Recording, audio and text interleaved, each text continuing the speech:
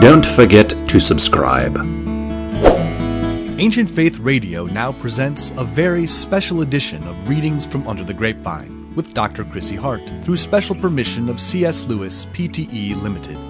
Chrissy is reading the Chronicles of Narnia by C.S. Lewis. This classic series is published by HarperCollins and is available at their website at harpercollins.com. Dr. Chrissy Hart is the author of Under the Grapevine and The Hermit, the Icon, and the Emperor, published by Conciliar Press. She's a licensed psychologist from England and now lives in York, Pennsylvania. We hope you'll be listening each week as Chrissy brings you another selection from this classic series. The current book Chrissy is reading is The Silver Chair. Here's Chrissy Hart. The Silver Chair, from the Chronicles of Narnia by C.S. Lewis, published by Harper Trophy, reproduced with permission from C.S. Lewis Pte. Limited, Chapter 1. Behind the Gym. It was a dull autumn day, and Jill Pole was crying behind the gym. She was crying because they had been bullying her. This is not going to be a school story, so I shall say as little as possible about Jill's school, which is not a pleasant subject. It was co-educational, a school for both boys and girls, what used to be called a mixed school. Some said it was not nearly so mixed as the minds of the people who ran it. These people had the idea that boys and girls should be allowed to do what they liked. And unfortunately, what 10 or 15 of the biggest boys and girls liked best was bullying the others. All sorts of things, horrid things, went on which at an ordinary school would have been found out and stopped in half a term. But at this school they weren't. Or even if they were, the people who did them were not expelled or punished. The head said they were interesting psychological cases and sent for them and talked to them for hours. And if you knew the right sort of things to say to the head, the main result was that you became rather a favourite than otherwise. That was why Jill Pole was crying on that dull autumn day on the damp little path which runs between the back of the gym and the shrubbery. And she hadn't nearly finished her cry when a boy came round the corner of the gym whistling, with his hands in his pockets. He nearly ran into her. "Can't you look where you're going?" said Jill Pole. "All right," said the boy. "You needn't start." And then he noticed her face. "I say, Pole," he said, "what's up?" Jill only made faces, the sort you make when you're trying to say something, but find that if you speak, you'll start crying again. "It's them, I suppose, as usual," said the boy grimly, digging his hands further into his pockets. Jill nodded. There was no need for her to say anything, even if she could have said it. They both knew. "Now look here," said the boy, "there's no good us all—" He meant well, but he did talk rather like someone beginning a lecture. Jill suddenly flew into a temper, which is quite a likely thing to happen if you have been interrupted in a cry. "Oh, go away and mind your own business," she said. "Nobody asked you to come barging in, did they? And you're a nice person to start telling us what we all ought to do, aren't you? I suppose you mean we ought to spend all our time sucking up to them, and currying favour, and dancing attendance on them like you do." "Oh, lor," said the boy, sitting down on the grassy bank at the edge of the shrubbery, and very quickly getting up again, because the grass was soaking wet. His name, unfortunately, was Eustace Scrub, but he wasn't a bad sort. "Pole," he said, "is that fair? Have I been doing anything of the sort this term? Didn't I stand up to Carter about the rabbit? And didn't I keep the secret about Spivens, under torture too? And didn't I— don't know, and I don't care," sobbed Jill.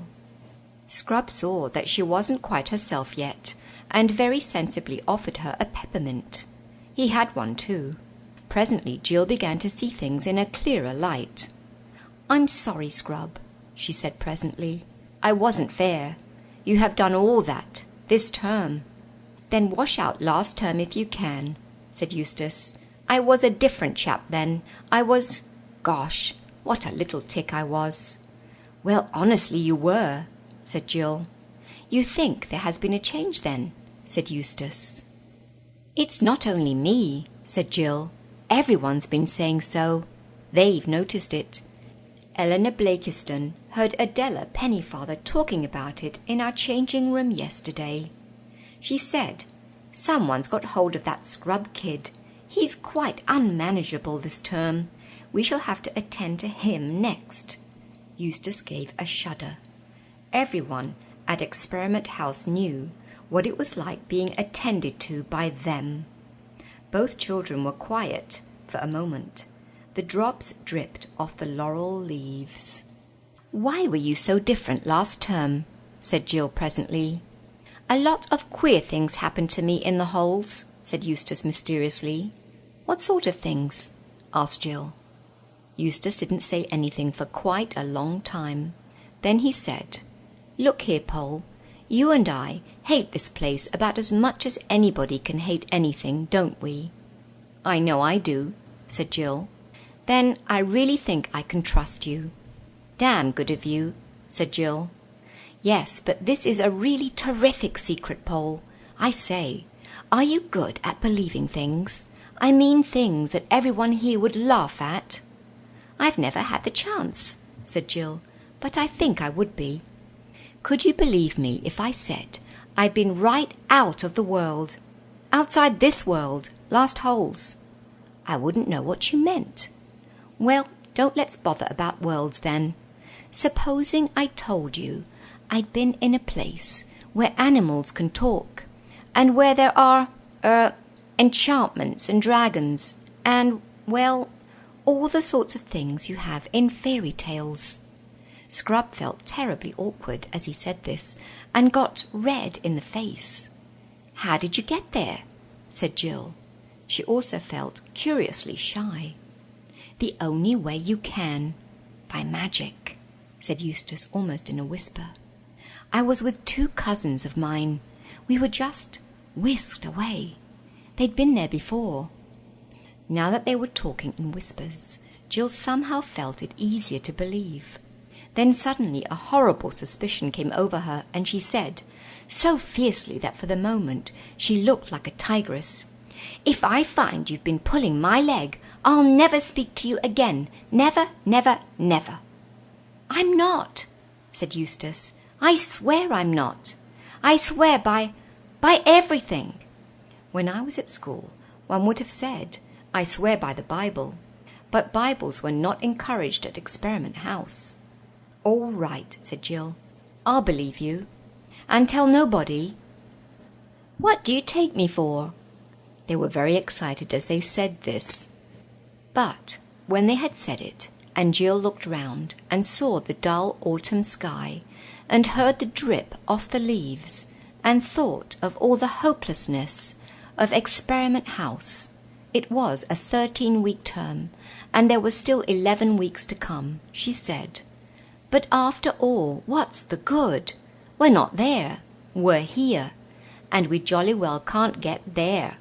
Or can we?" "That's what I've been wondering," said Eustace. "When we came back from that place, someone said that the 2 Pevensey kids, that's my 2 cousins, could never go there again. It was their 3rd time, you see. I suppose they've had their share. But he never said I couldn't. Surely he would have said so, unless he meant that I was to get back. And I can't help wondering, could we? "Do you mean do something to make it happen?" Eustace nodded. "You mean we might draw a circle on the ground, and write in queer letters in it, and stand inside it, and recite charms and spells?" "Well," said Eustace, after he had thought hard for a bit, "I believe that was the sort of thing I was thinking of, though I never did it. But now that it comes to the point, I've an idea that all those circles and things are rather rot. I don't think he'd like them. It would look as if we thought we could make him do things, but really We can only ask him. Who is this person you keep on talking about? They call him Aslan in that place, said Eustace. What a curious name. Not half so curious as himself, said Eustace solemnly. But let's get on. It can't do any harm, just asking. Let's stand, side by side, like this. And we'll hold out our arms in front of us, with the palms down, like they did in Ramandu's island. Whose island? I'll tell you about that another time. And he might like us to face the east. Let's see, where is the east? I don't know, said Jill. It's an extraordinary thing about girls that they never know the points of the compass, said Eustace. You don't know either, said Jill indignantly. Yes, I do, if only you didn't keep on interrupting. I've got it now. That's the east, facing up into the laurels. Now, will you say the words after me? What words? Asked Jill. The words I'm going to say, of course, answered Eustace. Now. And he began. Aslan, Aslan, Aslan. Aslan, Aslan, Aslan, repeated Jill. Please let us two go into... At that moment, a voice from the other side of the gym was heard shouting out, Pole! Yes, I know where she is. She's blubbing behind the gym. Shall I fetch her out? Jill and Eustace gave one glance at each other, dived under the laurels, and began scrambling up the steep, earthy slope of the shrubbery at a speed which did them great credit. Owing to the curious methods of teaching at Experiment House, one did not learn much French or maths or Latin or things of that sort, but one did learn a lot about getting away quickly and quietly when they were looking for one. After about a minute's scramble, they stopped to listen, and knew by the noises they heard that they were being followed. If only the door was open again, said Scrub, as they went on, and Jill nodded.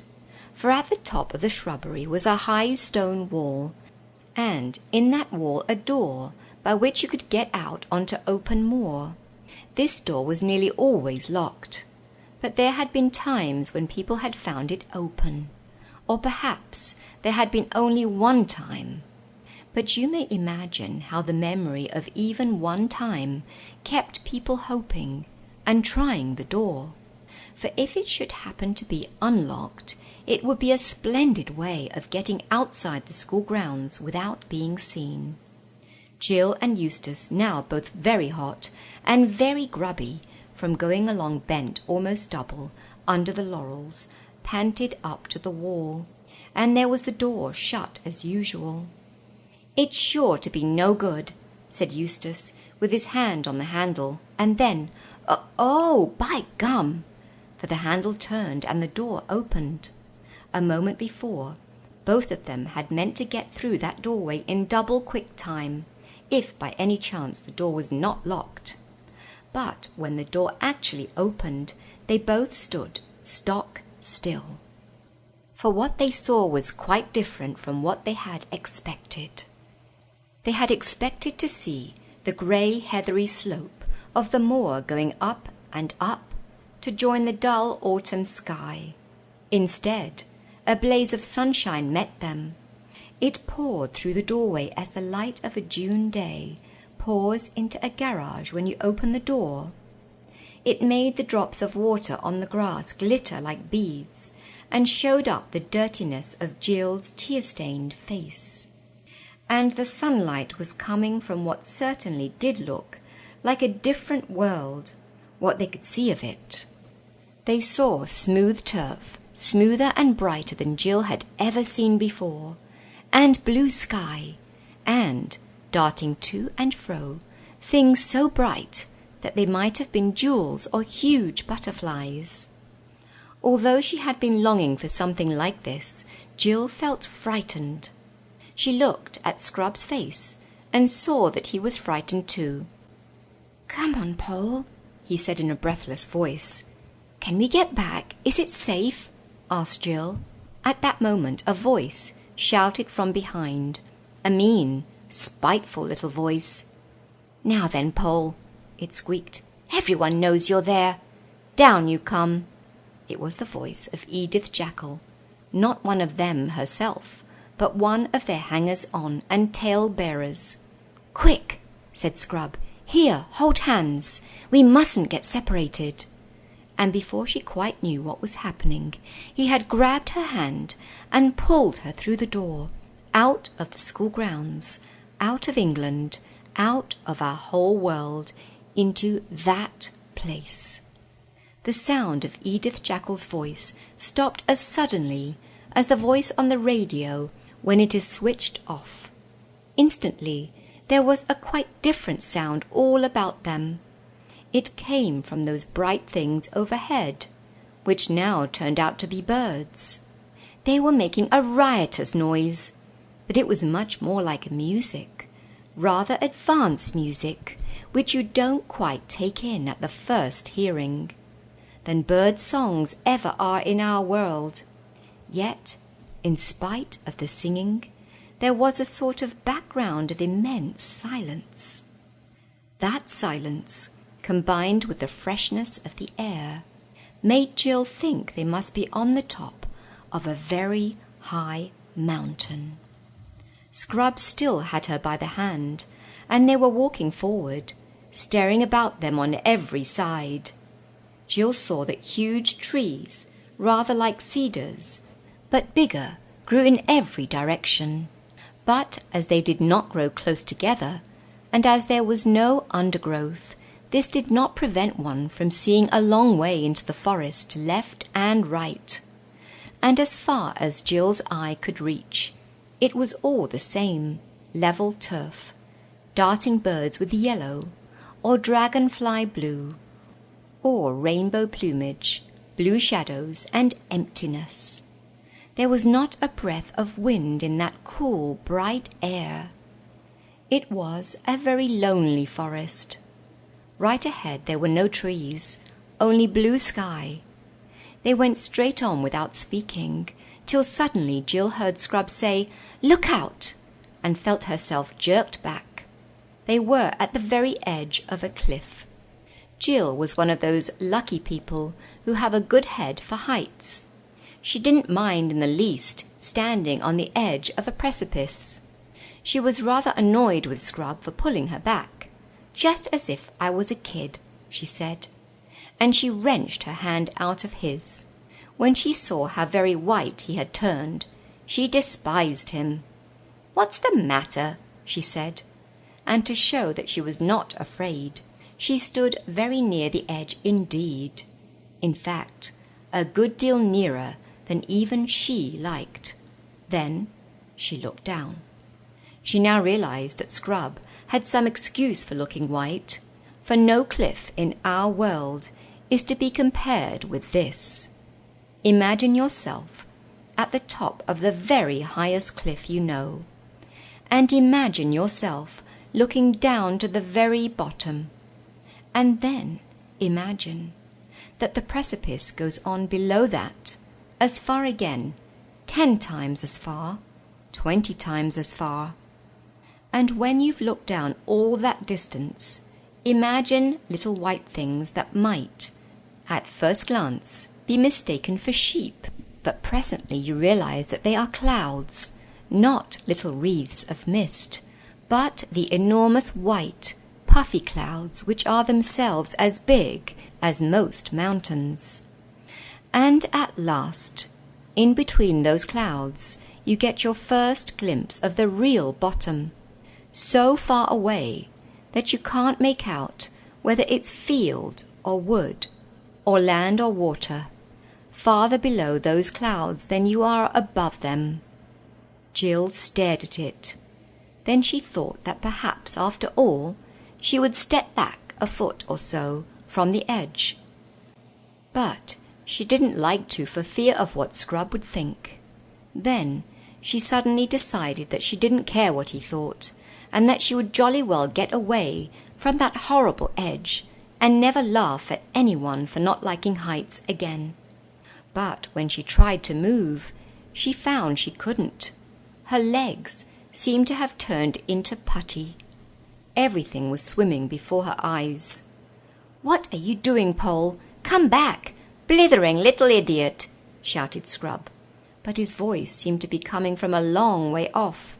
She felt him grabbing at her. But by now she had no control over her own arms and legs. There was a moment's struggling on the cliff edge. Jill was too frightened and dizzy to know quite what she was doing. But two things she remembered as long as she lived. They often came back to her in dreams. One was that she had wrenched herself free of Scrub's clutches. The other was that, at the same moment, Scrub himself, with a terrified scream, had lost his balance and gone hurtling to the depths. Fortunately, she was given no time to think over what she had done. Some huge, brightly coloured animal had rushed to the edge of the cliff. It was lying down, leaning over, and, this was the odd thing, blowing. Not roaring or snorting, but just blowing from its wide-opened mouth, blowing out as steadily as a vacuum cleaner sucks in. Jill was lying so close to the creature that she could feel the breath vibrating steadily throughout its body. She was lying still because she couldn't get up. She was nearly fainting. Indeed, she wished she could really faint, but faints don't come for the asking. At last she saw, far away below her, a tiny black speck floating away from the cliff and slightly upward. As it rose, it also got further away. By the time it was nearly on a level with the cliff top, it was so far off that she lost sight of it. It was obviously moving away from them at a great speed. Jill couldn't help thinking that the creature at her side was blowing it away. So she turned and looked at the creature. It was a lion. Please join me next week for the next installment of The Silver Chair from the Chronicles of Narnia by C.S. Lewis, published by Harper Trophy, reproduced with permission from C.S. Lewis Pte. Limited on Ancient Faith Radio. And that was Dr. Chrissy Hart with a special edition of Readings from Under the Grapevine. The Chronicles of Narnia, written by C.S. Lewis, published by HarperCollins, and read by permission of C.S. Lewis Pte. Limited. Be listening each week as Dr. Chrissy Hart brings us another exciting chapter from the Chronicles of Narnia. This is a listener-supported presentation of Ancient Faith Radio, on the web at ancientfaith.com.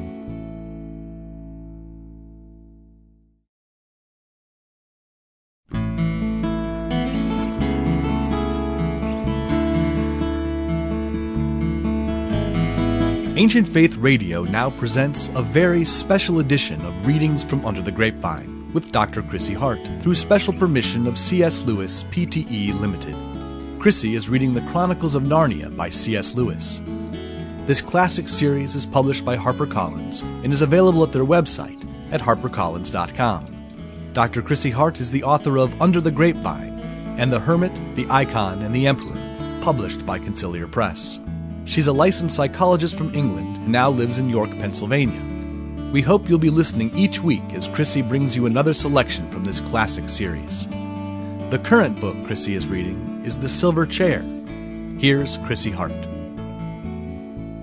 The Silver Chair from the Chronicles of Narnia by C.S. Lewis, published by Harper Trophy, reproduced with permission from C.S. Lewis Pte. Limited.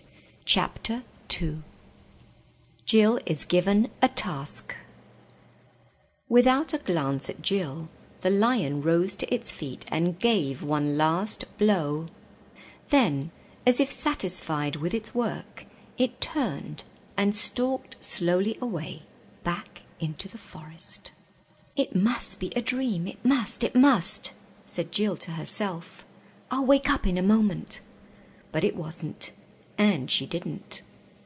"I do wish we'd never come to this dreadful place," said Jill. "I don't believe Scrub knew any more about it than I do. Or if he did, he had no business to bring me here without warning me what it was like. It's not my fault he fell over that cliff. If he'd left me alone, We should both be all right." Then she remembered again the scream that Scrub had given when he fell, and burst into tears. Crying is all right in its way, while it lasts, but you have to stop sooner or later, and then you still have to decide what to do. When Jill stopped, she found she was dreadfully thirsty. She had been lying face downward, and now she sat up. The birds had ceased singing, and there was perfect silence except for one small, persistent sound, which seemed to come from a good distance away. She listened carefully and felt almost sure it was the sound of running water. Jill got up and looked round her very carefully. There was no sign of the lion, but there were so many trees about that it might easily be quite close without her seeing it. For all she knew, there might be several lions, but her thirst was very bad now, and she plucked up her courage to go and look for that running water. She went on tiptoes, stealing cautiously from tree to tree, and stopping to peer round her at every step. The wood was so still that it was not difficult to decide where the sound was coming from. It grew clearer every moment, and, sooner than she expected, she came to an open glade and saw the stream, bright as glass, running across the turf a stone's throw away from her. But although the sight of the water made her feel 10 times thirstier than before, she didn't rush forward and drink. She stood as still as if she had been turned into stone, with her mouth wide open. And she had a very good reason. Just on this side of the stream lay the lion. It lay with its head raised and its 2 forepaws out in front of it, like the lions in Trafalgar Square. She knew at once that it had seen her, for its eyes looked straight into hers for a moment, and then turned away, as if it knew her quite well and didn't think much of her. "If I run away, it'll be after me in a moment," thought Jill, "and if I go on, I shall run straight into its mouth." Anyway, she couldn't have moved if she had tried, and she couldn't take her eyes off it. How long this lasted, she could not be sure. It seemed like hours, and the thirst became so bad that she almost felt she would not mind being eaten by the lion if only she could be sure of getting a mouthful of water first. "If you're thirsty, you may drink." They were the first words she had heard since Scrub had spoken to her on the edge of the cliff. For a second she stared here and there, wondering who had spoken. Then the voice said again, "If you are thirsty, come and drink." And of course she remembered what Scrub had said about animals talking in that other world, and realized that it was the lion speaking. Anyway, she had seen its lips move this time, and the voice was not like a man's. It was deeper, wilder and stronger, a sort of heavy golden voice. It did not make her any less frightened than she had been before, but it made her frightened in rather a different way. "Are you not thirsty?" said the lion. "I'm dying of thirst," said Jill. "Then drink," said the lion. "May I? Could I? Would you mind going away while I do?" said Jill. The lion answered this only by a look and a very low growl.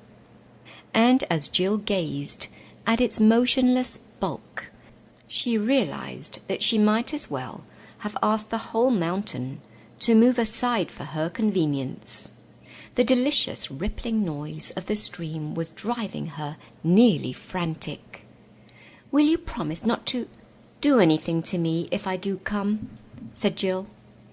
"I make no promise," said the lion.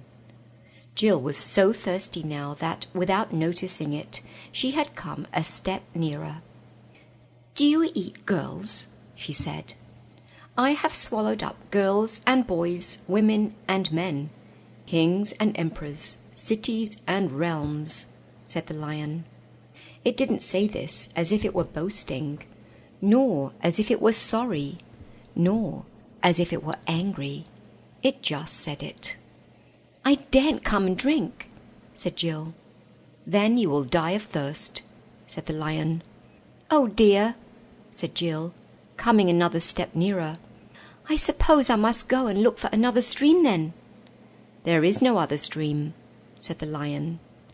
It never occurred to Jill to disbelieve the lion. No one who had seen his stern face could do that, and her mind suddenly made itself up. It was the worst thing she had ever had to do, but she went forward to the stream, knelt down, and began scooping up water in her hand. It was the coldest, most refreshing water she had ever tasted. You didn't need to drink much of it, for it quenched your thirst at once. Before she tasted it, she had been intending to make a dash away from the lion the moment she had finished. Now she realized that this would be, on the whole, the most dangerous thing of all. She got up and stood there, with her lips still wet from drinking. Come here, said the lion, and she had to. She was almost between its front paws now, looking straight into its face. But she couldn't stand that for long. She dropped her eyes. Human child, said the lion, where is the boy? He fell over the cliff, said Jill, and added, Sir. She didn't know what else to call him, and it sounded cheek to call him nothing. How did he come to do that, human child? He was trying to stop me from falling, sir. Why were you so near the edge, human child? I was showing off, sir. That is a very good answer, human child. Do so no more. And now. Here for the first time the lion's face became a little less stern. The boy is safe. I have blown him to Narnia. But your task will be the harder because of what you have done. Please, what task, sir?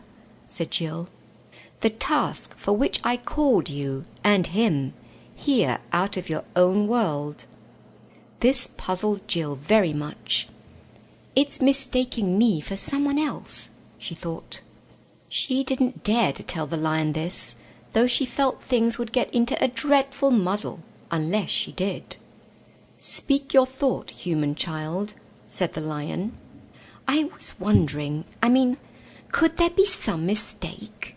Because nobody called me and Scrub, you know. It was we who asked to come here. Scrub said we were to call to somebody. It was a name I wouldn't know. And perhaps the somebody would let us in. And we did. And then we found the door open. You would not have called to me unless I had been calling to you, said the lion. Then you are somebody, sir, said Jill. I am.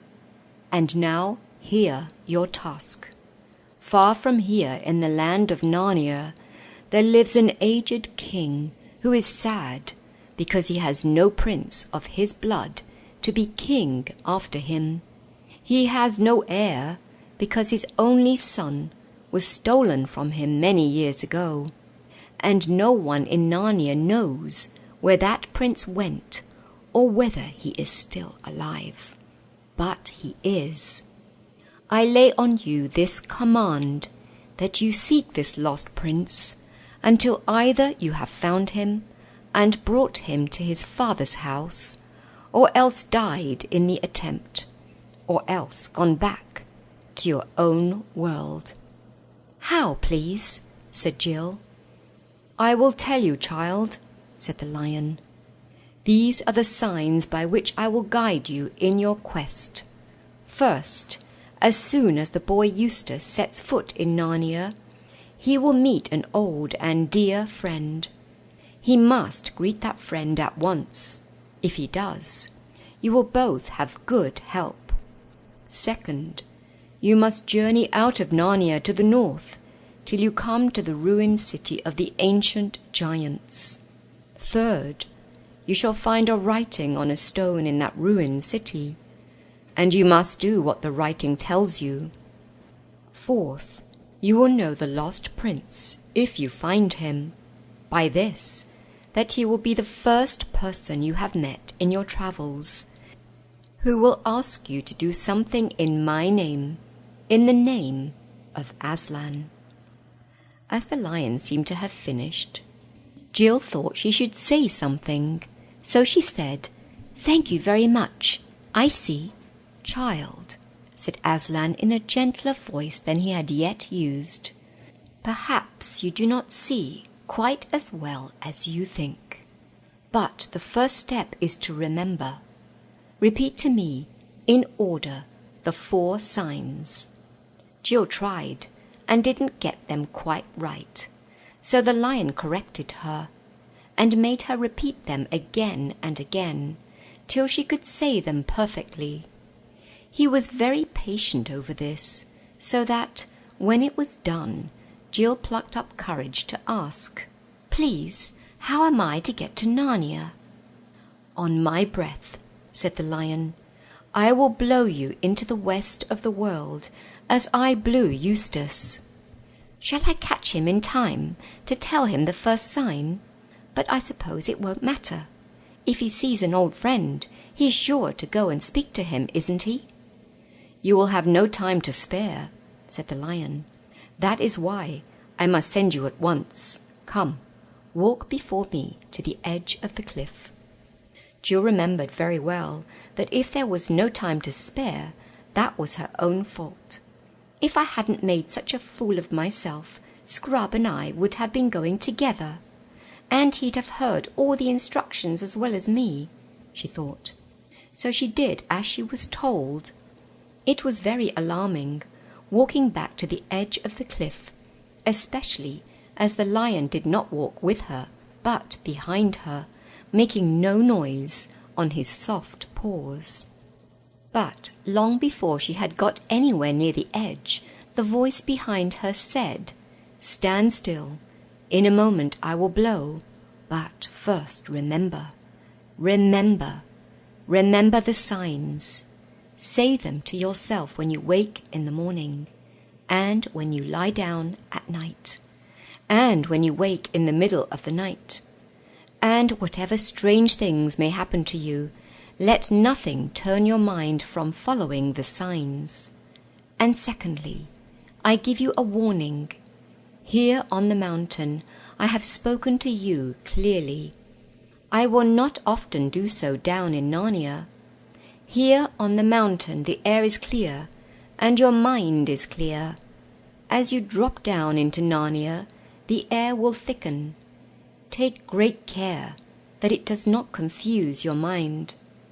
And the signs which you have learned here will not look at all as you expect them to look when you meet them there. That is why it is so important to know them by heart and pay no attention to appearances.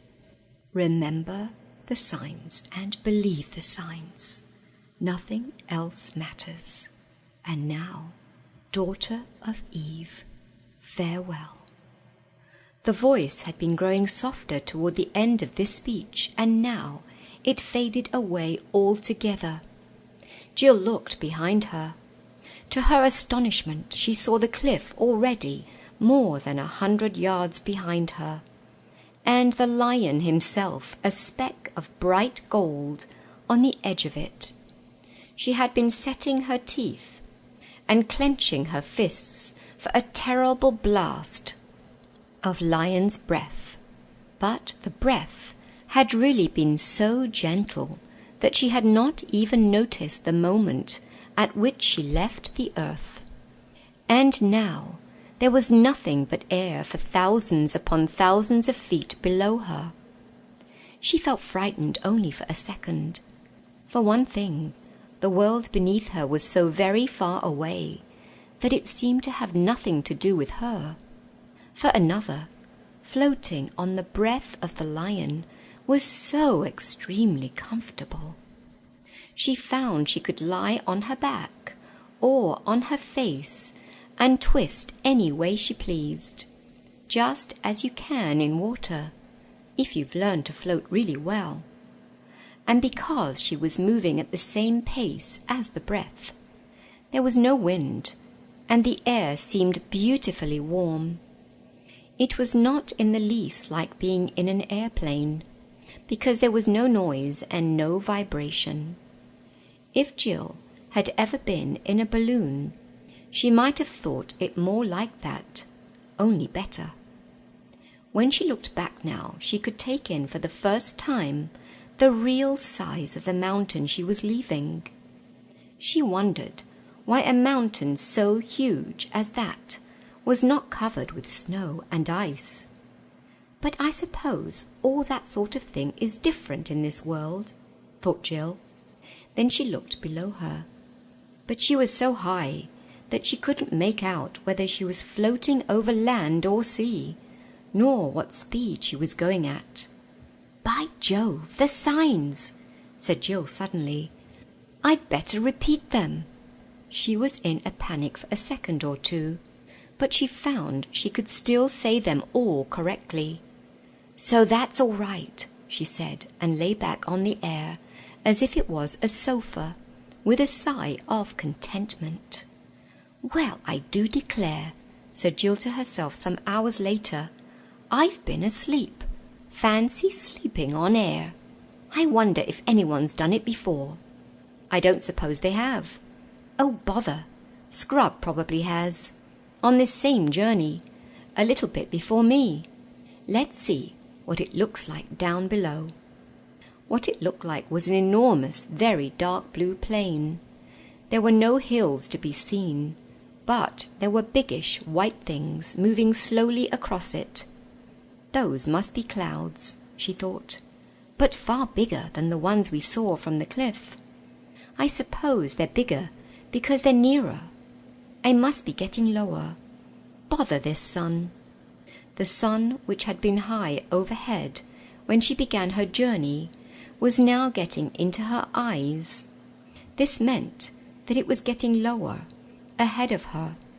Scrub was quite right in saying that Jill, I don't know about girls in general, didn't think much about points of the compass.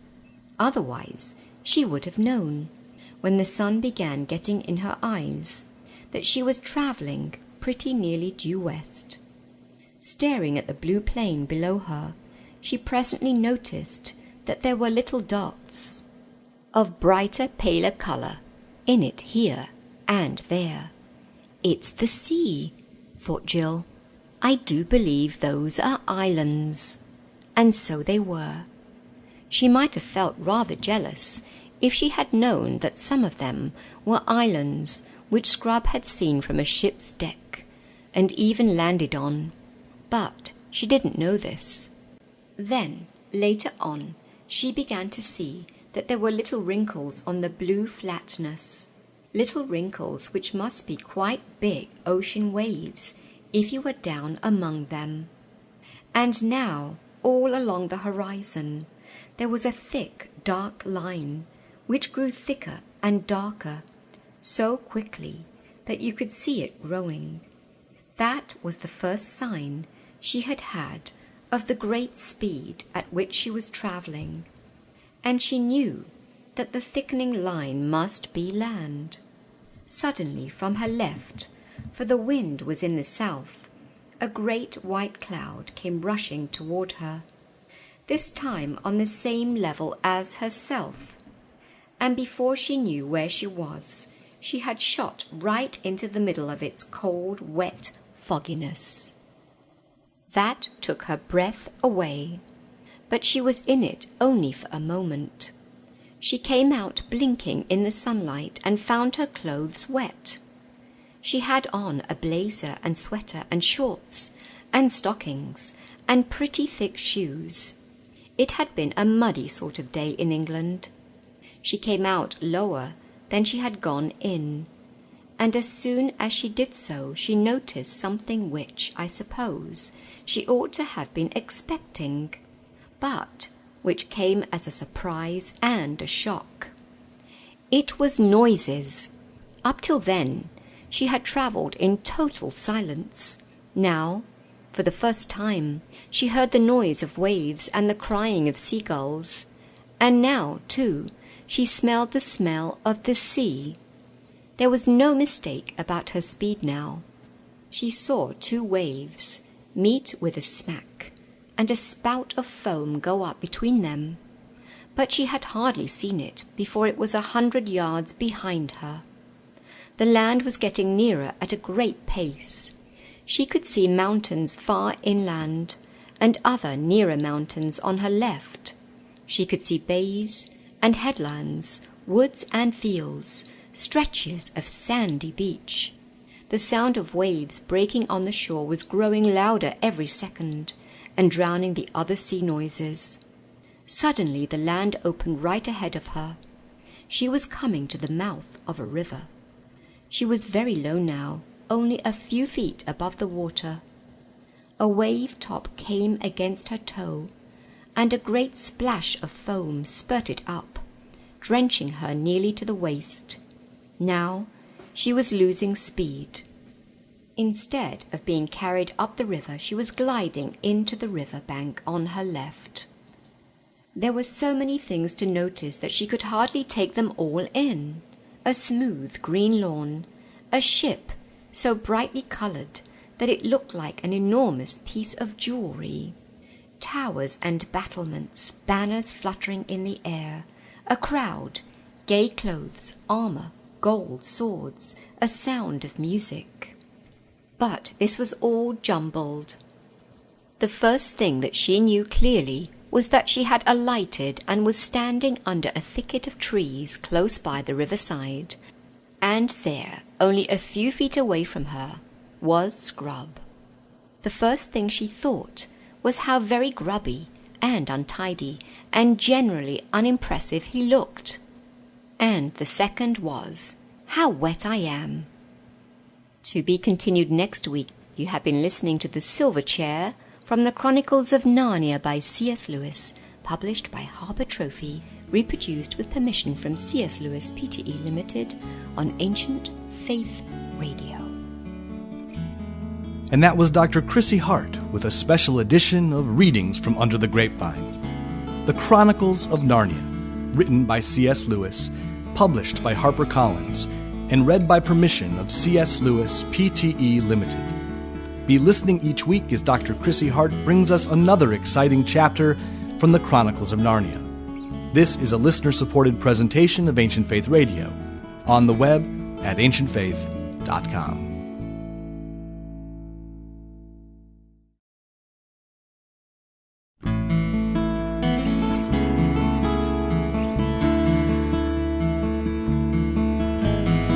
Ancient Faith Radio now presents a very special edition of Readings from Under the Grapevine with Dr. Chrissy Hart through special permission of C.S. Lewis Pte. Limited.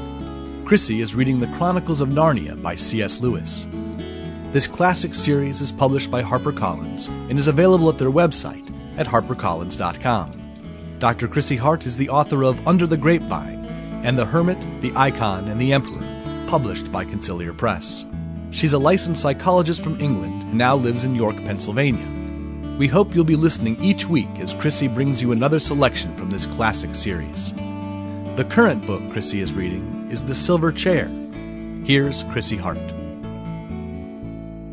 The Silver Chair from the Chronicles of Narnia by C.S. Lewis, published by Harper Trophy, reproduced with permission from C.S. Lewis Pte. Limited.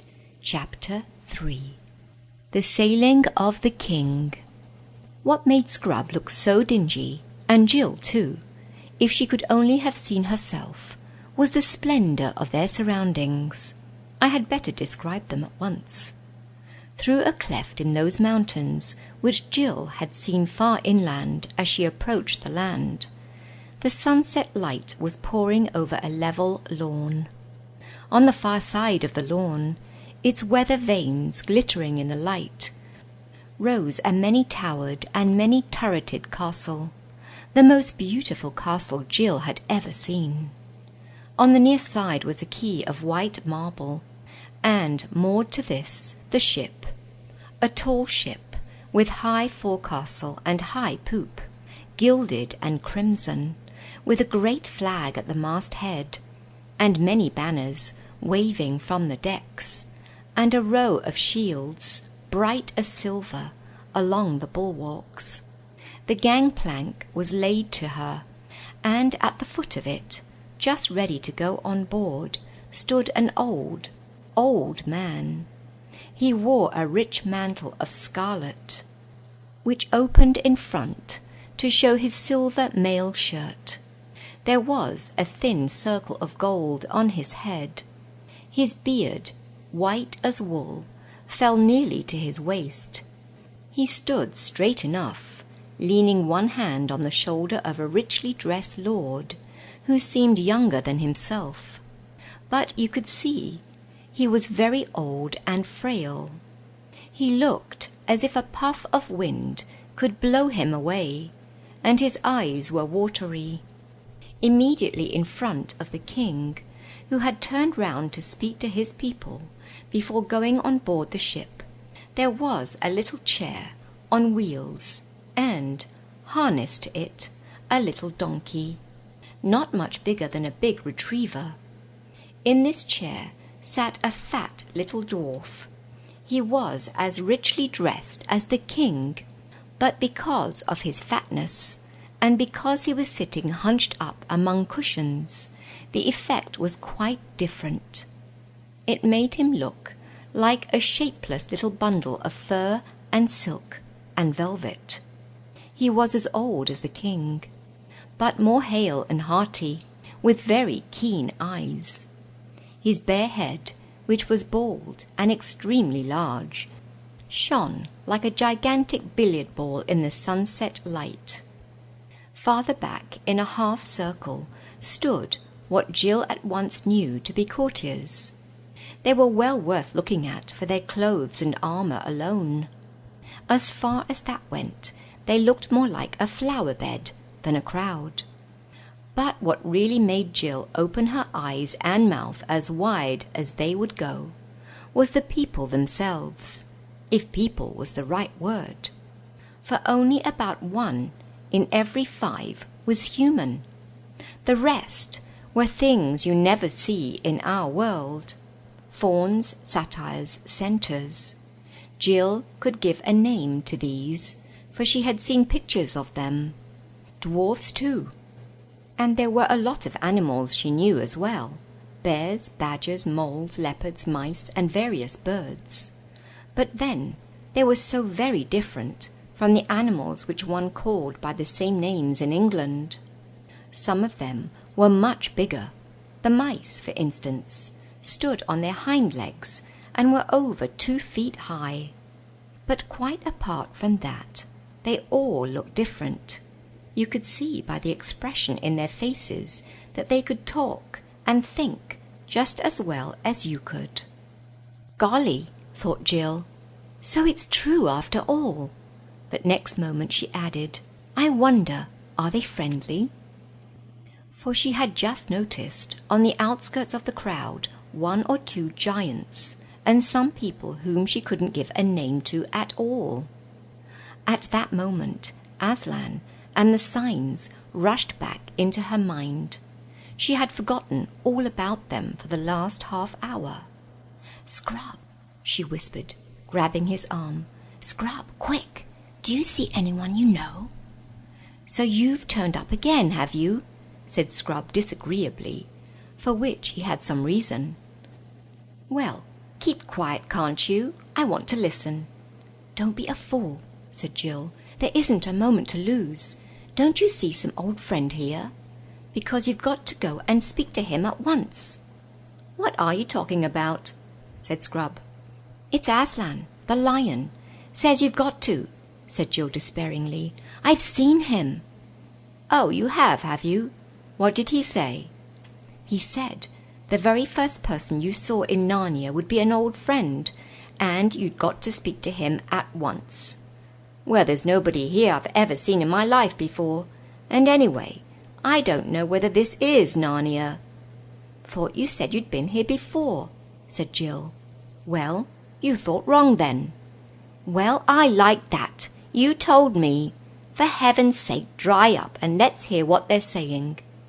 The king was speaking to the dwarf, but Jill couldn't hear what he said, and, as far as she could make out, the dwarf made no answer, though he nodded and wagged his head a great deal. Then the king raised his voice and addressed the whole court, but his voice was so old and cracked that she could understand very little of his speech, especially since it was all about people and places she had never heard of. When the speech was over, the king stooped down and kissed the dwarf on both cheeks, straightened himself, raised his right hand as if in blessing, and went, slowly and with feeble steps, up the gangway and on board the ship. The courtiers appeared to be greatly moved by his departure. Handkerchiefs were got out, sounds of sobbing were heard in every direction. The gangway was cast off, trumpets sounded from the poop, and the ship moved away from the quay. It was being towed by a rowing boat, but Jill didn't see that.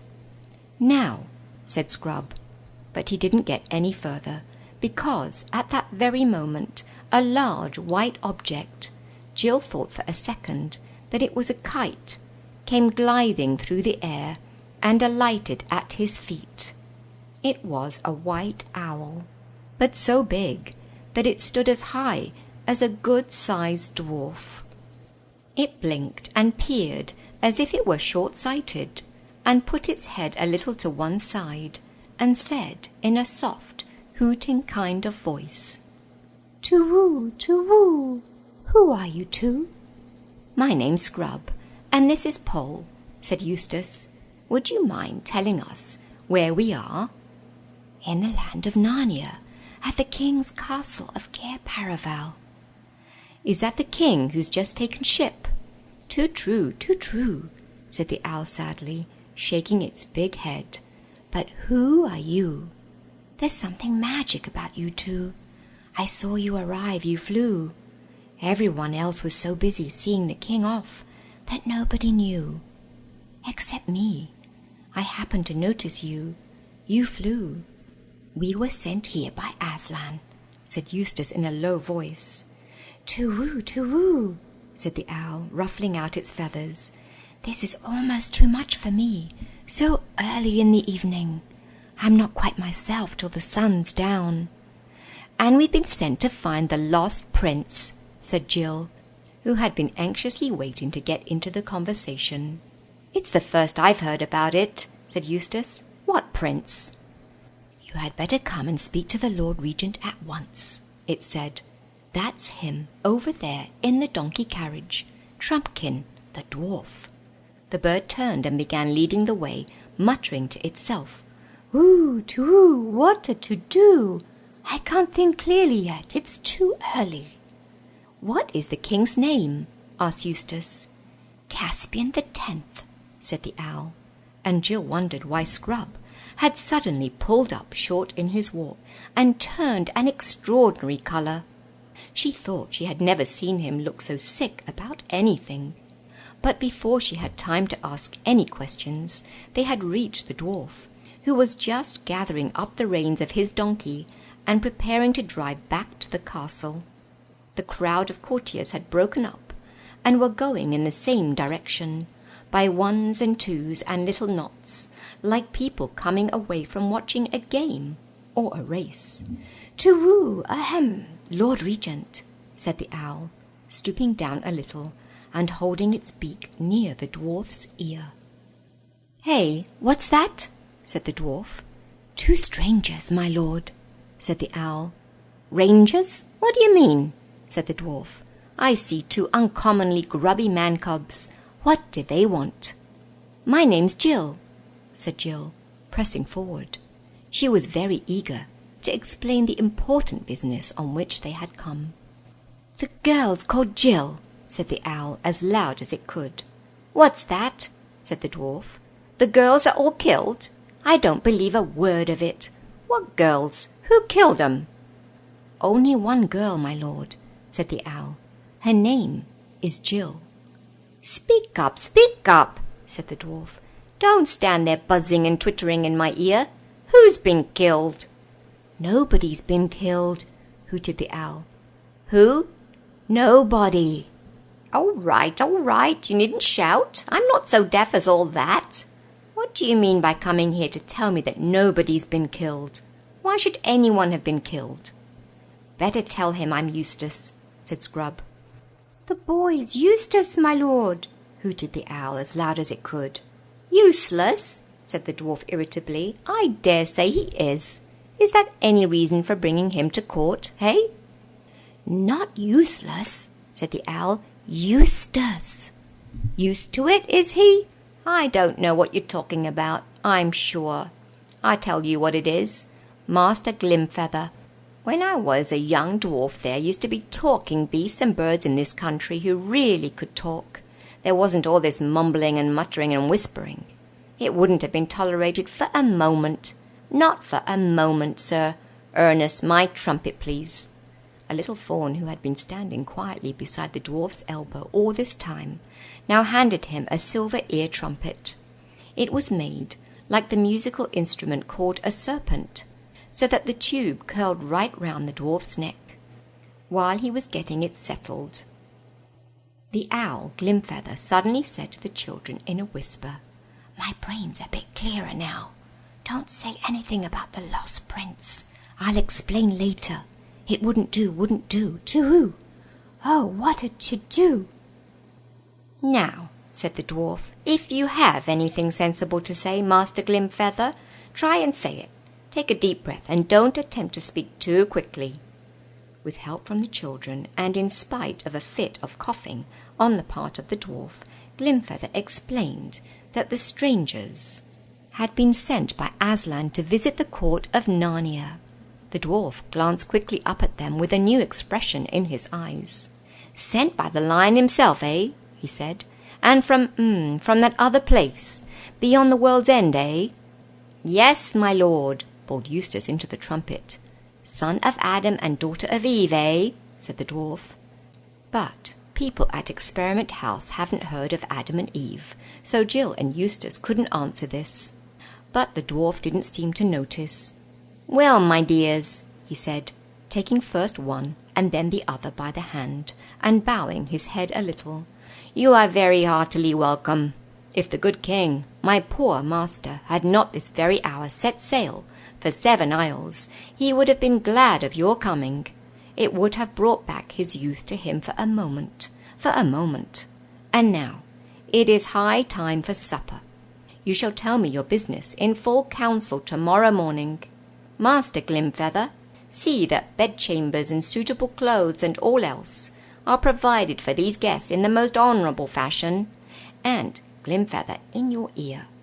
Here the dwarf put his mouth close to the owl's head, and, no doubt, intended to whisper, but, like other deaf people, he wasn't a very good judge of his own voice, and both children heard him say, "See that they're properly washed." After that, the dwarf touched up his donkey, and it set off toward the castle at something between a trot and a waddle. It was a very fat little beast, while the fawn, the owl, and the children followed at a rather slower pace. The sun had set, and the air was growing cool. They went across the lawn and then through an orchard, and so to the north gate of Cair Paravel, which stood wide open. Inside they found a grassy courtyard. Lights were already showing from the windows of the great hall on their right, and from a more complicated mass of buildings straight ahead. Into these the owl led them, and there a most delightful person was called to look after Jill. She was not much taller than Jill herself, and a good deal slenderer, but obviously full-grown, graceful as a willow, and her hair was willowy too, and there seemed to be moss in it. She brought Jill to a round room in one of the turrets, where there was a little bath sunk in the floor, and a fire of sweet-smelling woods burning on the flat hearth, and a lamp hanging by a silver chain from the vaulted roof. The window looked west into the strange land of Narnia, and Jill saw the red remains of the sunset still glowing behind distant mountains. It made her long for more adventures and feel sure that this was only the beginning. When she had had her bath and brushed her hair and put on the clothes that had been laid out for her, they were the kind that not only felt nice, but looked nice and smelled nice and made nice sounds when you moved as well. She would have gone back to gaze out of that exciting window, but she was interrupted by a bang on the door. "Come in," said Jill, and in came Scrub, also bathed and splendidly dressed in Narnian clothes, but his face didn't look as if he were enjoying it. "Oh, here you are at last," he said crossly, flinging himself into a chair. "I've been trying to find you for ever so long." "Well, now you have," said Jill. "I say, Scrub, isn't it all simply too exciting and scrumptious for words?" She had forgotten all about the signs and the lost prince for the moment. "Oh, that's what you think, is it?" said Scrub, and then, after a pause, "I wish to goodness we'd never come." "Why on earth?" "I can't bear it," said Scrub. "Seeing the king, Caspian, a doddering old man like that. It's frightful." "Why? What harm does it do you?" "Oh, you don't understand. Now that I come to think of it, you couldn't. I didn't tell you that this world has a different time from ours." "How do you mean?" "The time you spend here doesn't take up any of our time. Do you see? I mean, however long we spend here, we shall still get back to Experiment House at the moment we left it." "That won't be much fun." "Oh, dry up. Don't keep interrupting. And when you're back in England, in our world, you can't tell how time is going here. It might be any number of years in Narnia, while we're having 1 year at home. The Pevenses explained it all to me, but, like a fool, I forgot about it.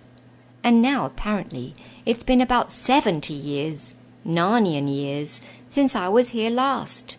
Do you see now? And I come back and find Caspian an old, old man." "Then the king was an old friend of yours," said Jill. A horrid thought had struck her. "I should jolly well think he was," said Scrub miserably.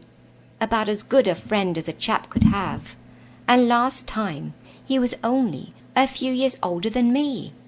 And to see that old man with a white beard, and to remember Caspian as he was the morning we captured the Lone Islands, or in the fight with the sea serpent. Oh, it's frightful. It's worse than coming back and finding him dead." "Oh, shut up," said Jill impatiently. "It's far worse than you think. We've muffed the first sign." Of course, Scrub did not understand this. Then Jill told him about her conversation with Aslan, and the 4 signs, and the task of finding the lost prince which had been laid upon them. "So you see," she wound up, "you did see an old friend, just as Aslan said, and you ought to have gone and spoken to him at once. And now you haven't, and everything is going wrong from the very beginning."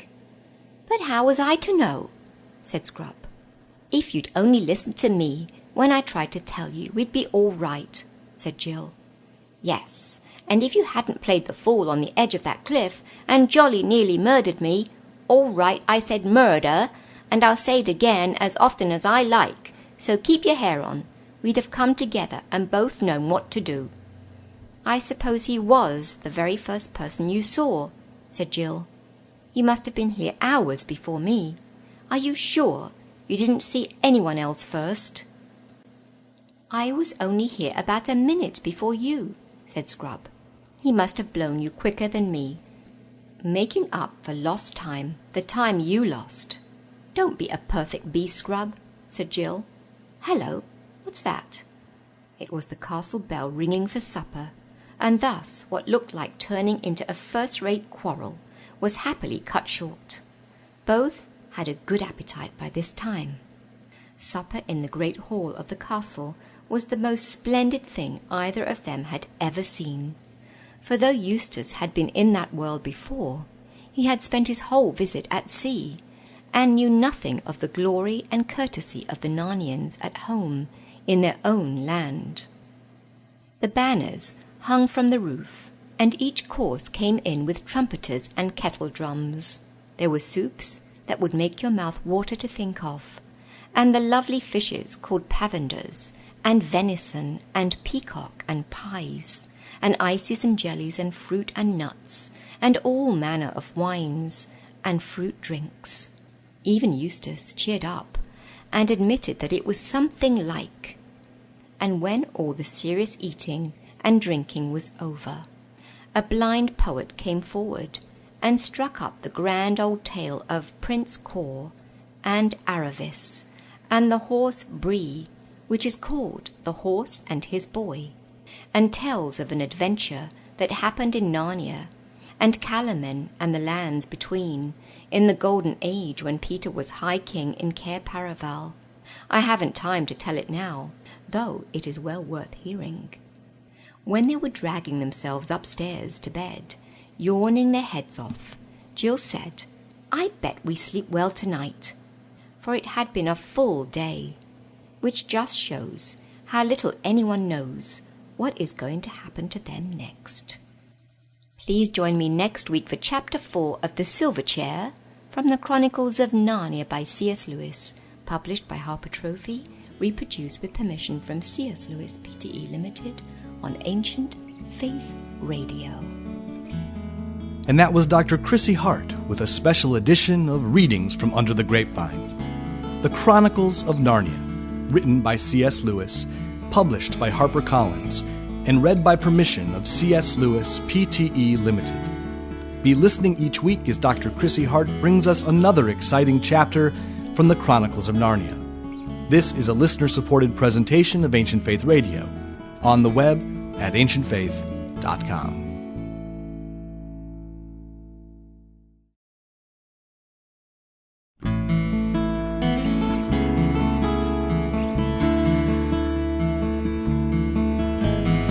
Ancient Faith Radio now presents a very special edition of Readings from Under the Grapevine with Dr. Chrissy Hart through special permission of C.S. Lewis Pte. Limited. Chrissy is reading The Chronicles of Narnia by C.S. Lewis. This classic series is published by HarperCollins and is available at their website at harpercollins.com. Dr. Chrissy Hart is the author of Under the Grapevine and The Hermit, the Icon, and the Emperor, published by Conciliar Press. She's a licensed psychologist from England and now lives in York, Pennsylvania. We hope you'll be listening each week as Chrissy brings you another selection from this classic series. The current book Chrissy is reading is The Silver Chair. Here's Chrissy Hart. The Silver Chair from the Chronicles of Narnia by C.S. Lewis, published by Harper Trophy, reproduced with permission from C.S. Lewis Pte. Limited. Chapter 4. A Parliament of Owls. It is a very funny thing that the sleepier you are, the longer you take about getting to bed. Especially if you are lucky enough to have a fire in your room. Jill felt she couldn't even start undressing unless she sat down in front of the fire for a bit first. And once she had sat down, she didn't want to get up again. She had already said to herself about 5 times, "I must go to bed," when she was startled by a tap on the window. She got up, pulled the curtain, and at first saw nothing but darkness. Then she jumped and started backward, for something very large had dashed itself against the window, giving a sharp tap on the glass as it did so. A very unpleasant idea came into her head. Suppose they have giant moths in this country! Ah! But then the thing came back, and this time she was almost sure she saw a beak, and that the beak had made the tapping noise. It's some huge bird, thought Jill. Could it be an eagle? She didn't very much want a visit even from an eagle, but she opened the window and looked out.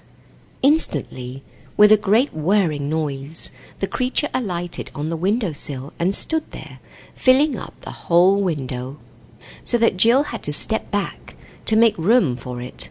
It was the owl. "Hush, hush, tu-woo, tu-woo," said the owl.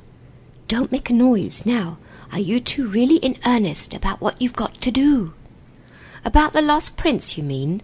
said Jill. "Yes, we've got to be."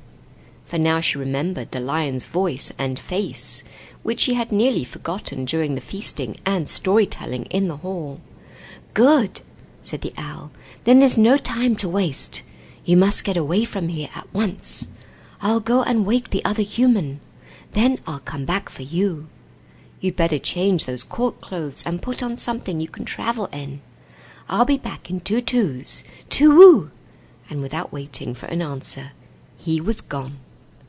If Jill had been more used to adventures, she might have doubted the owl's word, but this never occurred to her. And in the exciting idea of a midnight escape, she forgot her sleepiness. She changed back into sweater and shorts. There was a guide's knife on the belt of the shorts, which might come in useful, and added a few of the things that had been left in the room for her by the girl with the willowy hair. She chose a short cloak that came down to her knees and had a hood. Just the thing if it rains, she thought. A few handkerchiefs and a comb. Then she sat down and waited. She was getting sleepy again when the owl returned. "Now we're ready," it said. "You'd better lead the way," said Jill. "I don't know all these passages yet." "Tu-woo," said the owl. "We're not going through the castle. That would never do. You must ride on me. We shall fly." "Oh," said Jill, and stood with her mouth open, not much liking the idea. "Shan't I be far too heavy for you?" "Tu-woo, tu-woo, don't you be a fool. I've already carried the other one." "Now, but we'll put out that lamp first." As soon as the lamp was out, the bit of night which you saw through the window looked less dark, no longer black, but grey. The owl stood on the window-sill with his back to the room, and raised his wings. Jill had to climb onto his short, fat body, and get her knees under the wings and grip tight. The feathers felt beautifully warm and soft, but there was nothing to hold on by. "I wonder how Scrub liked his ride," thought Jill. And just as she was thinking this, with a horrid plunge, they had left the window-sill, and the wings were making a flurry round her ears, and the night air, rather cool and damp, was flying in her face. It was much lighter than she expected, and though the sky was overcast, one patch of watery silver showed where the moon was hiding above the clouds. The fields beneath her looked grey, and the trees black. There was a certain amount of wind, a hushing, ruffling sort of wind, which meant that rain was coming soon. The owl wheeled round so that the castle was now ahead of them. Very few of the windows showed lights. They flew right over it, northward, crossing the river. The air grew colder, and Jill thought she could see the white reflection of the owl in the water beneath her. But soon they were on the north bank of the river, flying above wooded country. The owl snapped at something which Jill couldn't see. "Oh, don't, please," said Jill. "Don't jerk like that. You nearly threw me off." "I beg your pardon," said the owl. "I was just nabbing a bat. There's nothing so sustaining, in a small way, as a nice plump little bat. Shall I catch you one?" "No, thanks," said Jill with a shudder. He was flying a little lower now, and a large black-looking object was looming up toward them. Jill had just time to see that it was a tower, a partly ruinous tower, with a lot of ivy on it, she thought, when she found herself ducking to avoid the archway of a window, as the owl squeezed with her through the ivied cobwebby opening, out of the fresh, grey night, into a dark place inside the top of the tower. It was rather fusty inside, and the moment she slipped off the owl's back, she knew, as one usually does somehow, that it was quite crowded. And when voices began saying out of the darkness from every direction, "To-woo, to-woo," she knew it was crowded with owls. She was rather relieved when a very different voice said, "Is that you, Pole?" "Is that you, Scrub?" said Jill. "Now," said Glimfeather, "I think we're all here. Let us hold a parliament of owls." "To-woo, to-woo, true for you. That's the right thing to do," said several voices. "Half a moment," said Scrub's voice. "There's something I want to say first." "Do, do, do," said the owls, and Jill said, "Fire ahead." "I suppose all you chaps, owls I mean," said Scrub, "I suppose you all know that King Caspian the 10th, in his young days, sailed to the eastern end of the world. Well, I was with him on that journey, with him and Rippercheap the mouse, and the Lord Drinian, and all of them. I know it sounds hard to believe, but people don't grow older in our world at the same speed as they do in yours. And what I want to say is this, that I'm the king's man. And if this Parliament of Owls is any sort of plot against the king, I'm having nothing to do with it." "To-woo, we're all the king's owls too," said the owls. "What's it all about then?" said Scrub. "It's only this," said Glimfeather, "that if the Lord Regent, the dwarf Trumpkin, hears you are going to look for the lost prince, he won't let you start. He'd keep you under lock and key sooner." "Great Scott," said Scrub, "you don't mean that Trumpkin is a traitor?" "I used to hear a lot about him in the old days, at sea. Caspian, the king, I mean, trusted him absolutely." "Oh, no," said a voice, "Trumpkin's no traitor, but more than 30 champions, knights, centaurs, good giants, and all sorts, have at one time or another set out to look for the lost prince, and none of them have ever come back. And at last the king said he was not going to have all the bravest Narnians destroyed in the search for his son, and now nobody is allowed to go." "But surely he'd let us go," said Scrub, "when he knew who I was and who had sent me." "Sent both of us," put in Jill. "Yes," said Glimfeather, "I think very likely he would. But the king's away, and Trumpkin will stick to the rules. He's as true as steel, but he's deaf as a post and very peppery. You could never make him see that this might be the time for making an exception to the rule. You might think he'd take some notice of us, because we're owls and everyone knows how wise owls are," said someone else. "But he's so old now he'd only say, 'You're a mere chick. I remember you when you were an egg. Don't come trying to teach me, sir, crabs and crumpets.'" This owl imitated Trumpkin's voice rather well, and there were sounds of owlish laughter all round. The children began to see that the Narnians all felt about Trumpkin as people feel at school about some crusty teacher whom everyone is a little afraid of, and everyone makes fun of, and nobody really dislikes. "How long is the king going to be away?" asked Scrub. "If only we knew," said Glimfeather. "You see, there has been a rumour lately that Aslan himself has been seen in the islands, in Terabinthia, I think it was.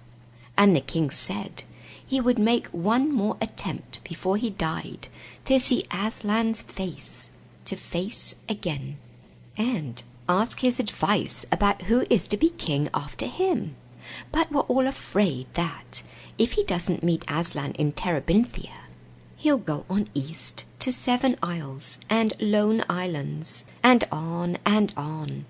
He never talks about it, but we all know he has never forgotten that voyage to the world's end.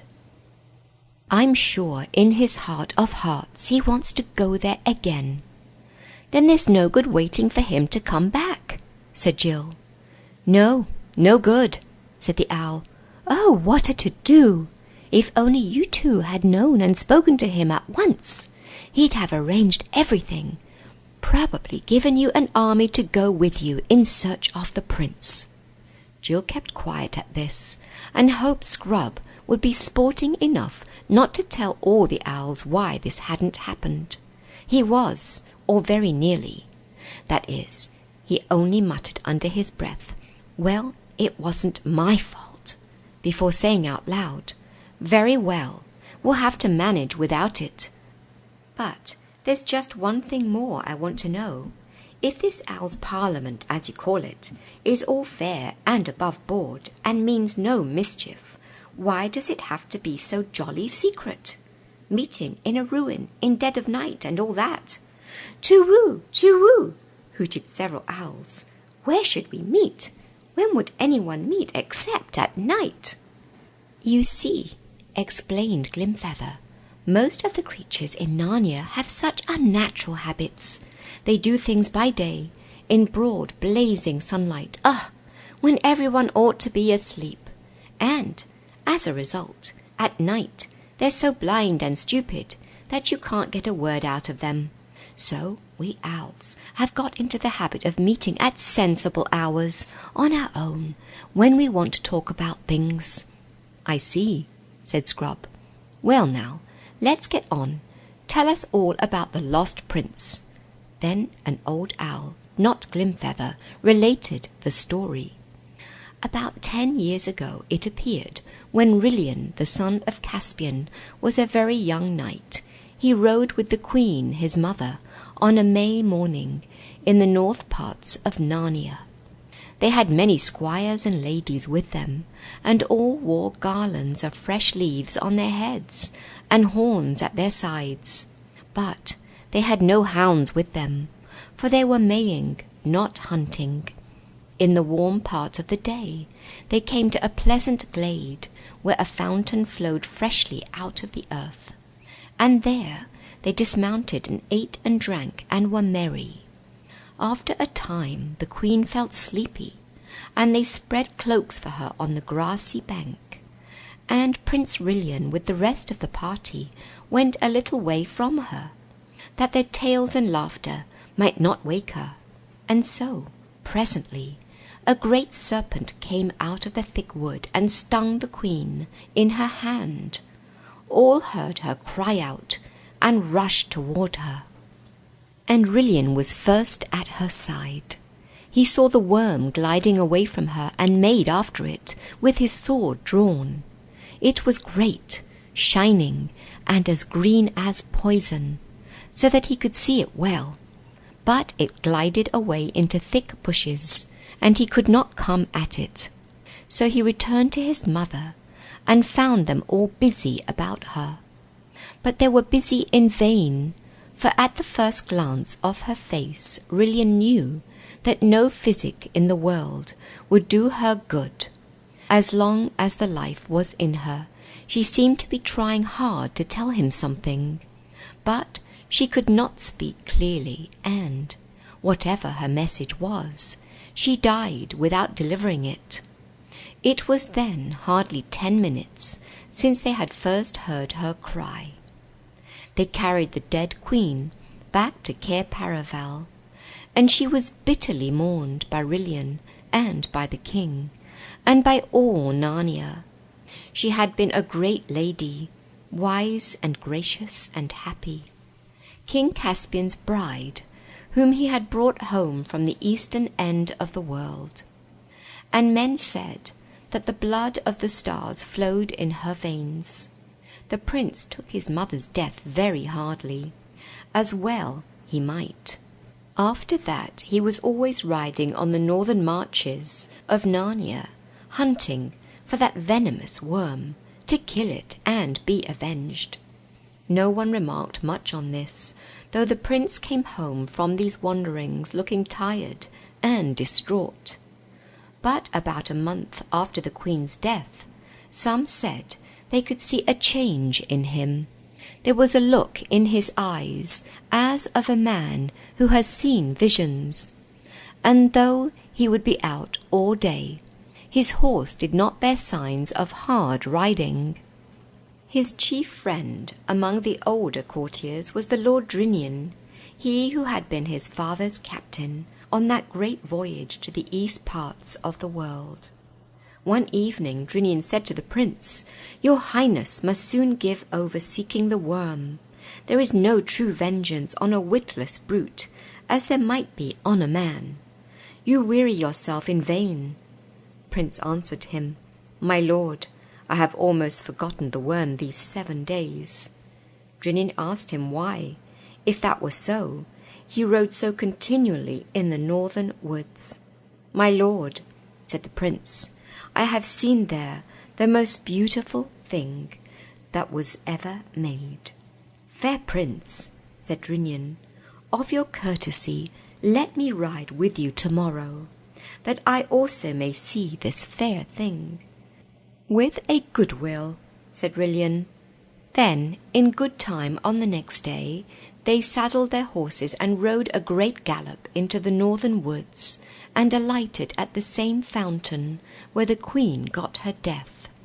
Rillian thought it strange that the prince should choose that place of all places to linger in, and there they rested till it came to high noon.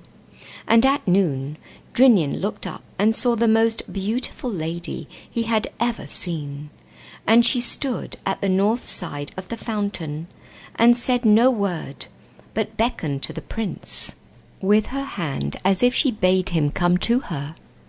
And she was tall and great, shining, and wrapped in a thin garment as green as poison. And the prince stared at her like a man out of his wits. But suddenly the lady was gone, Rillian knew not where, and the two returned to Cair Paravel. It stuck in Rillian's mind that the shining green woman was evil. Rillian doubted very much whether he ought not to tell this adventure to the king, but he had little wish to be a blab and a tale-bearer, and so he held his tongue. But afterward he wished he had spoken, for the next day Prince Rillian rode out alone.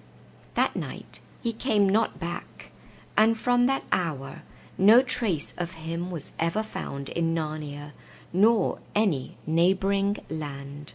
And neither his horse, nor his hat, nor his cloak, nor anything else was ever found. Then Rillian, in the bitterness of his heart, went to Caspian and said, "Lord King, slay me speedily as a great traitor, for by my silence I have destroyed your son." And he told him the story. Then Caspian caught up a battle-axe and rushed upon the Lord Rillian to kill him. And Rillian stood still as a stock for the death blow. But when the axe was raised, Caspian suddenly threw it away and cried out, "I have lost my queen and my son. Shall I lose my friend also?" And he fell upon the Lord Rillian's neck and embraced him, and both wept, and their friendship was not broken. Such was the story of Rillian. And when it was over, Jill said, "I bet that serpent and that woman were the same person." "True, true, we think the same as you," hooted the owls. "But we don't think she killed the prince," said Glimfeather, "because no bones." "We know she didn't," said Scrub. "Aslan told Pole he was still alive somewhere." "That almost makes it worse," said the oldest owl. "It means she has some use for him, and some deep scheme against Narnia. Long, long ago, at the very beginning, a white witch came out of the north and bound our land in snow and ice for 100 years, and we think this may be some of the same crew." "Very well, then," said Scrub. "Pole and I have got to find this prince. Can you help us?" "Have you any clue, you two?" asked Glimfeather. "Yes," said Scrub. "We know we've got to go north, and we know we've got to reach the ruins of a giant city." At this, there was a greater to-wooing than ever, and noises of birds shifting their feet and ruffling their feathers, and then all the owls started speaking at once. They all explained how very sorry they were that they themselves could not go with the children on their search for the lost prince. You'd want to travel by day, and we'd want to travel by night, they said. It wouldn't do. One or two owls added that even here in the ruined tower it wasn't nearly so dark as it had been when they began, and that the Parliament had been going on quite long enough. In fact, the mere mention of a journey to the ruined city of giants seemed to have damped the spirits of those birds. But Glimfeather said, if they want to go that way, into Etin's moor, we must take them to one of the marsh wiggles. They're the only people who can help them much. True, do, said the owls. Come on then, said Glimfeather. I'll take one. Who'll take the other? It must be done tonight. I will, as far as the marsh wiggles, said another owl. Are you ready? Said Glimfeather to Jill. I think Pole's asleep, said Scrub. To be continued next week. You have been listening to The Silver Chair from the Chronicles of Narnia by C.S. Lewis, published by Harper Trophy, reproduced with permission from C.S. Lewis Pte. Limited on Ancient Faith Radio. And that was Dr. Chrissy Hart with a special edition of Readings from Under the Grapevine. The Chronicles of Narnia, written by C.S. Lewis, published by HarperCollins, and read by permission of C.S. Lewis Pte. Limited. Be listening each week as Dr. Chrissy Hart brings us another exciting chapter from the Chronicles of Narnia. This is a listener-supported presentation of Ancient Faith Radio, on the web at ancientfaith.com.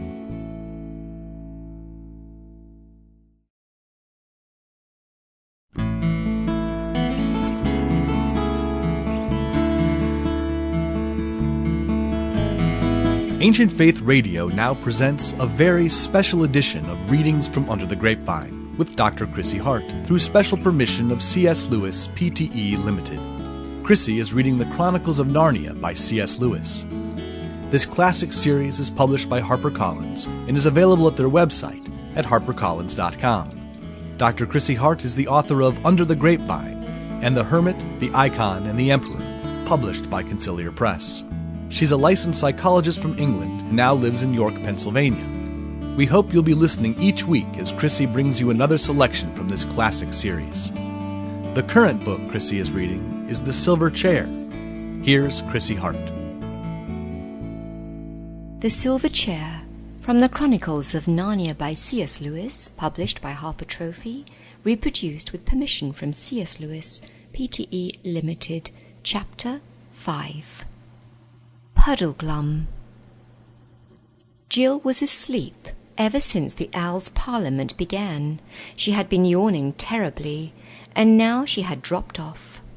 She was not at all pleased at being waked again, and at finding herself lying on bare boards in a dusty belfry sort of place, completely dark and almost completely full of owls. She was even less pleased when she heard that they had to set off for somewhere else, and not, apparently, for bed, on the Owl's back.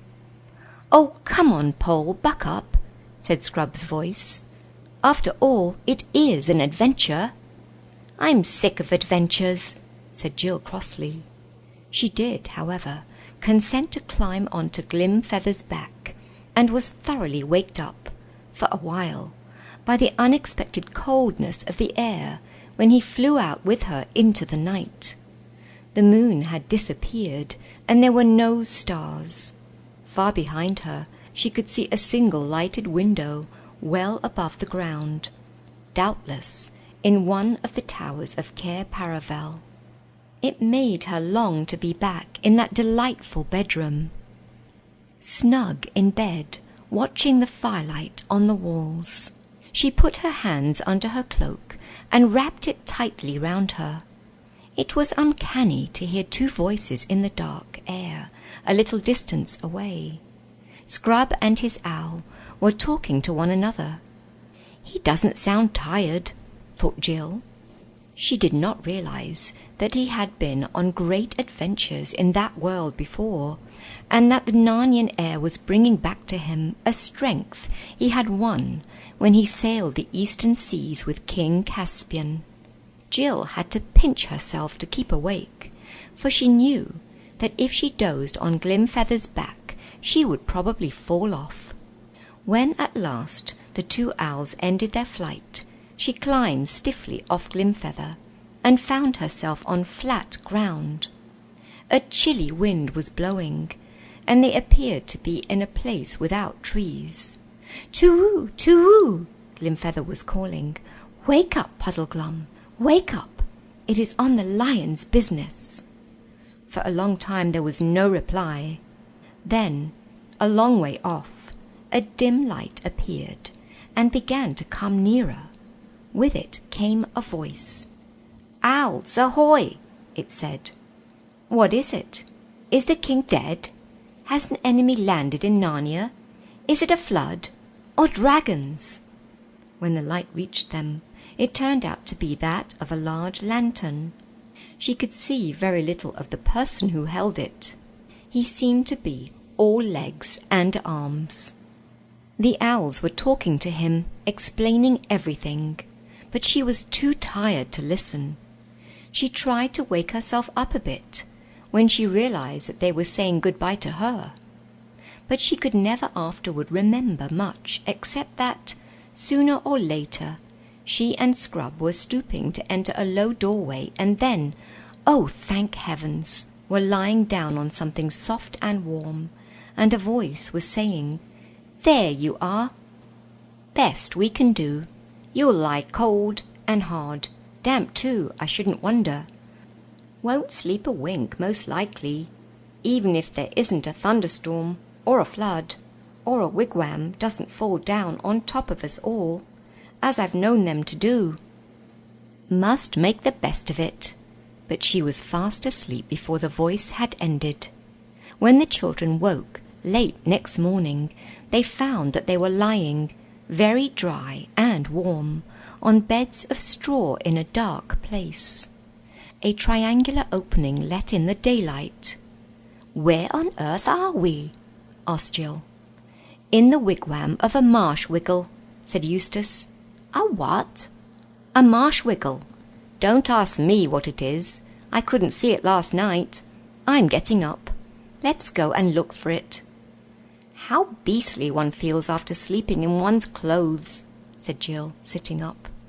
"I was just thinking how nice it was not to have to dress," said Eustace. "Or wash either, I suppose," said Jill scornfully. But Scrub had already got up, yawned, shaken himself, and crawled out of the wigwam. Jill did the same. What they found outside was quite unlike the bit of Narnia they had seen on the day before. They were on a great flat plain, which was cut into countless little islands by countless channels of water. The islands were covered with coarse grass and bordered with reeds and rushes. Sometimes these were beds of rushes about an acre in extent. Clouds of birds were constantly alighting in them and rising from them again. Duck, snipe, bitterns, herons. Many wigwams, like that in which they had passed the night, could be seen dotted about, but all at a good distance from one another, for marsh-wiggles are people who like privacy. Except for the fringe of the forest, several miles to the south and west of them, there was not a tree in sight. Eastward, the flat marsh stretched to low sand-hills on the horizon, and you could tell by the salt tang in the wind which blew from that direction that the sea lay over there. To the north there were low pale-coloured hills, in places bastioned with rock. The rest was all flat marsh. It would have been a depressing place on a wet evening. Seen under a morning sun, with a fresh wind blowing, and the air filled with the crying of birds, there was something fine and fresh and clean about its loneliness. The children felt their spirits rise. "Where has the thingamy got to, I wonder?" said Jill. "The marsh wiggle," said Scrub, as if he were rather proud of knowing the word. "I expect... Hello, that must be him." And then they both saw him, sitting with his back to them, fishing, about 50 yards away. He had been hard to see at first, because he was nearly the same colour as the marsh, and because he sat so still. "I suppose we'd better go and speak to him," said Jill. Scrub nodded. They both felt a little nervous. As they drew nearer, the figure turned its head and showed them a long, thin face with rather sunken cheeks, a tightly shut mouth, a sharp nose, and no beard.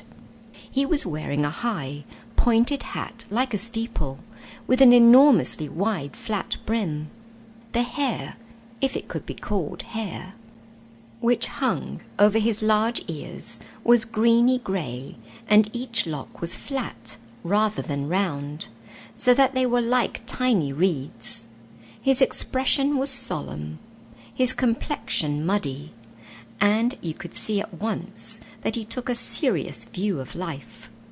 "Good morning, guests," he said. "Though when I say good, I don't mean it won't probably turn to rain, or it might be snow or fog or thunder. You didn't get any sleep, I dare say." "Yes, we did, though," said Jill. "We had a lovely night." "Ah," said the marsh wiggle, shaking his head. "I see you're making the best of a bad job. That's right. You've been well brought up, you have. You've learned to put a good face on things." "Please, we don't know your name," said Scrub. "Puddleglum's my name, but it doesn't matter if you forget it. I can always tell you again." The children sat down on each side of him. They now saw that he had very long legs and arms, so that although his body was not much bigger than a dwarf's, he would be taller than most men when he stood up. The fingers of his hands were webbed like a frog's, and so were his bare feet, which dangled in the muddy water. He was dressed in earth-coloured clothes that hung loose about him. "I'm trying to catch a few eels to make an eel stew for our dinner," said Puddleglum, "though I shouldn't wonder if I didn't get any, and you won't like them much if I do." "Why not?" asked Scrub. "Why, it's not in reason that you should like our sort of victuals, though I've no doubt you'll put a bold face on it. All the same, while I am a-catching them, if you two could try to light the fire." "No harm trying. The wood's behind the wigwam. It may be wet. You could light it inside the wigwam, and then we'd get all the smoke in our eyes. Or you could light it outside, and then the rain would come and put it out. Here's my tinder box. You wouldn't know how to use it, I expect." But Scrub had learned that sort of thing on his last adventure. The children ran back together to the wigwam, found the wood, which was perfectly dry, and succeeded in lighting a fire with rather less than the usual difficulty. Then Scrub sat and took care of it, while Jill went and had some sort of wash, not a very nice one, in the nearest channel. After that she saw to the fire, and he had a wash. Both felt a good deal fresher, but very hungry. Presently the marsh wiggle joined them. In spite of his expectation of catching no eels, he had a dozen or so, which he had already skinned and cleaned. He put a big pot on, mended the fire, and lit his pipe. Marsh wiggles smoke a very strange, heavy sort of tobacco. Some people say they mix it with mud, and the children noticed the smoke from Puddleglum's pipe hardly rose in the air at all. It trickled out of the bowl and downward, and drifted along the ground like a mist. It was very black, and set Scrub coughing. "Now," said Puddleglum, "those eels will take a mortal long time to cook, and either of you might faint with hunger before they're done. I knew a little girl, but I'd better not tell you that story. It might lower your spirits, and that's a thing I never do. So, to keep your minds off your hunger, we may as well talk about our plans." "Yes, do, let's," said Jill. "Can you help us find Prince Rillian?" The Marshwiggle sucked in his cheeks till they were hollower than you would have thought possible. "Well, I don't know that you'd call it help," he said. "I don't know that anyone can exactly help. It stands to reason we're not likely to get very far on a journey to the north, not at this time of the year, with the winter coming on soon and all, and an early winter too, by the look of things. But you mustn't let that make you downhearted. Very likely, what with enemies and mountains and rivers to cross, and losing our way, and next to nothing to eat, and sore feet, we'll hardly notice the weather. And if we don't get far enough to do any good, we may get far enough not to get back in a hurry." Both children noticed that he said we, not you, and both exclaimed at the same moment, "Are you coming with us?" "Oh, yes, I'm coming, of course. Might as well, you see. I don't suppose we shall ever see the king back in Narnia, now that he's once set off for foreign parts, and he had a nasty cough when he left. Then there's Trumpkin. He's failing fast, and you'll find there'll have been a bad harvest after this terrible dry summer, and I shouldn't wonder if some enemy attacked us. Mark my words." "And how shall we start?" said Scrub. "Well," said the Marshwiggle very slowly, "all the others who ever went looking for Prince Rillian started from the same fountain where Lord Drinian saw the lady. They went north, mostly, and as none of them ever came back, we can't exactly say how they got on." "We've got to start by finding a ruined city of giants," said Jill. "Aslan said so."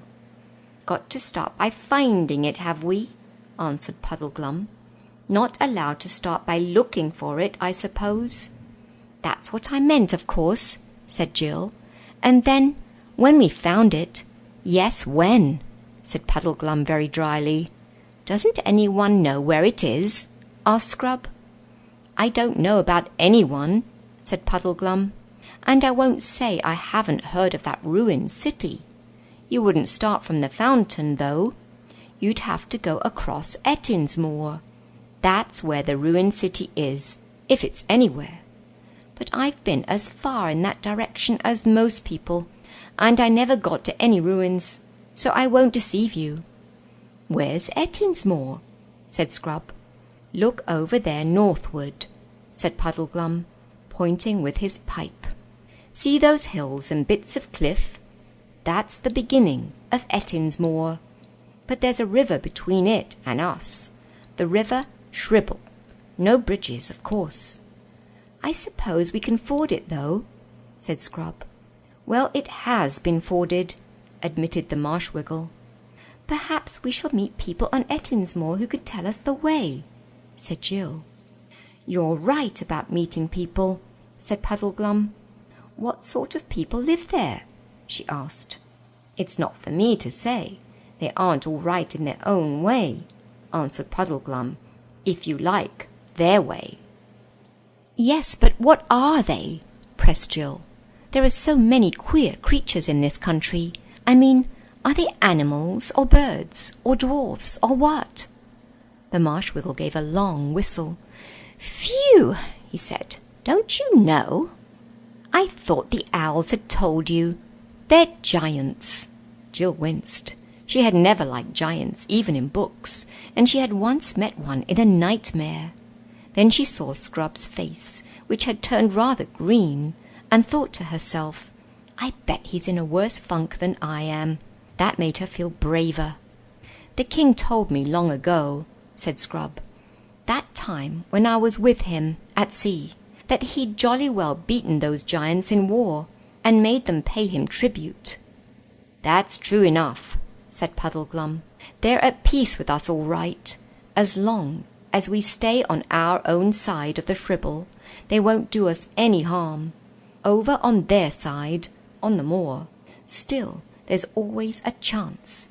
If we don't get near any of them, and if none of them forget themselves, and if we're not seen, it's just possible we might get a long way. Look here, said Scrub, suddenly losing his temper, as people so easily do when they have been frightened. I don't believe the whole thing can be half as bad as you're making out, any more than the beds in the wigwam were hard or the wood was wet. I don't think Aslan would ever have sent us if there was so little chance as all that. He quite expected the Marsh Wiggle to give him an angry reply, but he only said, That's the spirit, Scrub. That's the way to talk. Put a good face on it. But we all need to be very careful about our tempers. Seeing all the hard times we shall have to go through together. Won't do to quarrel, you know. At any rate, don't begin it too soon. I know these expeditions usually end that way, knifing one another. I shouldn't wonder, before all's done. But the longer we can keep off it— Well, if you feel it's so hopeless, interrupted Scrub, I think you'd better stay behind. Pole and I can go on alone, can't we, Pole? Shut up and don't be an ass, Scrub, said Jill hastily, terrified lest the Marsh Wiggle should take him at his word. Don't you lose heart, Pole, said Puddleglum. I'm coming, sure and certain. I'm not going to lose an opportunity like this. It will do me good. They all say— the other Wiggles all say— that I'm too flighty, don't take life seriously enough. If they've said it once, they've said it 1,000 times. Puddleglum, they've said, you're altogether too full of bobance and bounce and high spirits. You've got to learn that life isn't all fricasse, seed frogs and eel pie. You want something to sober you down a bit. We're only saying it for your own good, Puddleglum. That's what they say. Now, a job like this, a journey up north, just as winter's beginning, looking for a prince that probably isn't there, by way of a ruined city that no one has ever seen, will be just the thing. If that doesn't steady a chap, I don't know what will.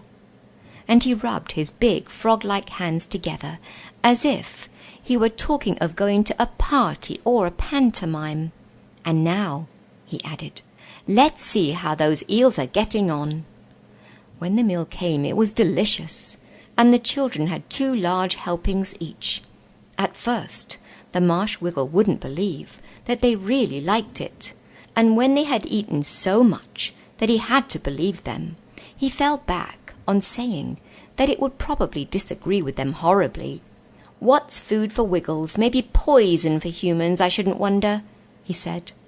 After the meal, they had tea in tins, as you've seen men having it who are working on the road, and Puddleglum had a good many sips out of a square black bottle. He offered the children some of it, but they thought it very nasty. The rest of the day was spent in preparations for an early start tomorrow morning. Puddleglum, being far the biggest, said he would carry 3 blankets with a large bit of bacon rolled up inside them. Jill was to carry the remains of the eels, some biscuit, and the tinder box. Scrub was to carry both, his own cloak and Jill's, when they didn't want to wear them. Scrub, who had learned some shooting when he sailed to the east under Caspian, had Puddleglum's second-best bow, and Puddleglum had his best one, though he said that what with winds and damp bowstrings and bad light and cold fingers, it was 100 to 1 against either of them hitting anything. He and Scrub both had swords. Scrub had brought the one which had been left out for him in his room at Cair Paravel, but Jill had to be content with her knife. There would have been a quarrel about this, but as soon as they started sparring, the Wiggle rubbed his hands and said, "Ah, there you are, I thought as much.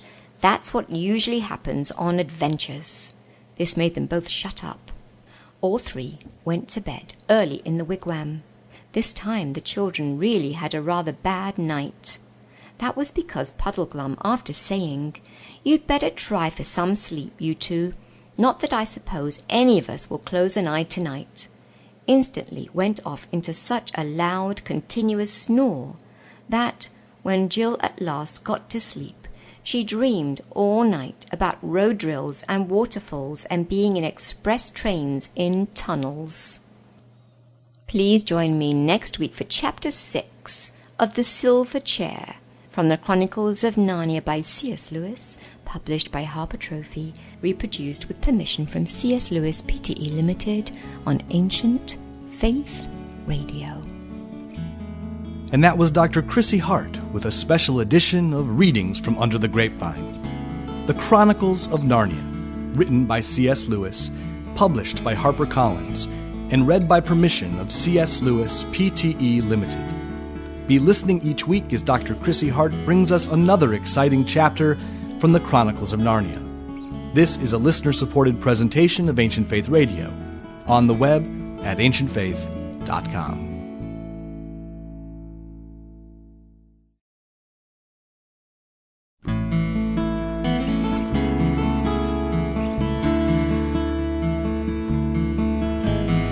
Ancient Faith Radio now presents a very special edition of Readings from Under the Grapevine with Dr. Chrissy Hart through special permission of C.S. Lewis Pte. Limited. Chrissy is reading The Chronicles of Narnia by C.S. Lewis. This classic series is published by HarperCollins and is available at their website at harpercollins.com. Dr. Chrissy Hart is the author of Under the Grapevine and The Hermit, the Icon, and the Emperor, published by Conciliar Press. She's a licensed psychologist from England and now lives in York, Pennsylvania. We hope you'll be listening each week as Chrissy brings you another selection from this classic series. The current book Chrissy is reading is The Silver Chair. Here's Chrissy Hart. The Silver Chair from the Chronicles of Narnia by C.S. Lewis, published by Harper Trophy, reproduced with permission from C.S. Lewis Pte. Limited. Chapter 6. The Wild Wastelands of the North. At about 9 o'clock next morning, 3 lonely figures might have been seen picking their way across the Shribble by the shoals and stepping stones.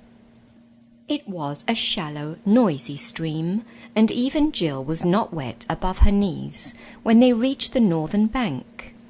About 50 yards ahead, the land rose up to the beginning of the moor, everywhere steeply and often in cliffs. "I suppose that's our way," said Scrub, pointing left and west to where a stream flowed down from the moor through a shallow gorge. But the Marshwiggle shook his head. "The giants mainly live along the side of that gorge," he said. "You might say the gorge was like a street to them. We'll do better straight ahead, even though it's a bit steep." They found a place where they could scramble up, and in about 10 minutes stood panting at the top. They cast a longing look back at the valley land of Narnia, and then turned their faces to the north. The vast, lonely moor stretched on and up as far as they could see. On their left was rockier ground.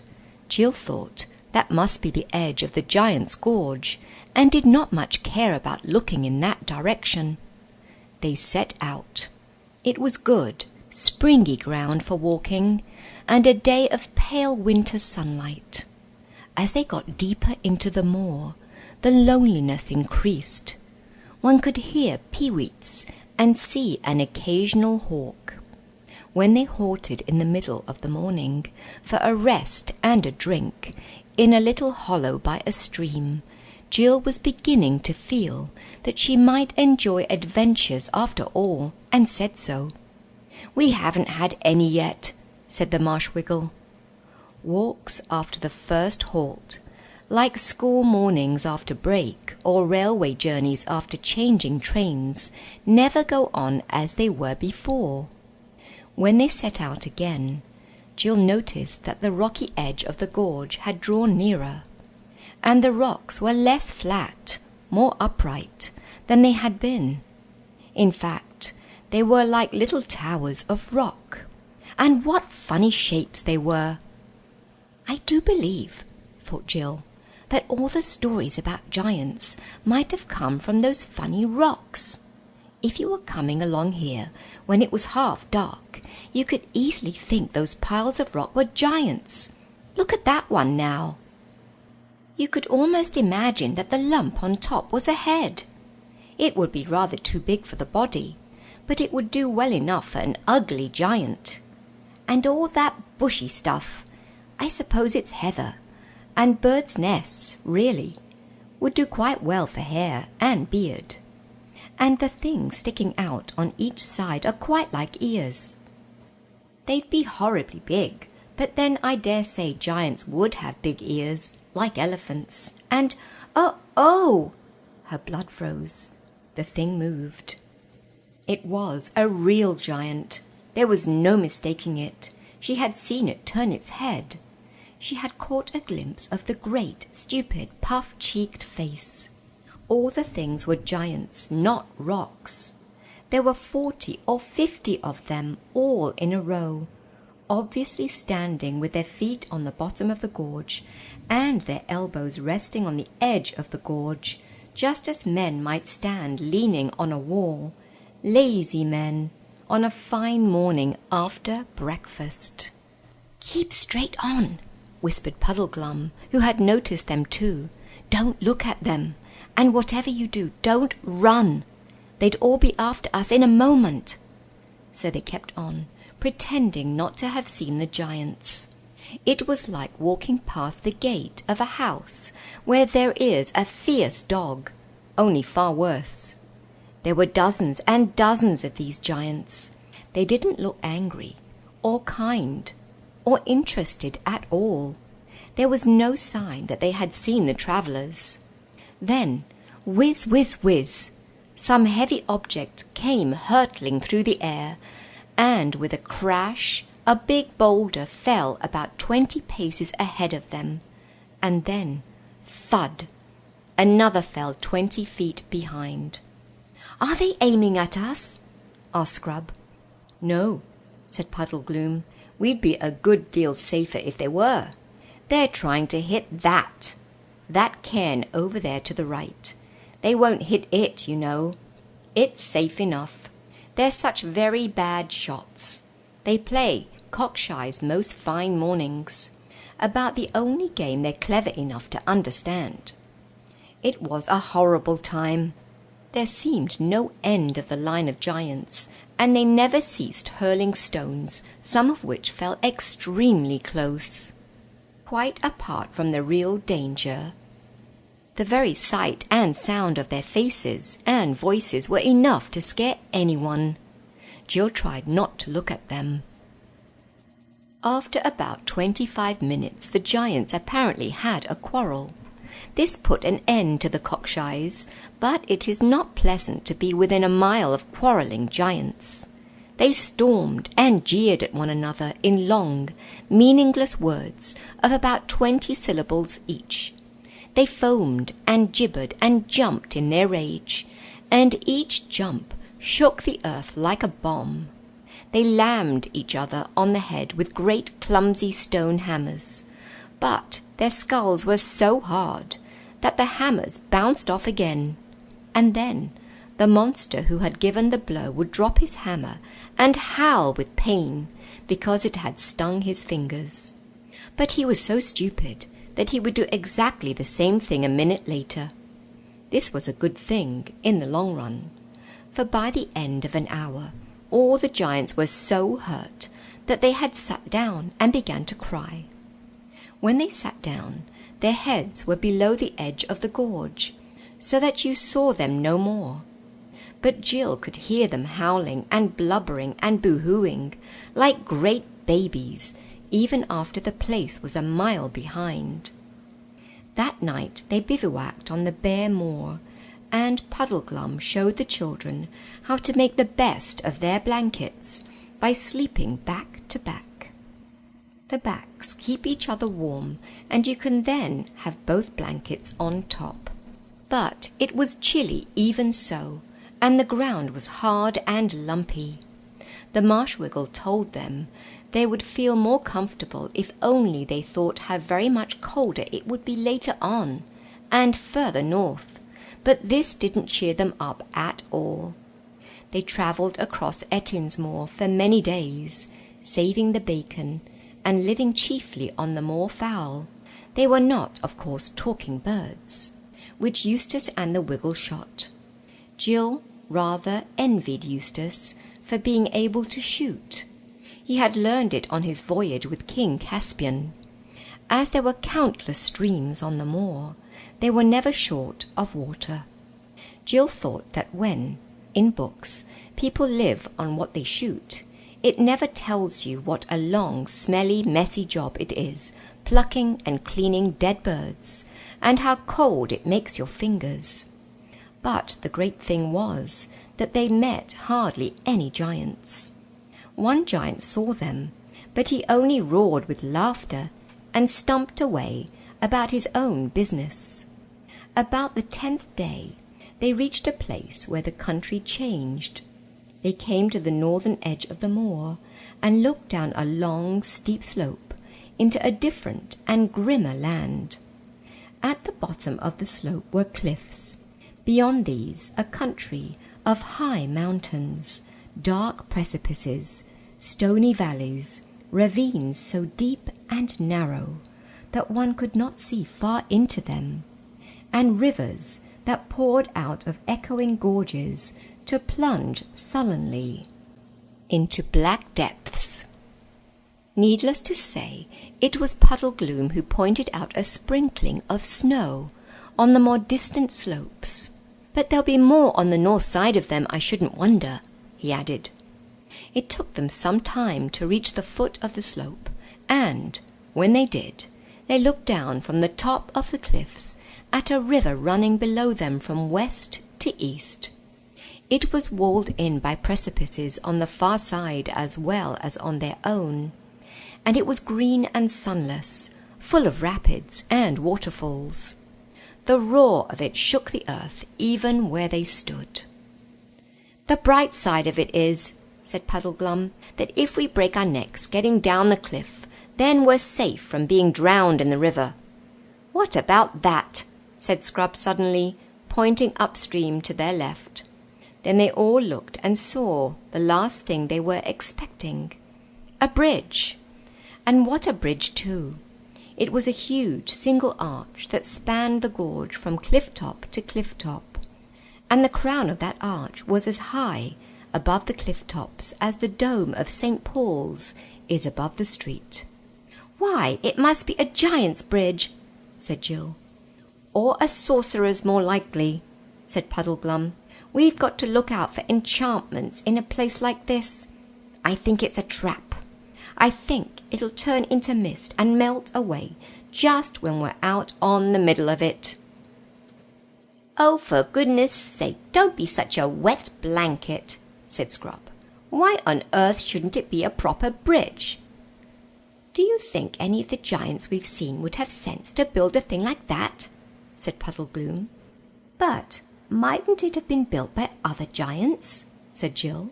"I mean, by giants who lived hundreds of years ago, and were far cleverer than the modern kind. It might have been built by the same ones who built the giant city we're looking for. And that would mean we were on the right track, the old bridge leading to the old city." "There's a real brainwave pole," said Scrub. "It must be that. Come on." So they turned and went to the bridge, and when they reached it, it certainly seemed solid enough. The single stones were as big as those at Stonehenge, and must have been squared by good masons once, though now they were cracked and crumbled. The balustrade had apparently been covered with rich carvings, of which some traces remained. Mouldering faces and forms of giants, minotaurs, squids, centipedes, and dreadful gods. Puddlegloom still didn't trust it, but he consented to cross it with the children. The climb up to the crown of the arch was long and heavy. In many places the great stones had dropped out, leaving horrible gaps through which you looked down on the river, foaming thousands of feet below. They saw an eagle fly through under their feet, and the higher they went, the colder it grew, and the wind blew, so that they could hardly keep their footing. It seemed to shake the bridge. When they reached the top and could look down the further slope of the bridge, they saw what looked like the remains of an ancient giant road, stretching away before them into the heart of the mountains.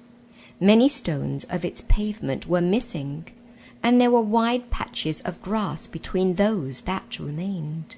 And riding toward them on that ancient road were two people of normal grown-up human size. "Keep on, move toward them," said Puddlegloom. "Anyone you meet in a place like this is as likely as not to be an enemy, but we mustn't let them think we're afraid." By the time they had stepped off the end of the bridge onto the grass, the two strangers were quite close. One was a knight in complete armour, with his visor down. His armour and his horse were black. There was no device on his shield, and no banneret on his spear. The other was a lady on a white horse, a horse so lovely that you wanted to kiss its nose and give it a lump of sugar at once. But the lady, who rode side saddle and wore a long, fluttering dress of dazzling green, was lovelier still. "Good day, travellers," she cried out in a voice as sweet as the sweetest bird's song, trilling her R's delightfully. "Some of you are young pilgrims to walk this rough waste." "That's as may be, ma'am," said Puddleglum, very stiffly and on his guard. "We're looking for the ruined city of the giants," said Jill. "The ruined city," said the lady. "That is a strange place to be seeking. What will you do if you find it?" "We've got to—" began Jill, but Puddleglum interrupted. "Begging your pardon, ma'am, but we don't know you or your friend. A silent chap, isn't he? And you don't know us. And we'd as soon not talk to strangers about our business, if you don't mind. Shall we have a little rain soon, do you think?" The lady laughed, the richest, most musical laugh you can imagine. "Well, children," she said, "you have a wise, solemn old guide with you. I think none the worse of him for keeping his own counsel, but I'll be free with mine. I have often heard the name of the giantish city ruinous, but never met any who would tell me the way thither. The road leads to the burg and castle of Harfang, where dwell the gentle giants. They are as mild, civil, prudent, and courteous as those of Ettin's moor are foolish, fierce, savage, and given to all beastliness. And in Harfang you may or may not hear tidings of the city ruinous, but certainly you shall find good lodgings and merry hosts. You would be wise to winter there, or, at the least, to tarry certain days for your ease and refreshment. There you shall have steaming baths, soft beds, and bright hearths, and the roast and the baked and the sweet and the strong will be on the table 4 times a day." "I say," exclaimed Scrub, "that's something like. Think of sleeping in a bed again." "Yes, and having a hot bath," said Jill. "Do you think they'll ask us to stay? We don't know them, you see." "Only tell them," answered the lady, "that she of the green kirtle salutes them by you, and has sent them 2 fair southern children for the autumn feast." "Oh, thank you ever so much," said Jill and Scrub. "But have a care," said the lady, "on whatever day you reach Harfang, that you come not to the door too late, for they shut their gates a few hours after noon, and it is the custom of the castle that they open to none when once they have drawn the bolt, how hard soever he knock." The children thanked her again with shining eyes, and the lady waved to them. The Marsh-Wiggle took off his steeple hat and bowed very stiffly. Then the silent knight and the lady started walking their horses up the slope of the bridge with a great clatter of hoofs. "Well," said Puddleglum, "I'd give a good deal to know where she's coming from and where she's going. Not the sort you expect to meet in the wilds of Giantland, is she? Up to no good, I'll be bound." "Oh, rot," said Scrub. "I thought she was simply super. And think of hot meals and warm rooms. I do hope Harfang isn't a long way off." "Same here," said Jill. "And hadn't she a scrumptious dress? And the horse?" "All the same," said Puddleglum, "I wish we knew a bit more about her." "I was going to ask her all about herself," said Jill, "but how could I, when you wouldn't tell her anything about us?" "Yes," said Scrub, "and why were you so stiff and unpleasant? Didn't you like them?" "Them?" said the Wiggle. "Who's them? I only saw one."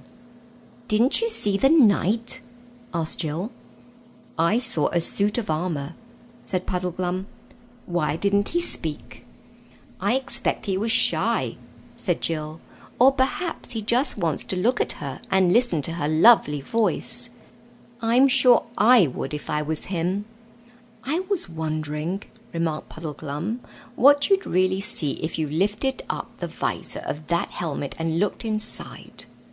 "Hang it all," said Scrub, "think of the shape of the armour. What could be inside it except a man?"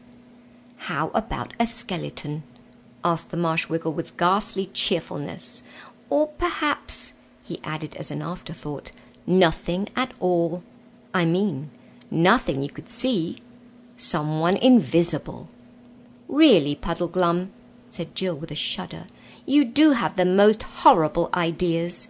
How do you think of them all?" "Oh, bother his ideas," said Scrub. "He's always expecting the worst, and he's always wrong.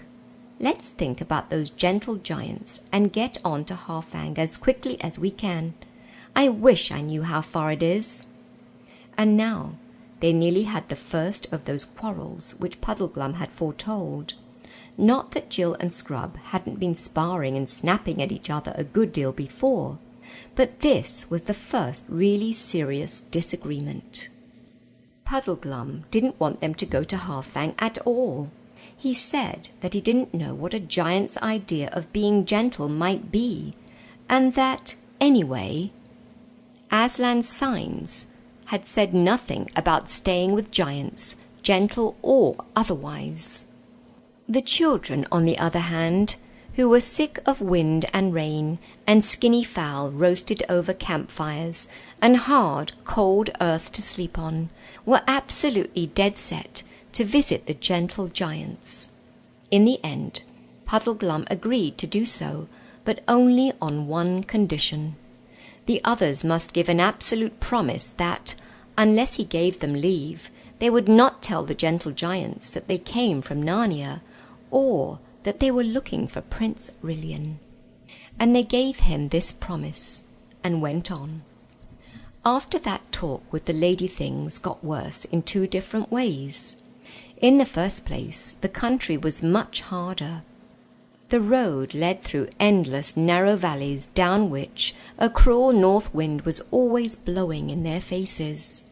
There was nothing that could be used for firewood, and there were no nice little hollows to camp in, as there had been on the moor. And the ground was all stony, and made your feet sore by day and every bit of you sore by night. In the second place, whatever the lady had intended by telling them about Harfang, the actual effect on the children was a bad one. They could think about nothing but beds and baths and hot meals, and how lovely it would be to get indoors.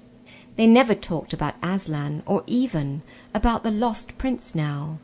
And Jill gave up her habit of repeating the signs over to herself every night and morning. She said to herself, at first, that she was too tired, but she soon forgot all about it.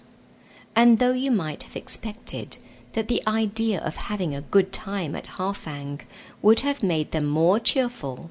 It really made them more sorry for themselves, and more grumpy and snappy with each other, and with Puddleglum.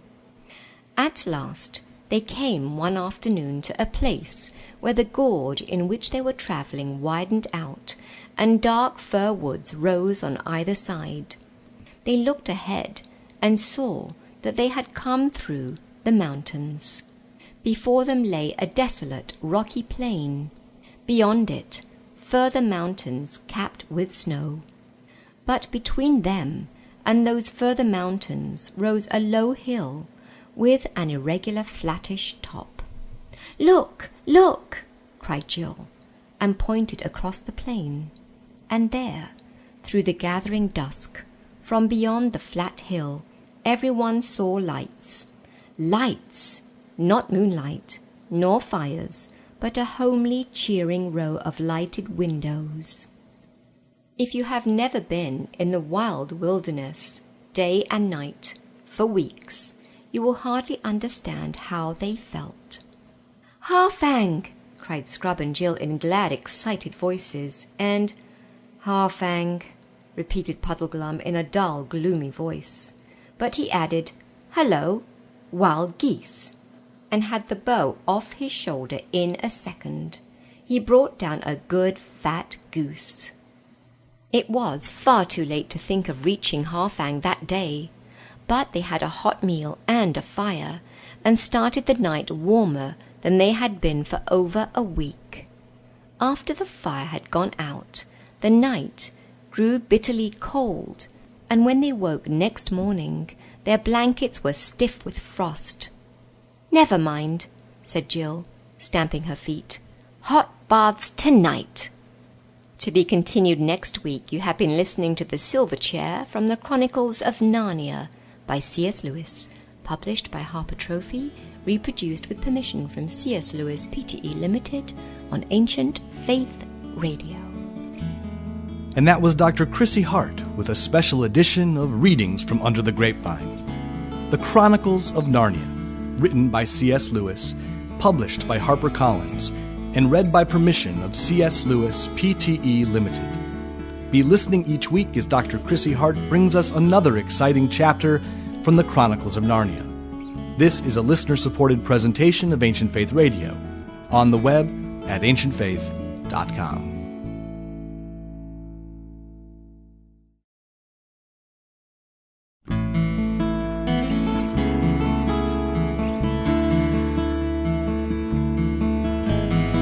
Ancient Faith Radio now presents a very special edition of Readings from Under the Grapevine with Dr. Chrissy Hart through special permission of C.S. Lewis Pte. Limited. Chrissy is reading The Chronicles of Narnia by C.S. Lewis. This classic series is published by HarperCollins and is available at their website at harpercollins.com.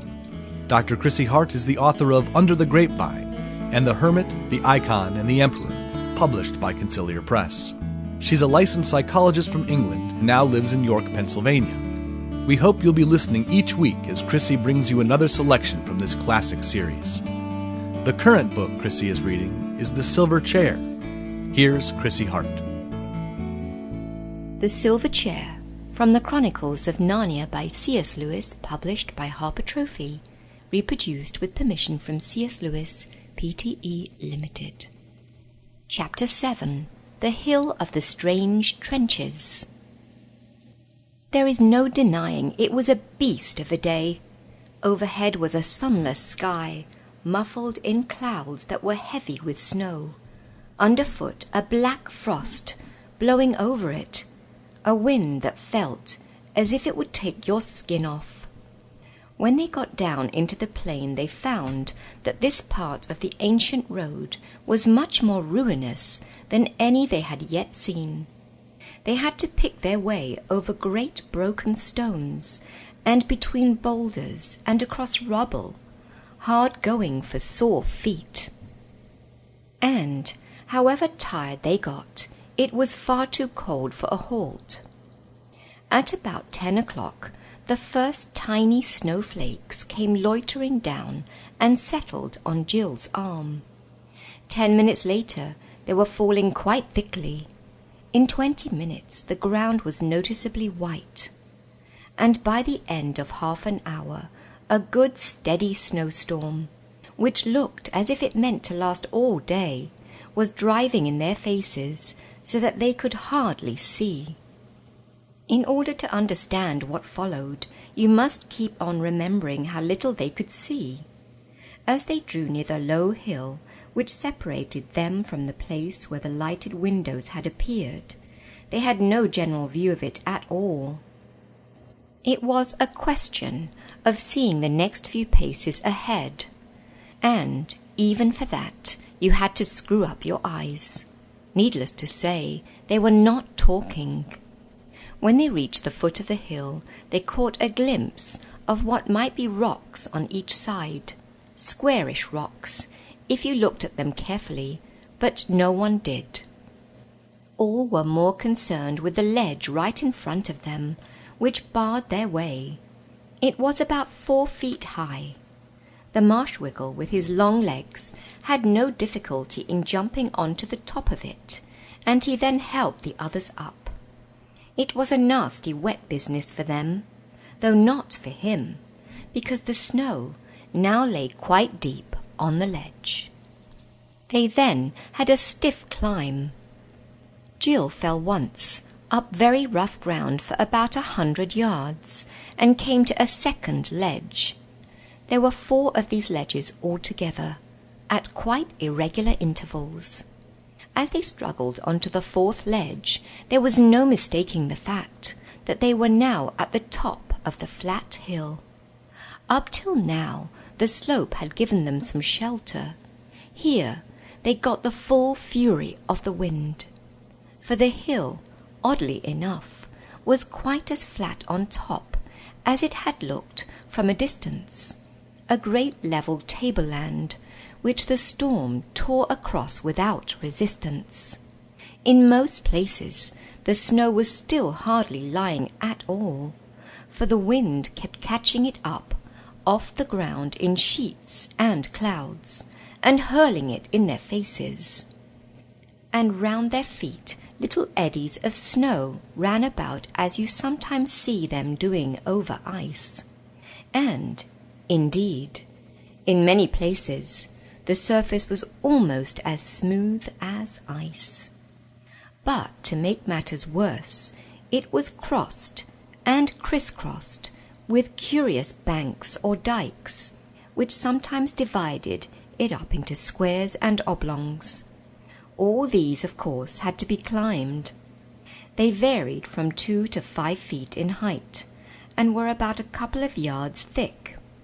On the north side of each bank, the snow already lay in deep drifts, and after each climb you came down into the drift and got wet. Fighting her way forward with hood up and head down and numb hands inside her cloak, Jill had glimpses of other odd things on that horrible tableland, things on her right that looked vaguely like factory chimneys, and, on her left, a huge cliff, straighter than any cliff ought to be. But she wasn't at all interested and didn't give them a thought. The only things she thought about were her cold hands and nose and chin and ears, and hot baths and beds at Harfang. Suddenly she skidded, slid about 5 feet, and found herself, to her horror, sliding down into a dark, narrow chasm, which seemed that moment to have appeared in front of her.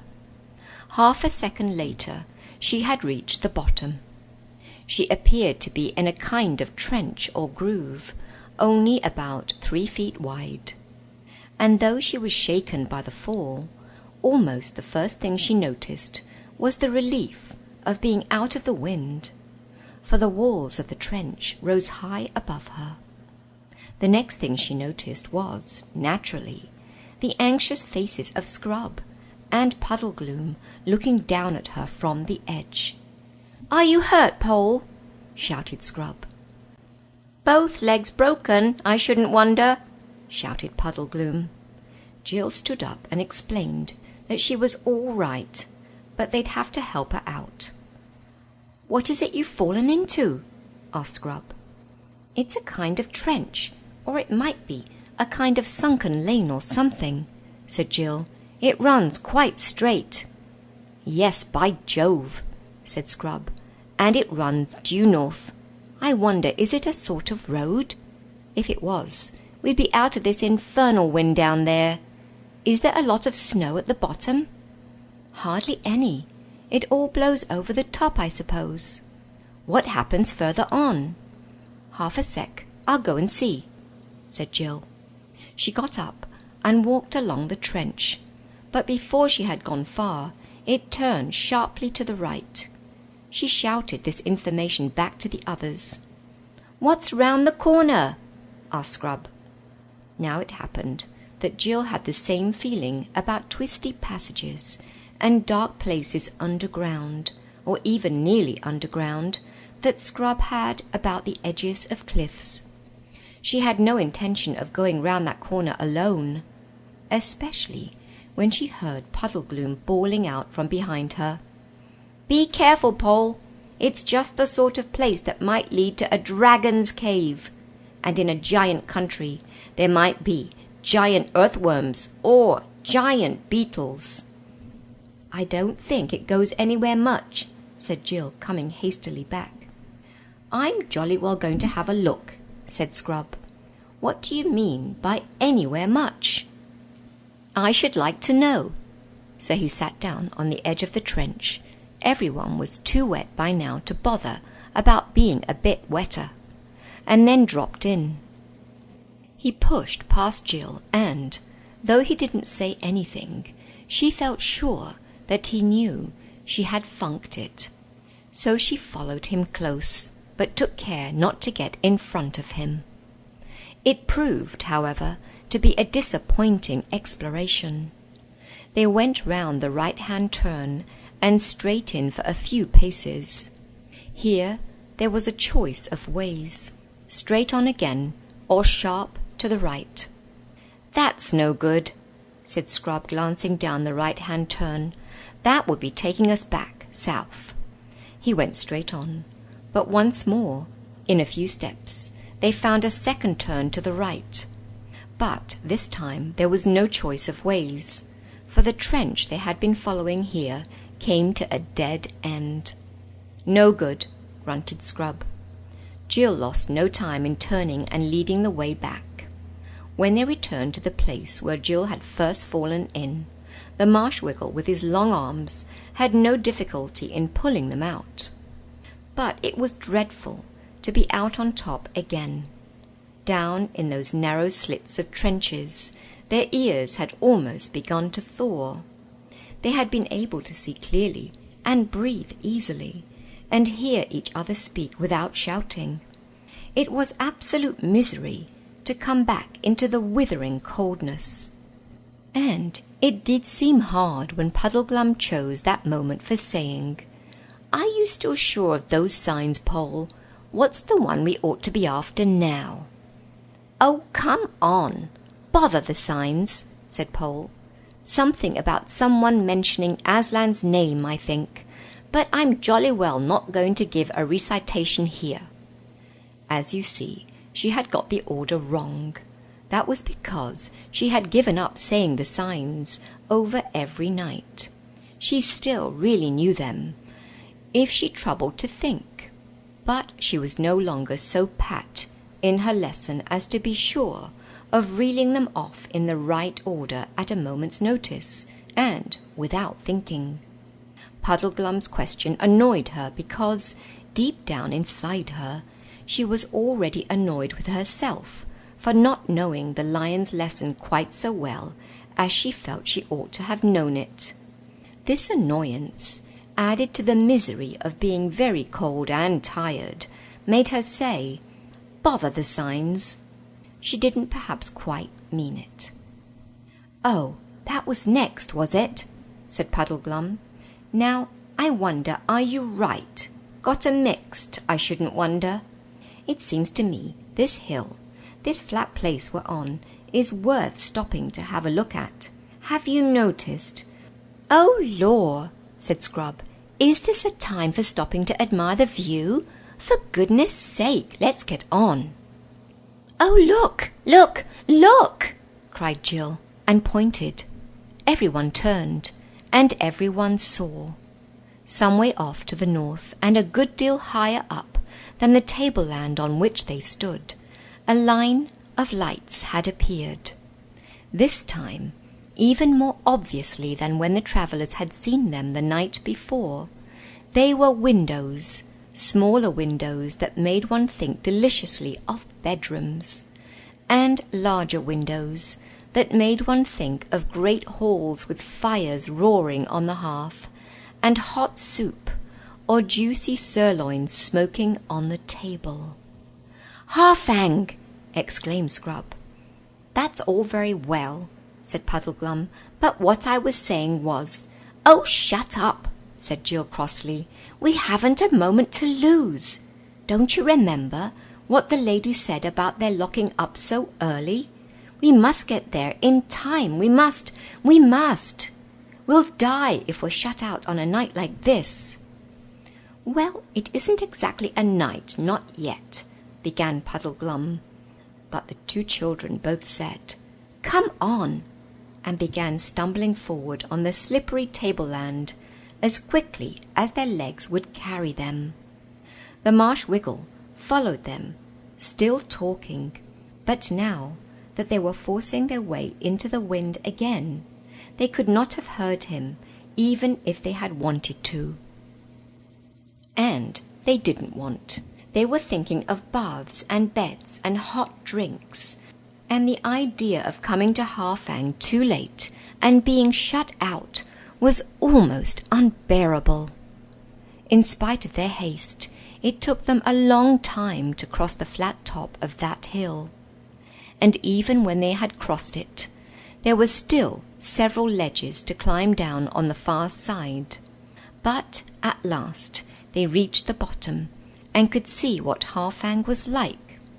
It stood on a high crag, and in spite of its many towers, was more a huge house than a castle. Obviously the gentle giants feared no attack. There were windows in the outside wall quite close to the ground, a thing no one would have in a serious fortress. There were even odd little doors here and there, so that it would be quite easy to get in and out of the castle without going through the courtyard. This raised the spirits of Jill and Scrub. It made the whole place look more friendly and less forbidding. At first the height and steepness of the crag frightened them, but presently they noticed that there was an easier way up on the left, and that the road wound up toward it. It was a terrible climb, after the journey they had already had, and Jill nearly gave up. Scrub and Puddleglum had to help her for the last 100 yards, but in the end they stood before the castle gate. The portcullis was up, and the gate was open. However tired you are, it takes some nerve to walk up to a giant's front door. In spite of all his previous warnings against Harfang, it was Puddleglum who showed the most courage. "Steady pace now," he said. "Don't look frightened, whatever you do. We've done the silliest thing in the world by coming at all. But now that we are here, we'd best put a bold face on it." With these words, he strode forward into the gateway, stood still under the arch where the echo would help his voice, and called out as loud as he could, "Ho, porter! Guests who seek lodging!" And while he was waiting for something to happen, he took off his hat and knocked off the heavy mass of snow which had gathered on its wide brim. "I say," whispered Scrub to Jill, "he may be a wet blanket, but he has plenty of pluck and cheek." A door opened, letting out a delicious glow of firelight, and the porter appeared. Jill bit her lips for fear she should scream. He was not a perfectly enormous giant, that is to say. He was rather taller than an apple tree, but nothing like so tall as a telegraph pole. He had bristly red hair, a leather jerkin with metal plates fastened all over it so as to make a kind of mail shirt, bare knees, very hairy indeed, and things like puttees on his legs. He stooped down and goggled at Puddleglum. "And what sort of creature do you call yourself?" he said. Jill took her courage in both hands. "Please," she said, shouting up to the giant, "the lady of the green kirtle salutes the king of the gentle giants, and has sent us 2 southern children, and this marsh-wiggle, his name's Puddleglum, to your autumn feast, if it's quite convenient, of course," she added. "Oh ho," said the porter, "that's quite a different story. Come in, little people, come in. You'd best come into the lodge while I'm sending word to His Majesty." He looked at the children with curiosity. "Blue faces," he said. "I didn't know they were that colour. Don't care about it myself, but I dare say you look quite nice to one another. Beetles fancy other beetles, they do say." "Our faces are only blue with cold," said Jill. "We're not this colour really." "Then come in and get warm. Come in, little shrimps," said the porter. They followed him into the lodge, and though it was rather terrible to hear such a big door clang shut behind them, they forgot about it as soon as they saw the thing they had been longing for ever since supper-time last night, a fire. And such a fire! It looked as if 4 or 5 whole trees were blazing on it, and it was so hot they couldn't go within yards of it. But they all flopped down on the brick floor, as near as they could bear the heat, and heaved great sighs of relief. "Now, youngster," said the porter to another giant, who had been sitting in the back of the room, staring at the visitors, till it looked as if his eyes would start out of his head, "run across with this message to the house." And he repeated what Jill had said to him. The younger giant, after a final stare and a great guffaw, left the room. "Now, Froggy," said the porter to Puddleglum, "you look as if you wanted some cheering up." He produced a black bottle very like Puddleglum's own, but about 20 times larger. "Let me see, said the porter. "I can't give you a cup, or you'll drown yourself. Let me see. This salt cellar will be just the thing. You needn't mention it over at the house. The silver will keep on getting over here, and it's not my fault." The salt cellar was not very like one of ours, being narrower and more upright, and made quite a good cup for Puddleglum when the giant set it down on the floor beside him. The children expected Puddleglum to refuse it, distrusting the gentle giants as he did, but he muttered, "It's rather late to be thinking of precautions now that we're inside and the door shut behind us." Then he sniffed at the liquor. "Smells all right," he said, "but that's nothing to go by. Better make sure," and took a sip. "Tastes all right too," he said, "but it might do that at the first sip. How does it go on?" He took a larger sip. "Ah," he said, "but is it the same all the way down?" and took another. "There'll be something nasty at the bottom, I shouldn't wonder," he said, and finished the drink. He licked his lips and remarked to the children, "This'll be a test, you see. If I curl up or burst or turn into a lizard or something, then you'll know not to take anything they offer you." But the giant, who was too far up to hear the things Puddleglum had been saying under his breath, roared with laughter and said, "Why, Froggy, you're a man. See him put it away." "Not a man, marsh-wiggle," replied Puddleglum in a somewhat indistinct voice. "Not frog either, marsh-wiggle." At that moment the door opened behind them, and the younger giant came in, saying, "They're to go to the throne room at once."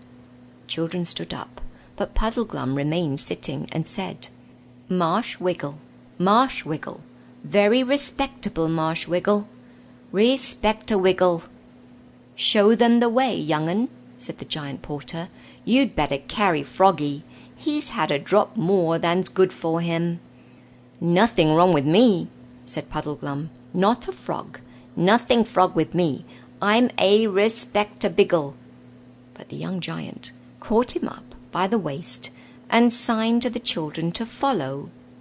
In this undignified way they crossed the courtyard, Puddleglum held in the giant's fist, and vaguely kicking the air, did certainly look very like a frog. But they had little time to notice this, for they soon entered the great doorway of the main castle, both their hearts beating faster than usual, and, after pattering along several corridors at a trot to keep up with the giant's paces, found themselves blinking in the light of an enormous room, where lamps glowed and fire roared on the hearth, and both were reflected from the gilding of roof and cornice. More giants than they could count stood on their left and right, all in magnificent robes, and on 2 thrones at the far end sat 2 huge shapes that appeared to be the king and queen. About 20 feet from the thrones they stopped. Scrub and Jill made an awkward attempt at a bow. Girls are not taught how to curtsy at Experiment House. And the young giant carefully put Puddleglum down on the floor, where he collapsed into a sort of sitting position. With his long limbs he looked, to tell the truth, uncommonly like a very large spider. Please join me next week for the next installment of The Silver Chair from the Chronicles of Narnia by C.S. Lewis, published by Harper Trophy, reproduced with permission from C.S. Lewis, Pte. Limited on Ancient Faith Radio. And that was Dr. Chrissy Hart with a special edition of Readings from Under the Grapevine. The Chronicles of Narnia, written by C.S. Lewis, published by HarperCollins, and read by permission of C.S. Lewis, Pte. Limited. Be listening each week as Dr. Chrissy Hart brings us another exciting chapter from the Chronicles of Narnia. This is a listener-supported presentation of Ancient Faith Radio, on the web at ancientfaith.com.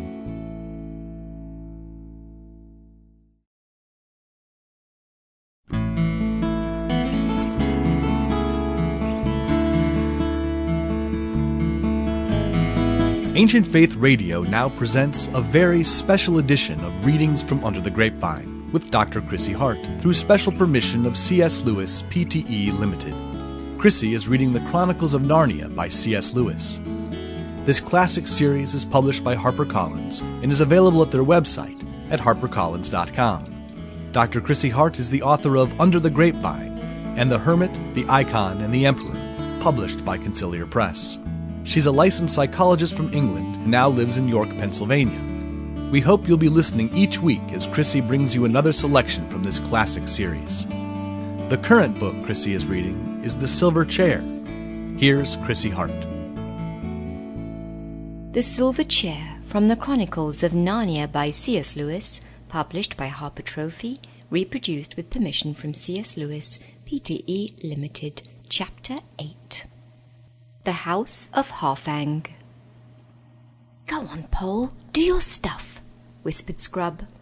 Jill found that her mouth was so dry that she couldn't speak a word.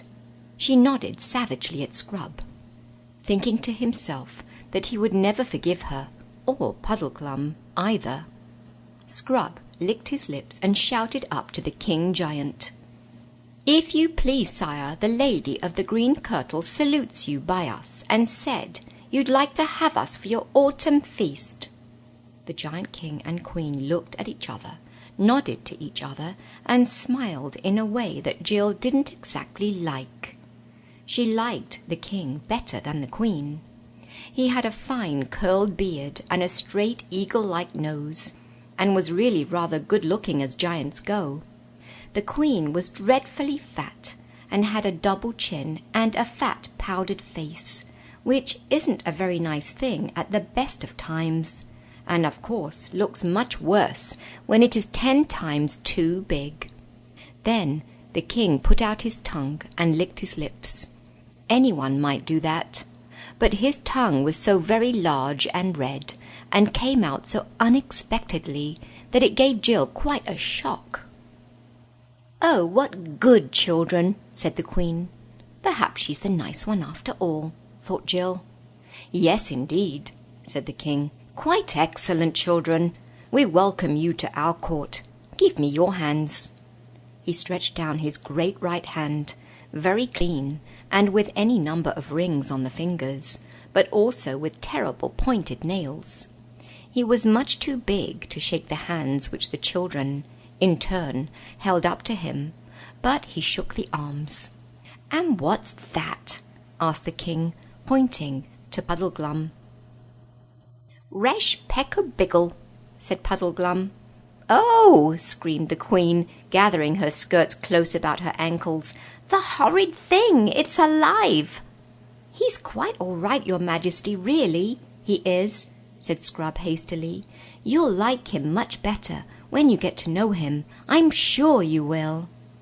I hope you won't lose all interest in Jill for the rest of the book, if I tell you that at this moment she began to cry. There was a good deal of excuse for her. Her feet and hands and ears and nose were still only just beginning to thaw. Melted snow was trickling off her clothes. She had had hardly anything to eat or drink that day, and her legs were aching, so that she felt she could not go on standing much longer. Anyway, it did more good at the moment than anything else would have done, for the Queen said, "Ah, the poor child! My lord, we do wrong to keep our guests standing. Quick, some of you, take them away, give them food and wine and baths. Comfort the little girl, give her lollipops, give her dolls, give her physics. Give her all you can think of, possets and comfits and caraways and lullabies and toys. Don't cry, little girl, or you won't be good for anything when the feast comes."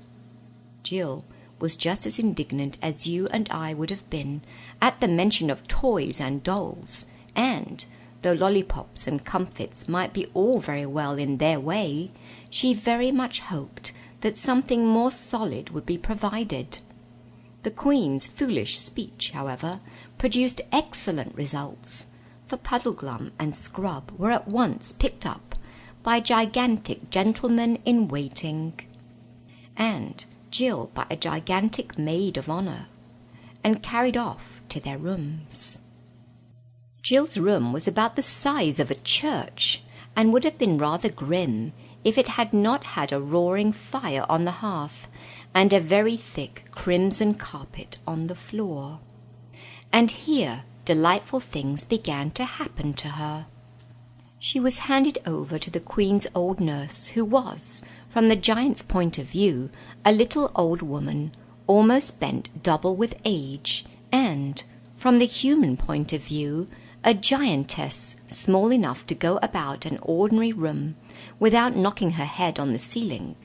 She was very capable, though Jill did wish she wouldn't keep on clicking her tongue and saying things like, "Oh la la, upsy daisy, and there's a duck, and now we'll be all right, my poppet." She filled a giant footbath with hot water and helped Jill into it. If you can swim, as Jill could, a giant bath is a lovely thing, and giant towels, though a bit rough and coarse, are lovely too, because there are acres of them. In fact, you don't need to dry at all. You just roll about on them in front of the fire and enjoy yourself. And when that was over, clean, fresh, warmed clothes were put on Jill, very splendid clothes, and a little too big for her, but clearly made for humans, not giantesses. I suppose if that woman in the green kirtle comes here, they must be used to guests of our size, thought Jill. She soon saw that she was right about this, for a table and chair of the right height for an ordinary grown-up human were placed for her, and the knives and forks and spoons were the proper size too. It was delightful to sit down, feeling warm and clean at last. Her feet were still bare, and it was lovely to tread on the giant carpet. She sank in it, well over her ankles, and it was just the thing for sore feet. The meal, which I suppose we must call dinner, though it was nearer tea-time, was cock-a-leekie soup, and hot roast turkey, and a steamed pudding, and roast chestnuts, and as much fruit as you could eat. The only annoying thing was that the nurse kept coming in and out, and every time she came in, she brought a gigantic toy with her, a huge doll, bigger than Jill herself, a wooden horse on wheels, about the size of an elephant, a drum that looked like a young gasometer, and a woolly lamb. They were crude, badly made things, painted in very bright colours, and Jill hated the sight of them. She kept on telling the nurse she didn't want them, but the nurse said, "Tut, tut, tut, tut. You'll want 'em all right when you've had a bit of a rest, I know, tee-hee-hee. Beddy by now, a precious poppet." The bed was not a giant bed, but only a big four-poster, like what you might see in an old-fashioned hotel, and very small it looked in that enormous room. She was very glad to tumble into it. "Is it still snowing, nurse?" she asked sleepily. "No, raining now, ducky," said the giantess. "Rain'll wash away all the nasty snow. Precious poppet will be able to go out and play tomorrow." And she tucked Jill up and said good night. I know nothing so disagreeable as being kissed by a giantess. Jill thought the same, but was asleep in 5 minutes. The rain fell steadily all that evening and all the night, dashing against the windows of the castle, and Jill never heard it, but slept deeply, past supper-time and past midnight.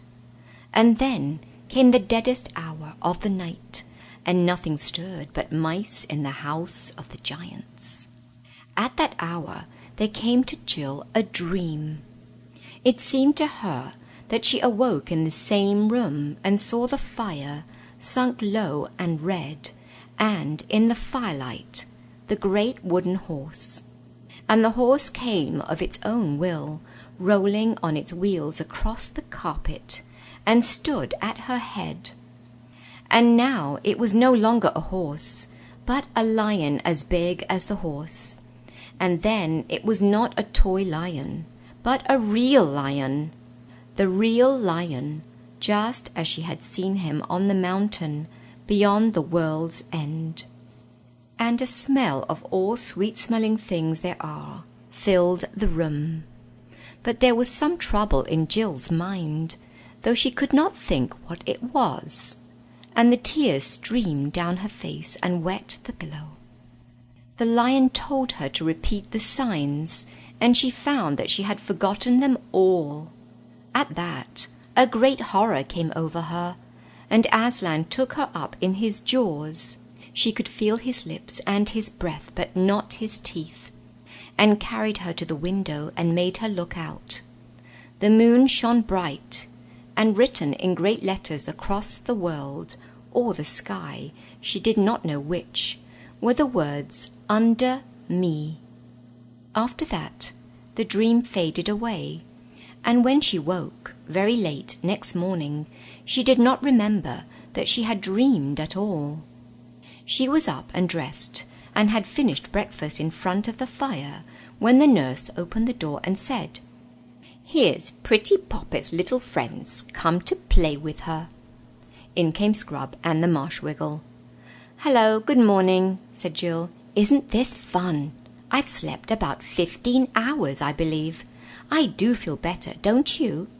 "I do," said Scrub, "but Puddleglum says he has a headache. Hello, Your window has a window seat. If we got up on that, we could see out." And at once they all did so, and at the first glance, Jill said, "Oh, how perfectly dreadful!" The sun was shining, and, except for a few drifts, the snow had been almost completely washed away by the rain. Down below them, spread out like a map, lay the flat hilltop which they had struggled over yesterday afternoon. Seen from the castle, it could not be mistaken for anything but the ruins of a gigantic city. It had been flat, as Jill now saw, because it was still on the whole paved, though in places the pavement was broken. The criss-cross banks were what was left of the walls of huge buildings which might once have been giants' palaces and temples. One bit of wall, about 500 feet high, was still standing. It was that which she had thought was a cliff.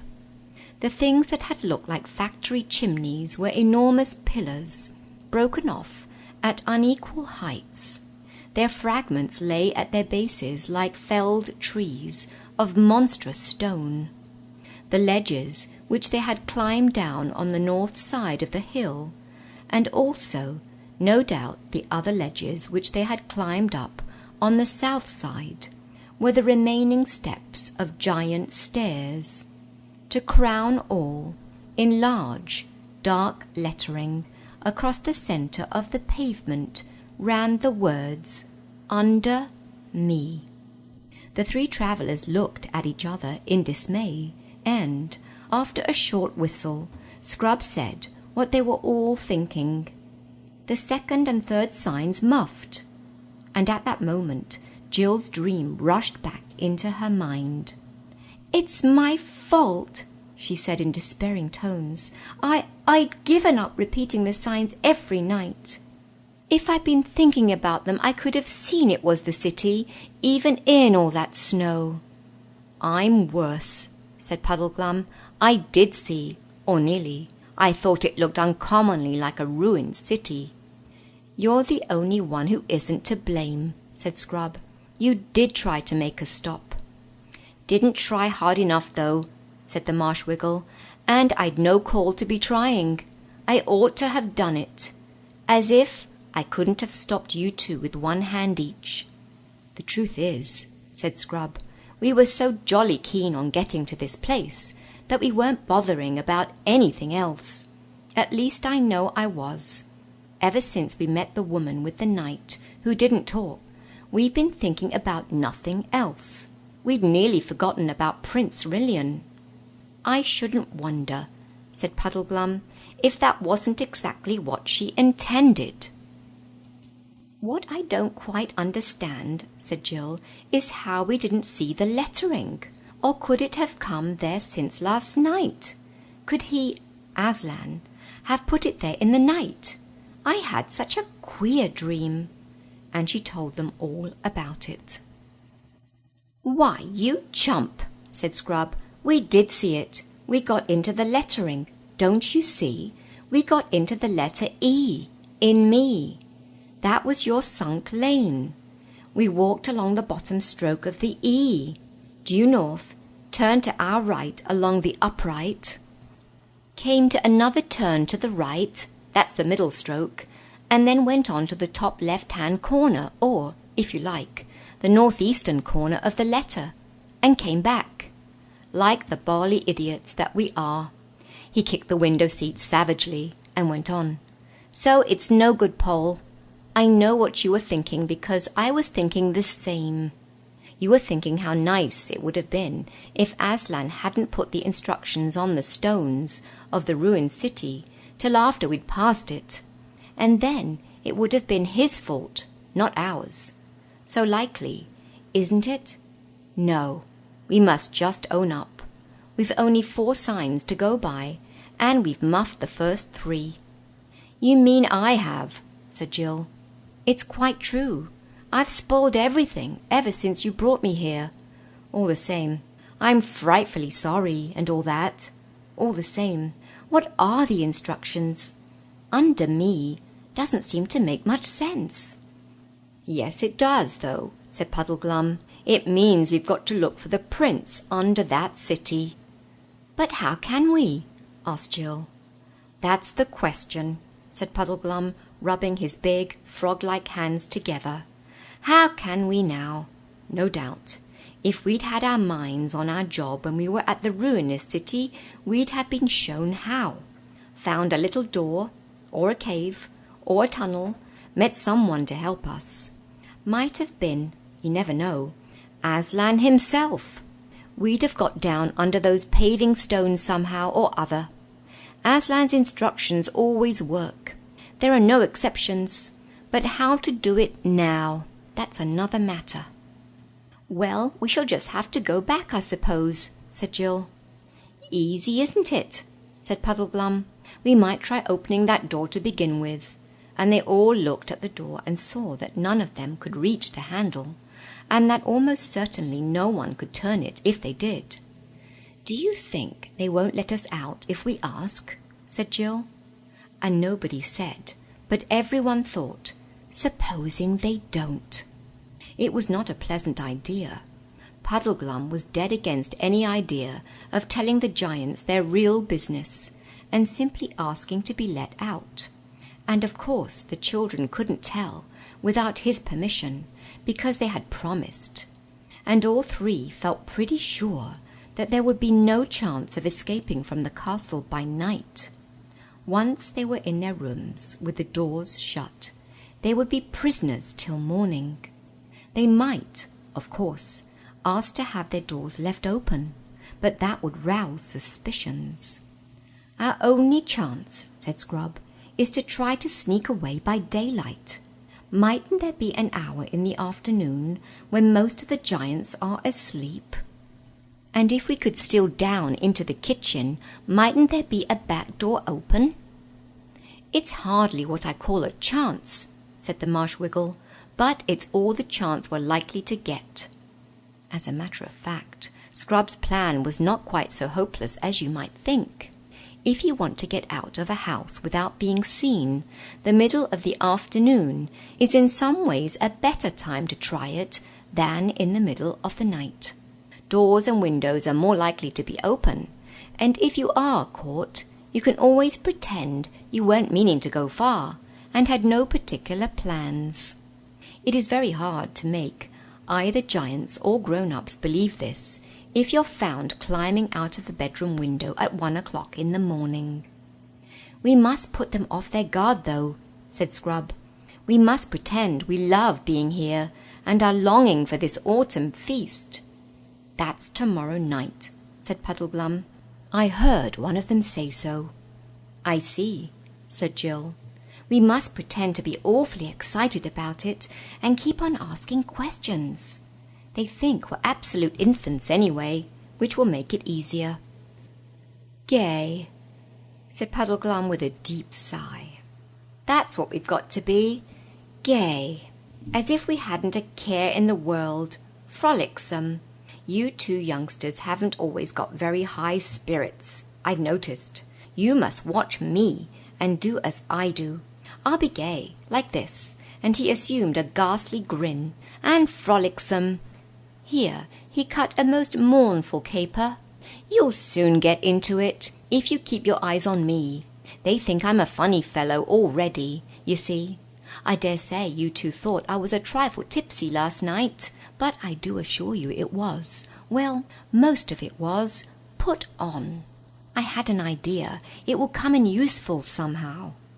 The children, when they talked over their adventures afterward, could never feel sure whether this last statement was quite strictly true, but they were sure that Puddleglum thought it was true when he made it. "All right, gay's the word," said Scrub. "Now, if we could only get someone to open this door. While we're fooling about and being gay, we've got to find out all we can about this castle."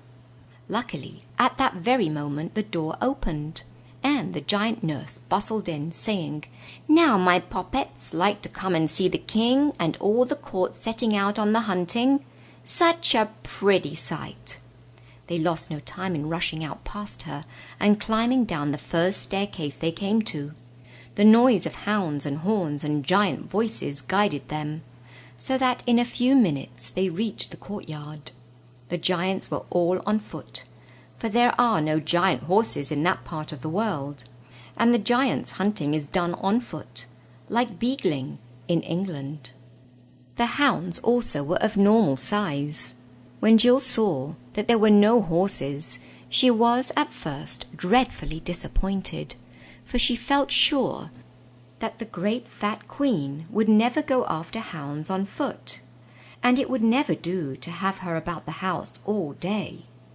But then she saw the queen in a kind of litter, supported on the shoulders of 6 young giants. The silly old creature was all got up in green and had a horn at her side. 20 or 30 giants, including the king, were assembled ready for the sport, all talking and laughing fit to deafen you. And down below, nearer Jill's level, there were wagging tails and barking and loose slobbery mouths and noses of dogs thrust into your hand. Puddleglum was just beginning to strike what he thought a gay and gamesome attitude, which might have spoiled everything if it had been noticed, when Jill put on her most attractively childish smile, rushed across to the Queen's litter and shouted up to the Queen, "Oh, please, you're not going away, are you? You will come back." "Yes, my dear," said the Queen. "I'll be back tonight." "Oh, good! How lovely," said Jill. "And we may come to the feast tomorrow night, mightn't we? We're so longing for tomorrow night, and we do love being here. And while you're out, we may run over the whole castle and see everything, mightn't we? Do say yes." The Queen did say yes, but the laughter of all the courtiers nearly drowned her voice. To be continued. The Silver Chair, from the Chronicles of Narnia by C.S. Lewis, published by Harper Trophy, reproduced with permission from C.S. Lewis Pte. Limited on Ancient Faith Radio. And that was Dr. Chrissy Hart with a special edition of Readings from Under the Grapevine. The Chronicles of Narnia, written by C.S. Lewis, published by HarperCollins, and read by permission of C.S. Lewis Pte. Limited. Be listening each week as Dr. Chrissy Hart brings us another exciting chapter from the Chronicles of Narnia. This is a listener-supported presentation of Ancient Faith Radio, on the web at ancientfaith.com.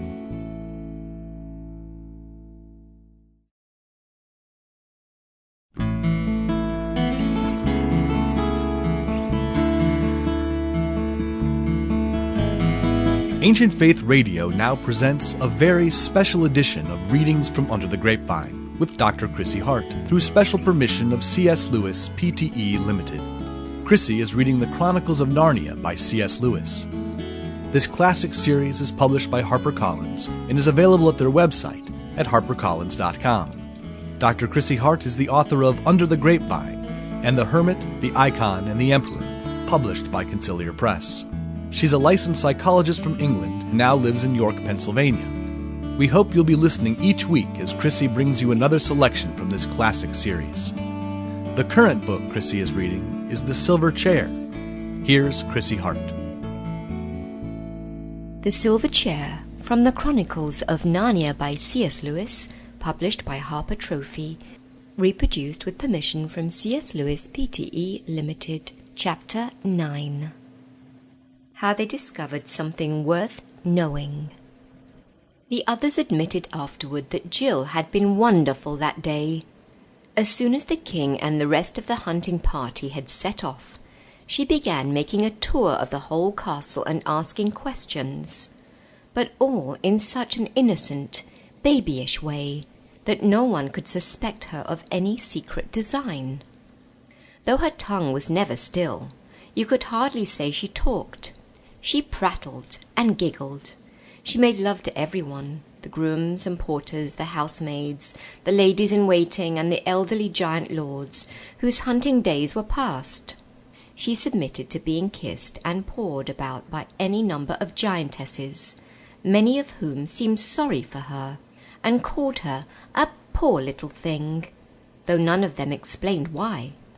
She made especial friends with the cook, and discovered the all-important fact there was a scullery door which let you out through the outer wall, so that you did not have to cross the courtyard or pass the great gatehouse.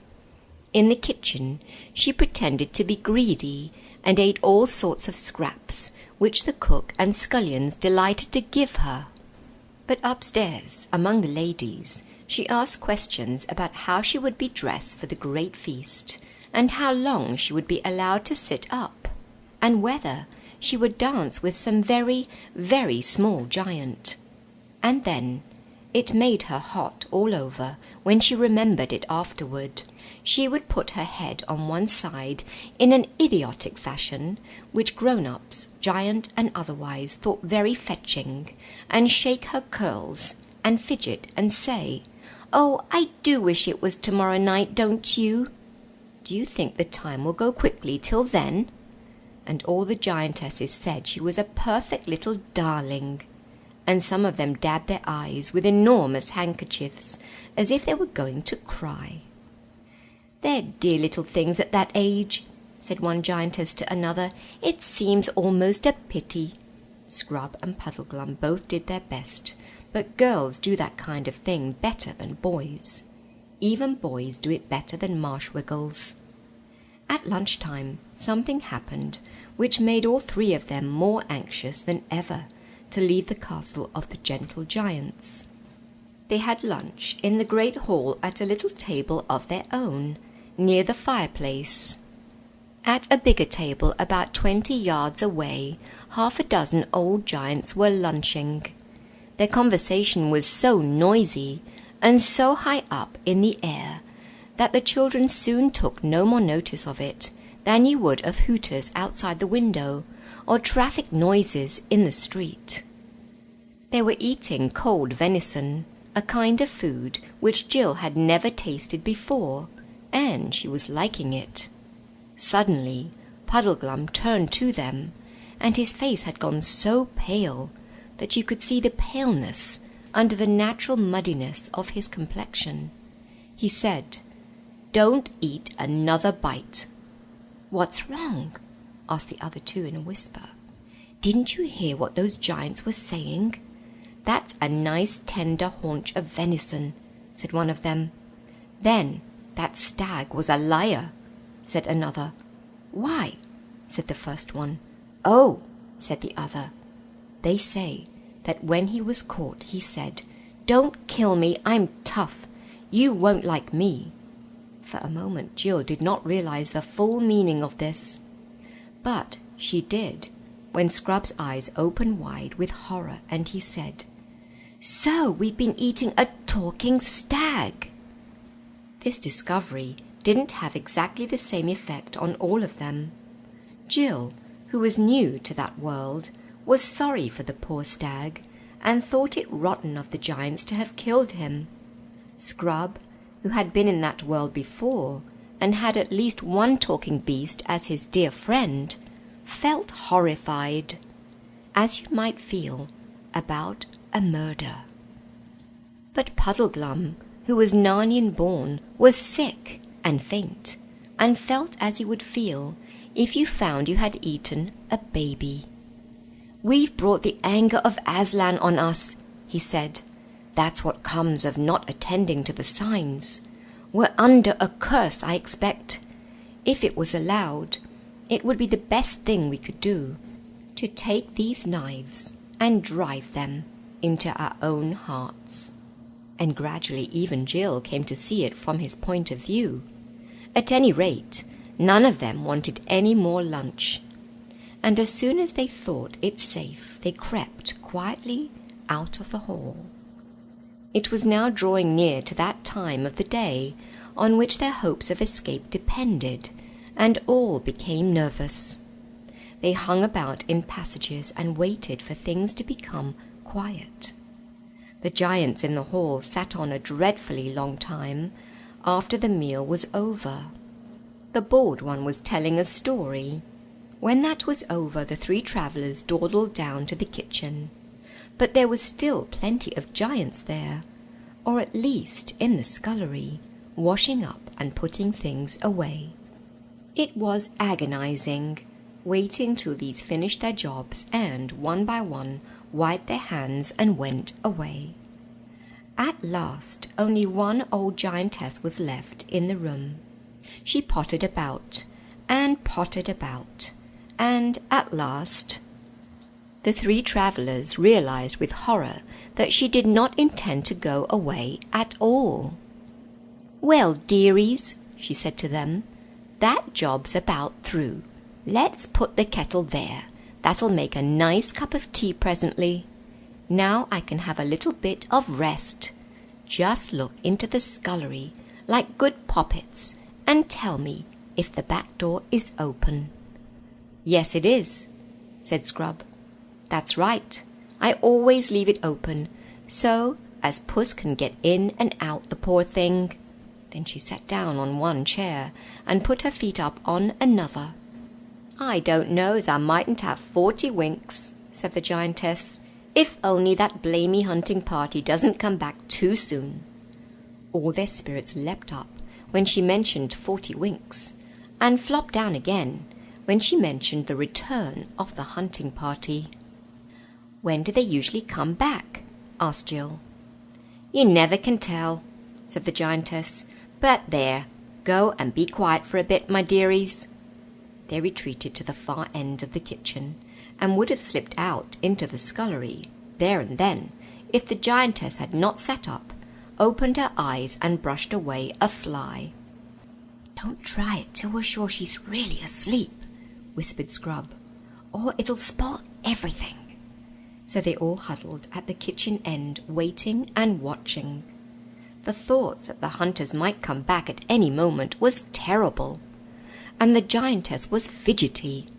Whenever they thought she had really gone to sleep, she moved.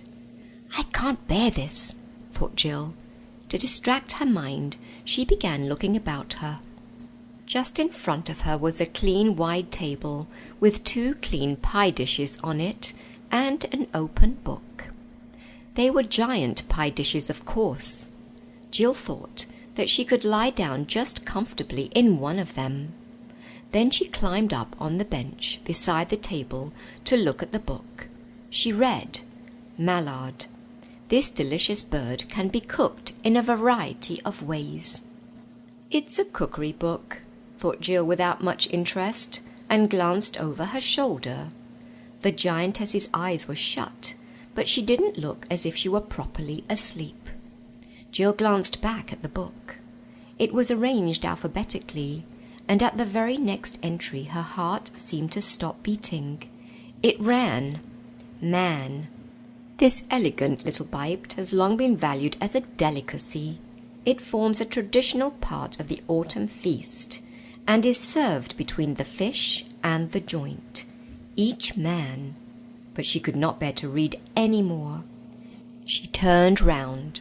The giantess had waked up, and was having a fit of coughing. Jill nudged the other 2 and pointed to the book. They also mounted the bench and bent over the huge pages. Scrub was still reading about how to cook men when Puddleglum pointed to the next entry below it. It was like this: "Marsh Wiggle. Some authorities reject this animal altogether as unfit for giants' consumption because of its stringy consistency and muddy flavour. The flavour can, however, be greatly reduced if—" Jill touched his feet and scrubbed gently. All 3 looked back at the giantess.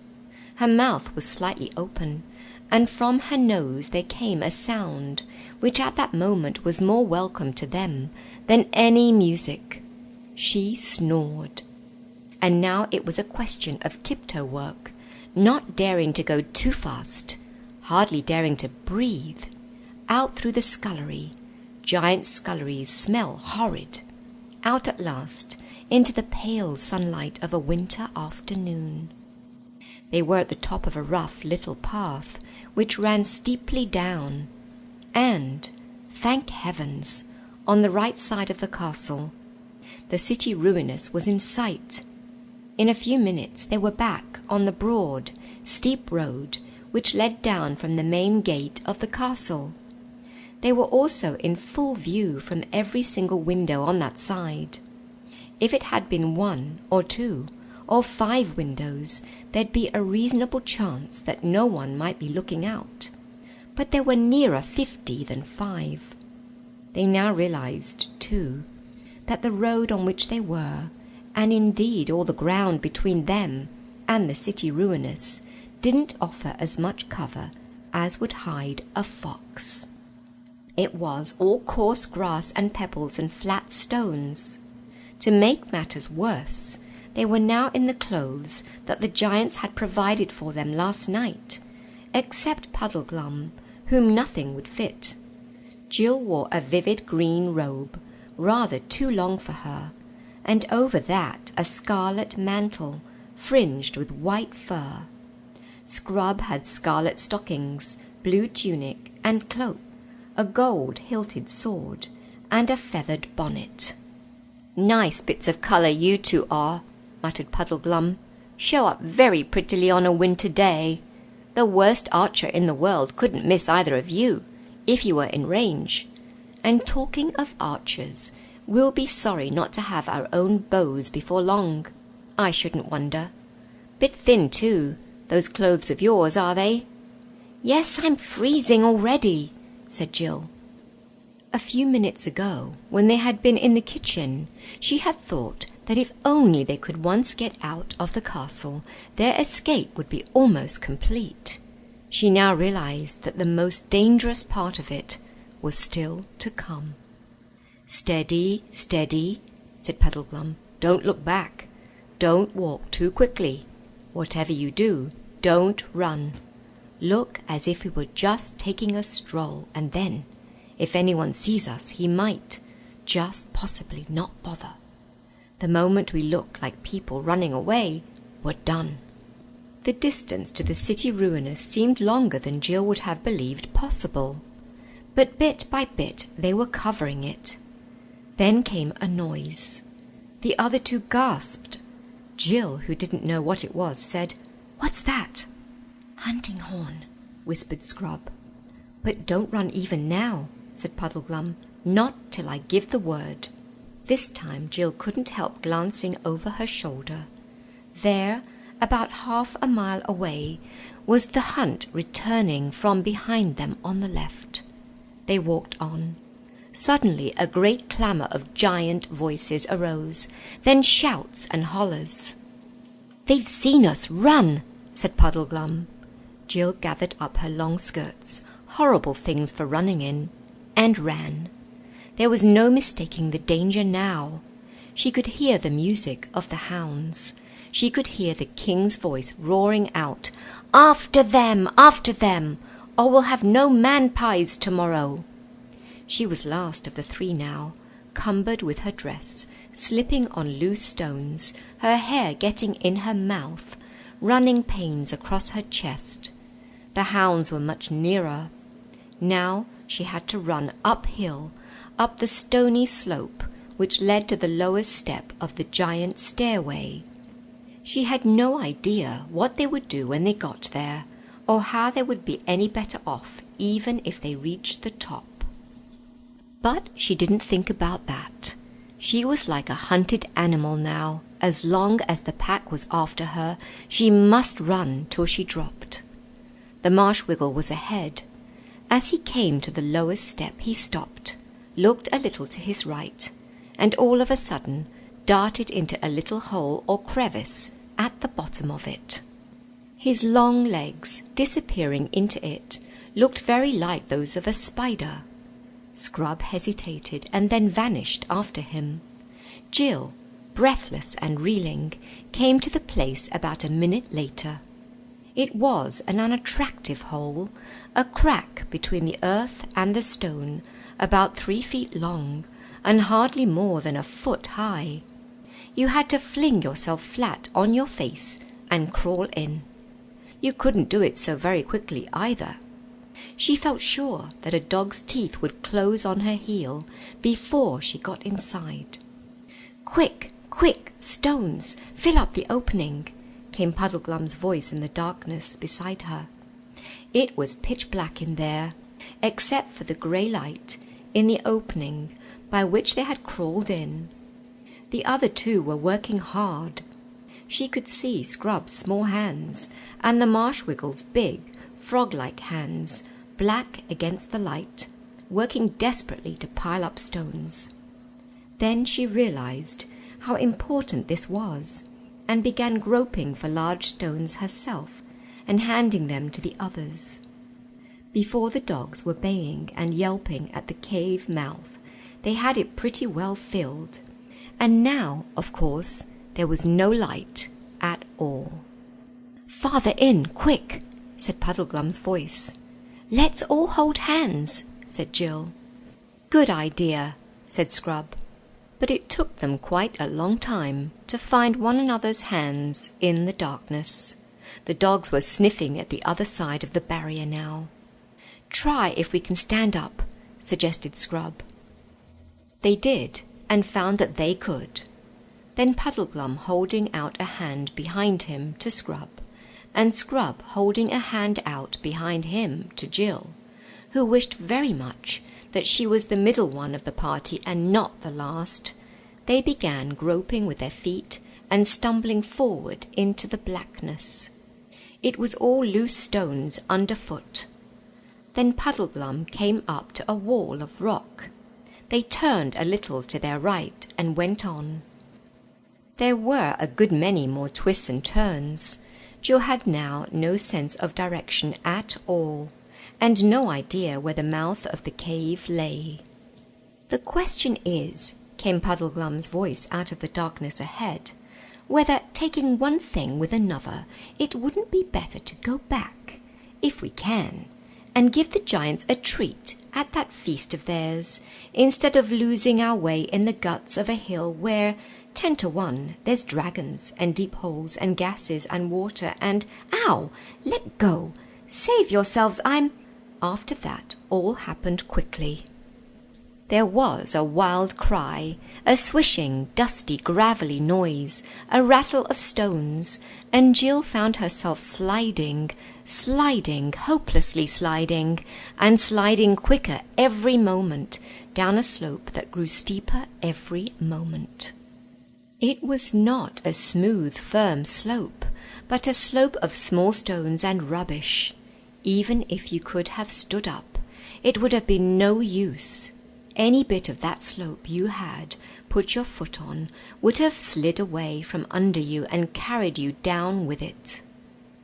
But Jill was more lying than standing, and the further they all slid, the more they disturbed all the stones and earth, so that the general downward rush of everything, including themselves, got faster and louder and dustier and dirtier. From the sharp cries and swearing of the other two, Jill got the idea that many of the stones she was dislodging were hitting Scrub and Puddleglum pretty hard. And now she was going at a furious rate, and felt sure she would be broken to bits at the bottom. Yet somehow they weren't. They were a mass of bruises, and the wet, sticky stuff on her face appeared to be blood. And such a mass of loose earth, shingle and larger stones was piled up round her, and partly over her, that she couldn't get up. The darkness was so complete that it made no difference at all whether you had your eyes open or shut. There was no noise, and that was the very worst moment Jill had ever known in her life. Supposing she was alone, supposing the others. Then she heard movements around her, and presently all three, in shaken voices, were explaining that none of them seemed to have any broken bones. "We can never get up that again," said Scrub's voice. "And have you noticed how warm it is?" said the voice of Puddleglum. "That means we're a long way down. Might be nearly a mile." No one said anything. Some time later, Puddleglum added, "My tinderbox has gone." After another long pause, Jill said, "I'm terribly thirsty." No one suggested doing anything. There was so obviously nothing to be done. For the moment, they did not feel it quite so badly as one might have expected. That was because they were so tired. Long afterward, without the slightest warning, an utterly strange voice spoke. They knew at once that it was not the one voice in the whole world for which each had secretly been hoping, the voice of Aslan. It was a dark, flat voice, almost, if you know what that means, a pitch-black voice. "What make you here, creatures of the overworld?" Please join me next week for the next installment of The Silver Chair from the Chronicles of Narnia by C.S. Lewis, published by Harper Trophy, reproduced with permission from C.S. Lewis Pte. Limited on Ancient Faith Radio.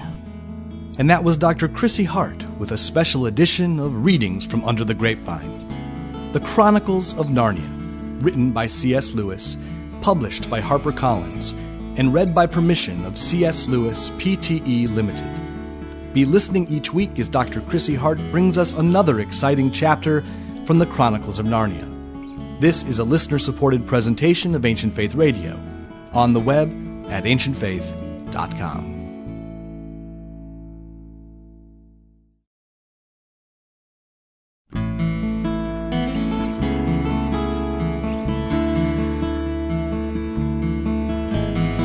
Ancient Faith Radio now presents a very special edition of Readings from Under the Grapevine with Dr. Chrissy Hart through special permission of C.S. Lewis Pte. Limited. Chrissy is reading The Chronicles of Narnia by C.S. Lewis. This classic series is published by HarperCollins and is available at their website at harpercollins.com. Dr. Chrissy Hart is the author of Under the Grapevine and The Hermit, the Icon, and the Emperor, published by Conciliar Press. She's a licensed psychologist from England and now lives in York, Pennsylvania. We hope you'll be listening each week as Chrissy brings you another selection from this classic series. The current book Chrissy is reading is The Silver Chair. Here's Chrissy Hart. The Silver Chair from the Chronicles of Narnia by C.S. Lewis, published by Harper Trophy, reproduced with permission from C.S. Lewis Pte. Limited, Chapter 10. Travels Without the Sun. "Who's there?" shouted the three travellers. "I am the warden of the marches of Underland, and with me stand 100 Earthmen in arms," came the reply. "Tell me quickly who you are, and what is your errand in the deep realm?" "We fell down by accident," said Puddleglum, truthfully enough. "Many fall down, and few return to the sunlit lands," said the voice. "Make ready now to come with me to the Queen of the Deep Realm." "What does she want with us?" asked Scrub cautiously. "I do not know," said the voice. "Her will is not to be questioned, but obeyed." While he said these words, there was a noise like a soft explosion, and immediately a cold light, grey with a little blue in it, flooded the cavern. All hope that the speaker had been idly boasting when he spoke of his 100 armed followers died at once. Jill found herself blinking and staring at a dense crowd. They were of all sizes, from little gnomes barely a foot high to stately figures taller than men. All carried 3-pronged spears in their hands, and all were dreadfully pale. And all stood as still as statues. Apart from that, they were very different. Some had tails and others not. Some wore great beards and others had very round, smooth faces, big as pumpkins. There were long pointed noses and long soft noses like small trunks, and great blobby noses. Several had single horns in the middle of their foreheads. But in one respect, they were all alike. Every face in the whole 100 was as sad as a face could be. They were so sad that, after the first glance, Jill almost forgot to be afraid of them. She felt she would like to cheer them up. "Well," said Puddleglum, rubbing his hands, "this is just what I needed.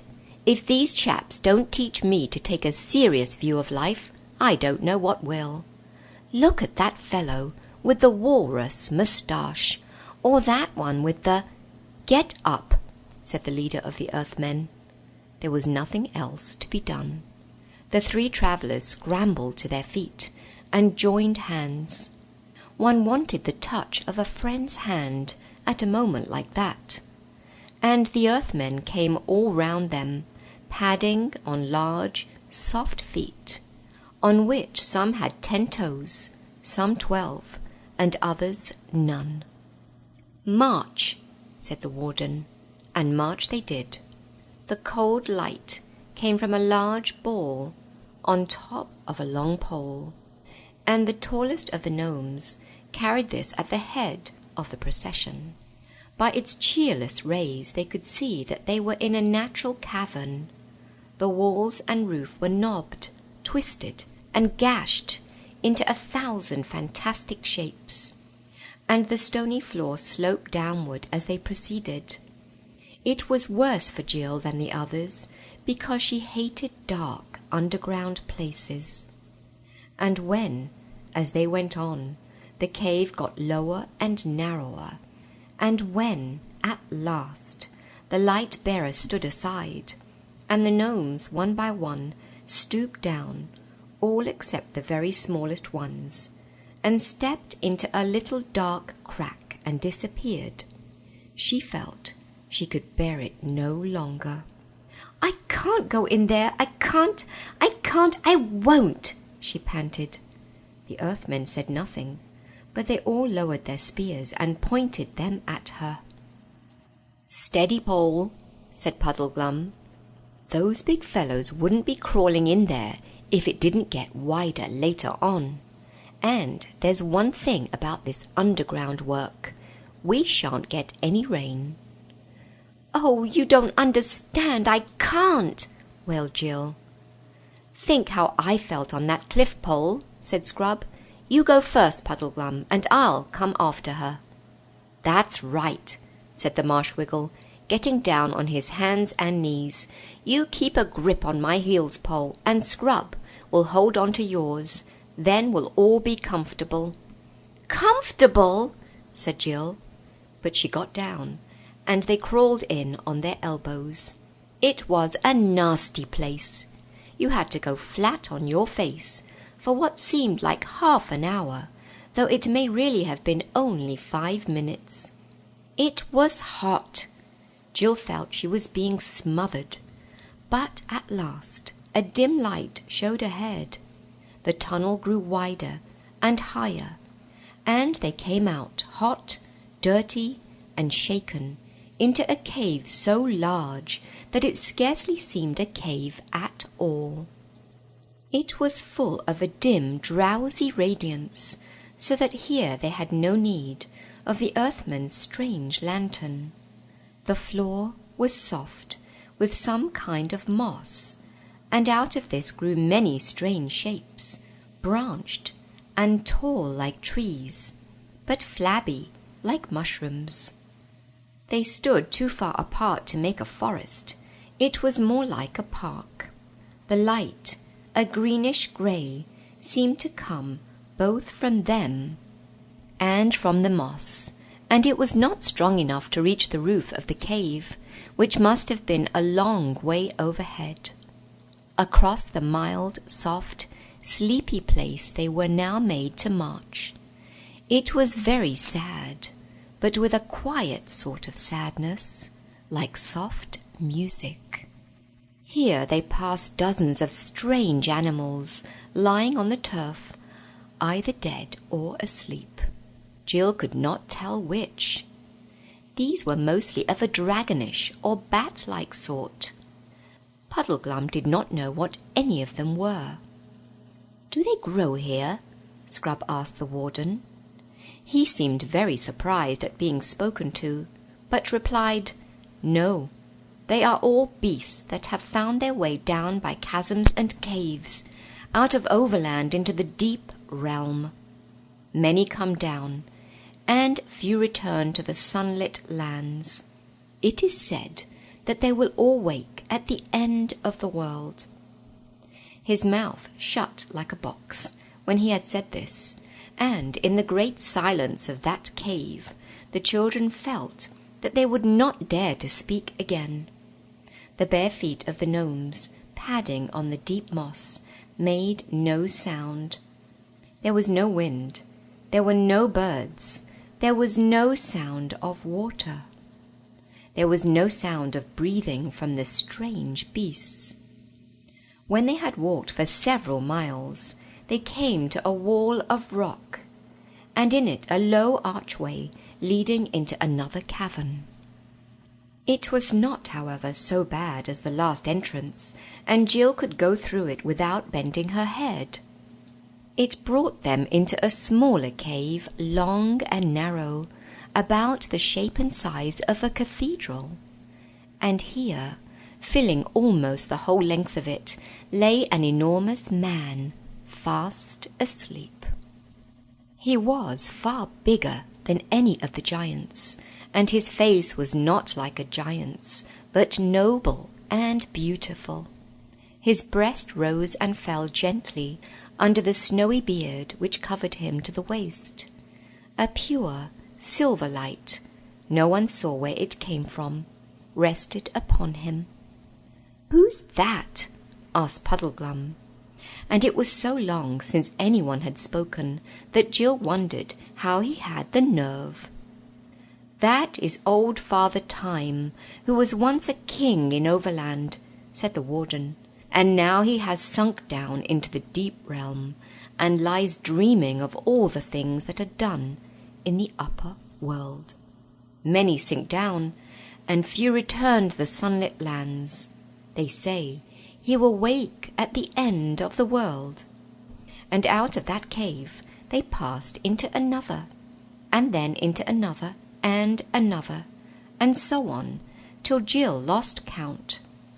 But always they were going downhill, and each cave was lower than the last, till the very thought of the weight and depth of the earth above you was suffocating.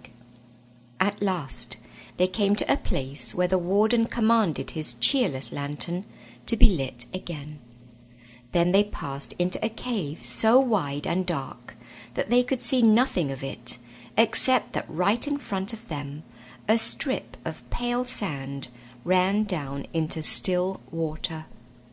And there, beside a little jetty, lay a ship without mast or sail, but with many oars. They were made to go on board her and led forward to the bows, where there was a clear space in front of the rowers' benches, and a seat running round inside the bulwarks. "One thing I'd like to know," said Puddleglum, "is whether anyone from our world, from up atop I mean, has ever done this trip before." "Many have taken ship at the Pale Beaches," replied the warden, and— "Yes, I know," interrupted Puddleglum, "and few return to the sunlit lands. You needn't say it again. You are a chap of one idea, aren't you?"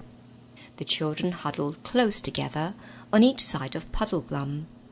They had thought him a wet blanket while they were still above ground, but down here he seemed the only comforting thing they had. Then the pale lantern was hung up amidships. The earthmen sat to the oars, and the ship began to move. The lantern cast its light only a very short way. Looking ahead, they could see nothing but smooth, dark water, fading into absolute blackness. "Oh, whatever will become of us?" said Jill despairingly. "Now don't you let your spirits down, Pole," said the Marshwiggle. "There's one thing you've got to remember. We're back on the right lines. We were to go under the ruined city, and we are under it. We're following the instructions again." Presently they were given food, flat, flabby cakes of some sort, which had hardly any taste. and after that they gradually fell asleep. But when they woke, everything was just the same. The gnomes still rowing, the ship still gliding on, still dead blackness ahead. How often they woke and slept and ate and slept again, none of them could ever remember. And the worst thing about it was that you began to feel as if you had always lived on that ship, in that darkness, and to wonder whether sun and blue skies and wind and birds had not been only a dream. They had almost given up hoping or being afraid about anything when at last they saw lights ahead, dreary lights, like that of their own lantern. Then, quite suddenly, one of these lights came close, and they saw that they were passing another ship. After that, they met several ships. Then, staring till their eyes hurt, they saw that some of the lights ahead were shining on what looked like wharfs, walls, towers, and moving crowds. But still, there was hardly any noise. "By Jove," said Scrub, "a city!" And soon they all saw that he was right. But it was a queer city. The lights were so few and far apart that they would hardly have done for scattered cottages in our world. But the little bits of the place which you could see by the lights were like glimpses of a great seaport.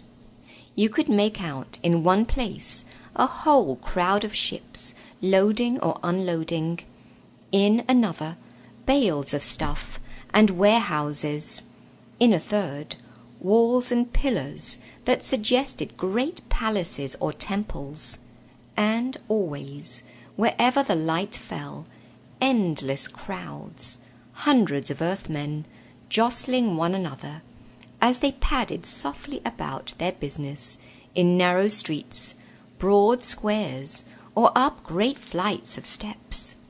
Their continued movement made a sort of soft, murmuring noise as the ship drew nearer and nearer.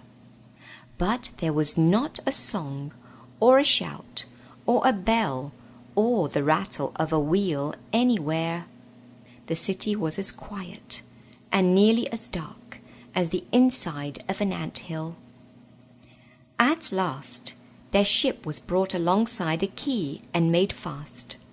The 3 travellers were taken ashore and marched up into the city. Crowds of earthmen, no two alike, rubbed shoulders with them in the crowded streets, and the sad light fell on many sad and grotesque faces. But no one showed any interest in the strangers.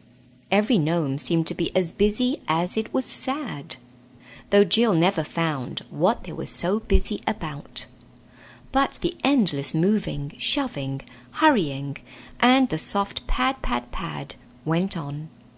At last they came to what appeared to be a great castle, though few of the windows in it were lighted. Here they were taken in and made to cross a courtyard, and to climb many staircases. This brought them in the end to a great murkily lit hall. But in one corner of it, oh joy, there was an archway filled with a quite different sort of light, the honest, yellowish, warm light of such a lamp as humans use. What showed by this light inside the archway was the foot of a staircase which wound upward between walls of stone. The light seemed to come from the top. 2 earthmen stood, one on each side of the arch, like sentries or footmen.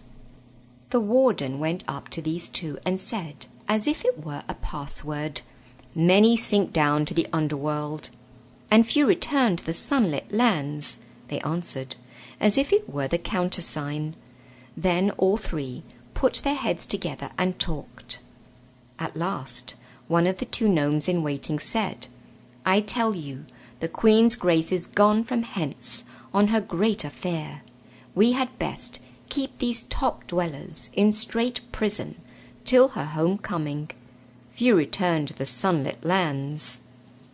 At that moment the conversation was interrupted by what seemed to Jill the most delightful noise in the world.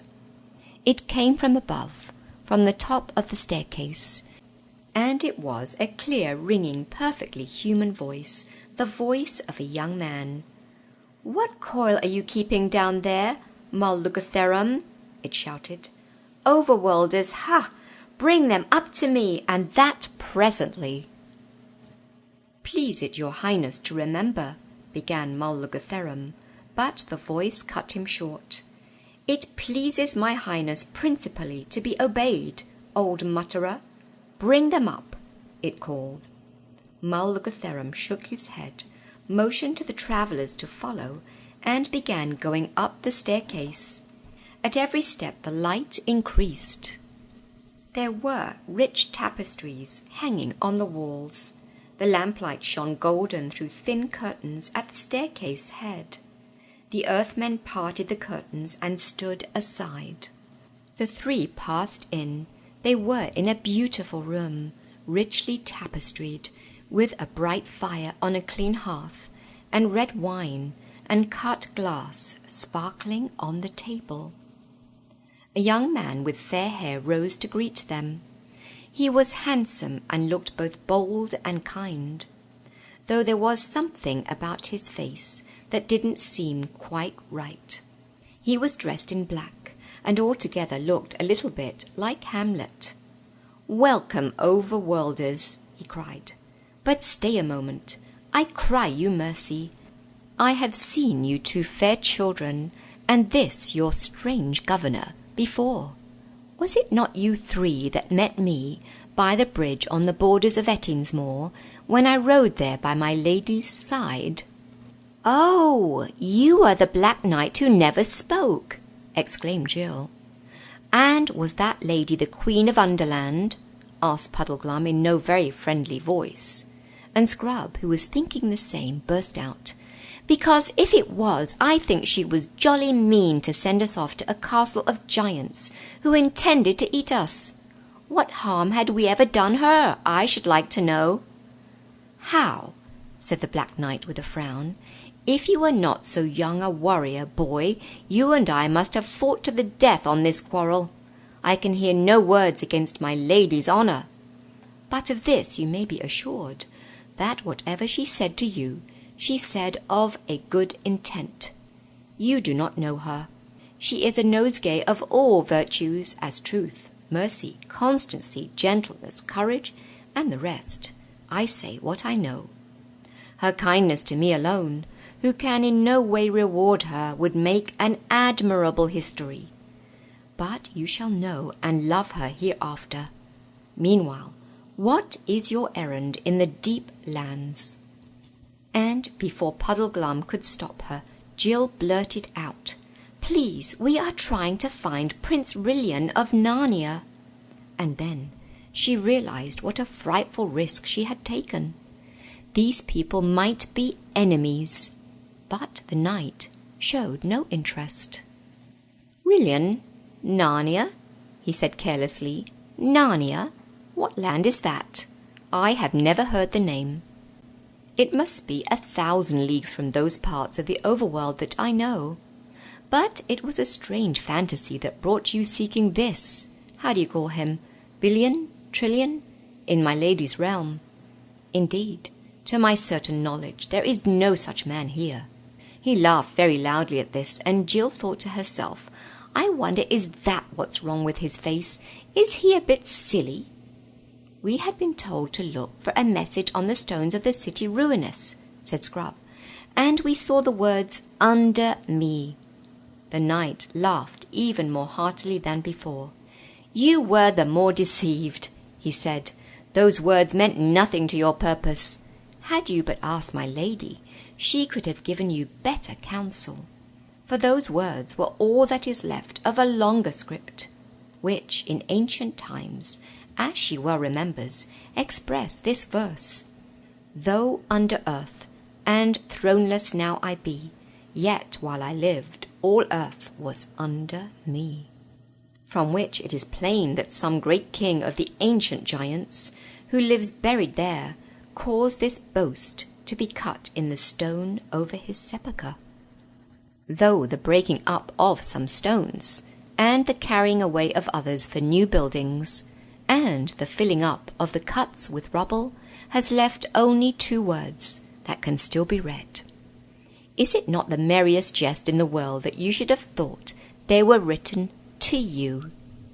This was like cold water down the back to Scrub and Jill, for it seemed to them very likely that the words had nothing to do with their quest at all, and that they had been taken in by a mere accident.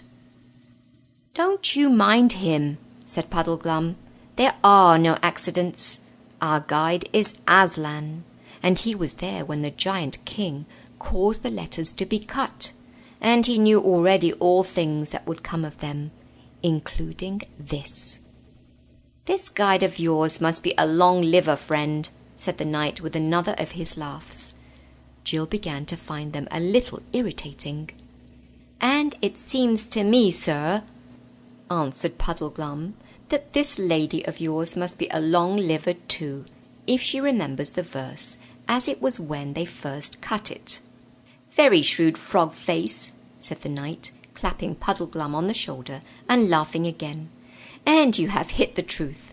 She is of divine race, and knows neither age nor death. I am the more thankful to her for all her infinite bounty to such a poor mortal wretch as I. For you must know, sirs, I am a man under most strange afflictions, and none but the Queen's grace would have had patience with me." "Patience," said I, "but it goes far beyond that. She has promised me a great kingdom in Overland, and, when I am king, her own most gracious hand in marriage. But the tale is too long for you to hear fasting and standing.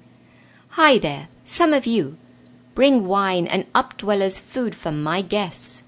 Please you, be seated, gentlemen. Little maiden, sit in this chair. You shall hear it all. To be continued next week. You have been listening to The Silver Chair from the Chronicles of Narnia by C.S. Lewis, published by Harper Trophy, reproduced with permission from C.S. Lewis, Pte. Limited on Ancient Faith Radio. And that was Dr. Chrissy Hart with a special edition of Readings from Under the Grapevine. The Chronicles of Narnia, written by C.S. Lewis, published by HarperCollins, and read by permission of C.S. Lewis, Pte. Limited. Be listening each week as Dr. Chrissy Hart brings us another exciting chapter from the Chronicles of Narnia. This is a listener-supported presentation of Ancient Faith Radio, on the web at ancientfaith.com.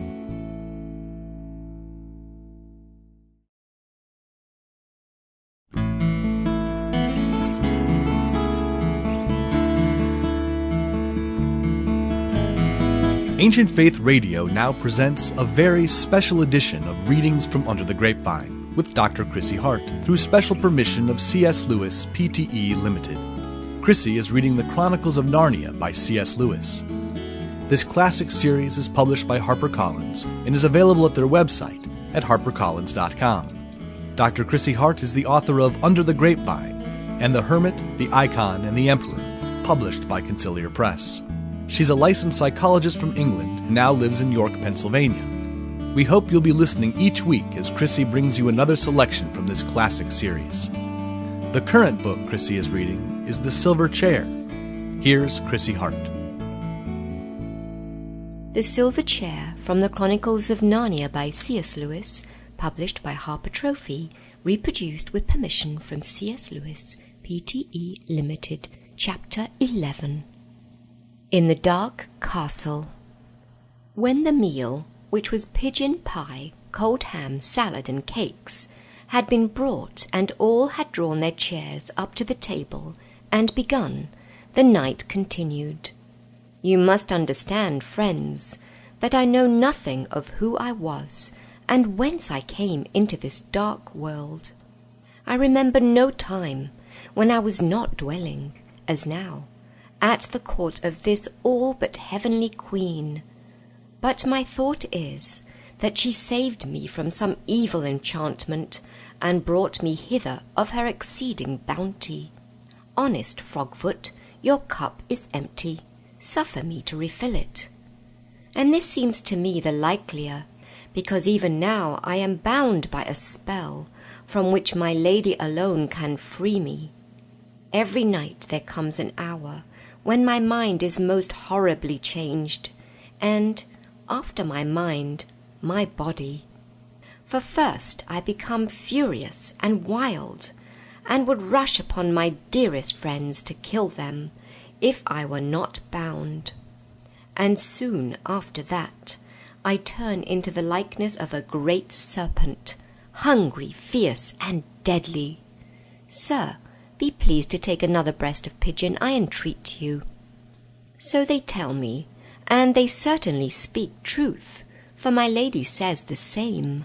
I myself know nothing of it, for when my hour is past, I awake forgetful of all that vile fit, and in my proper shape and sound mind, saving that I am somewhat wearied. Little lady, eat one of those honey cakes which are brought for me from some barbarous land in the far south of the world. Now, the Queen's Majesty knows by her art that I shall be freed from this enchantment when once she has made me king of a land in the overworld, and set its crown upon my head. The land is already chosen, and the very place of our breaking out. Her earthmen have worked day and night, digging away beneath it, and have now gone so far and so high that they tunnel not a score of feet beneath the very grass the updwellers of that country walk. It will be very soon now that those uplanders' fate will come upon them. She herself is at the diggings tonight, and I expect a message to go to her. Then the thin roof of earth, which still keeps me from my kingdom, shall be broken through, and with her to guide me, and 1,000 earthmen at my back, I shall ride forth in arms, fall suddenly on our enemies, slay their chief man, cast down their strong places, and doubtless be their crowned king within 24 hours.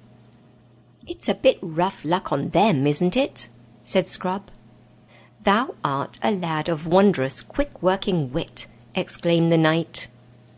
For on my honour, I had never thought of it so before. I see your meaning.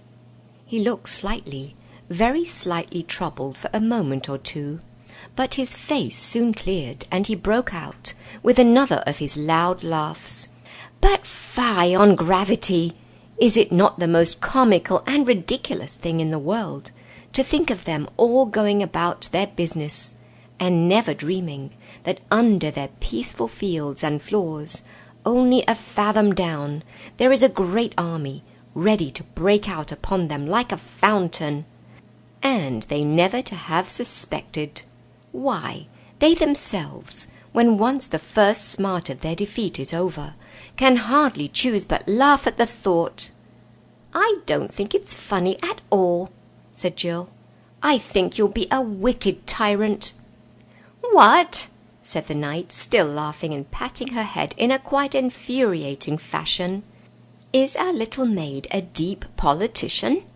But never fear, sweetheart.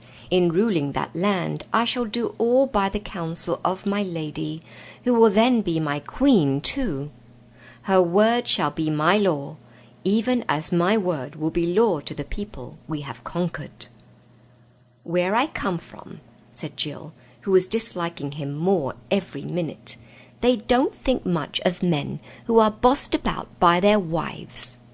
Shalt think otherwise when thou hast a man of thine own, I warrant you, said the knight, apparently thinking this very funny. But with my lady it is another matter. I am well content to live by her word, who has already saved me from 1,000 dangers. No mother has taken pains more tenderly for her child than the Queen's grace has for me. Why, look you, amid all her cares and business, She rideth out with me in the overworld many a time, and oft to accustom my eyes to the sunlight. And then I must go fully armed, and with visor down, so that no man may see my face, and I must speak to no one. For she had found out by art magical that this would hinder my deliverance from the grievous enchantment I lie under. Is not that a lady worthy of a man's whole worship?" "Sounds a very nice lady indeed," said Puddleglum in a voice which meant exactly the opposite. They were thoroughly tired of the night's talk before they had finished supper. Puddleglum was thinking, "I wonder what game that witch is really playing with this young fool." Scrub was thinking, "He's a great baby really, tied to that woman's apron strings. He's a sap." And Jill was thinking, "He's the silliest, most conceited, selfish pig I've met for a long time." But when the meal was over, the knight's mood had changed. There was no more laughter about him. "Friends," he said, "my hour is now very near. I am ashamed that you should see me, yet I dread being left alone. There will come in presently, and bind me hand and foot to yonder chair. Alas, so it must be, for in my fury, they tell me, I would destroy all that I could reach." "I say," said Scrub, "I'm awfully sorry about your enchantment, of course, but what will those fellows do to us when they come to bind you? They talked of putting us in prison, and we don't like all those dark places very much. We'd much rather stay here till you're better, if we may." "It is well thought of," said the knight. "By custom none but the queen herself remains with me in my evil hour. Such is her tender care for my honour that she would not willingly suffer any ears but her own to hear the words I utter in that frenzy. But I could not easily persuade my attendant gnomes that you should be left with me. And I think I hear their soft feet even now upon the stairs. Go through yonder door. It leads into my other apartments, and there either await my coming, when they have unbound me, or, if you will, return and sit with me in my ravings." They followed his directions, and passed out of the room by a door which they had not yet seen opened. It brought them, they were pleased to see, not into darkness, but into a lighted corridor. They tried various doors and found what they very badly needed, water for washing, and even a looking-glass. "He never offered us a wash before supper," said Jill, drying her face. "Selfish, self-centred pig." "Are we going back to watch the enchantment, or shall we stay here?" said Scrub. "Stay here, I vote," said Jill. "I'd much rather not see it." But she felt a little inquisitive all the same. "No, go back," said Puddleglum. "We may pick up some information, and we need all we can get. I am sure that queen is a witch and an enemy, and those earthmen would knock us on the head as soon as look at us. There's a stronger smell of danger and lies and magic and treason about this land than I've ever smelled before. We need to keep our eyes and ears open."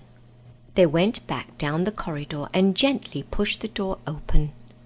"It's all right," said Scrub, meaning that there were no earthmen about. Then they all came back into the room where they had supped.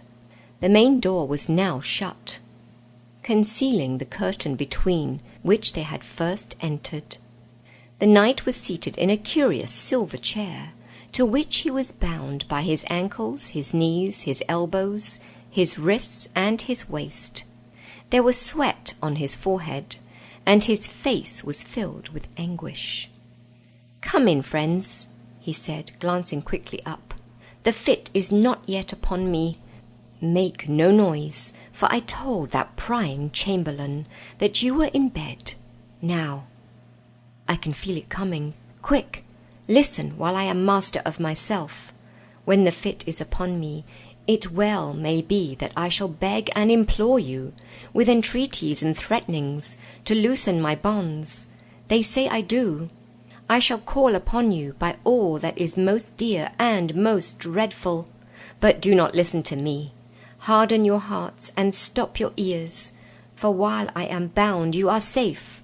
But if once I were up and out of this chair, then first would come my fury, and after that," he shuddered, "the change into a loathsome serpent."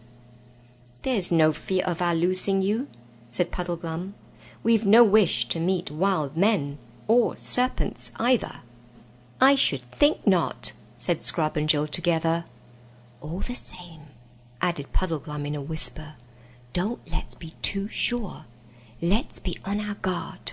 We've muffed everything else, you know. He'll be cunning, I shouldn't wonder, once he gets started. Can we trust one another? Do we all promise that whatever he says, we don't touch those cords? Whatever he says, mind you." "Rather," said Scrub. "There's nothing in the world he can say or do that'll make me change my mind," said Jill. "Hush! Something's happening," said Puddleglum. The knight was moaning. His face was as pale as putty, and he writhed in his bonds, and whether because she was sorry for him, or for some other reason, Jill thought that he looked a nicer sort of man than he had looked before. "Ah," he groaned, "enchantments, enchantments! The heavy, tangled, cold, clammy web of evil magic, buried alive, dragged down under the earth, down into the sooty blackness. How many years is it? Have I lived 10 years, or 1,000 years in the pit? Maggot men all around me. Oh, have mercy! Let me out!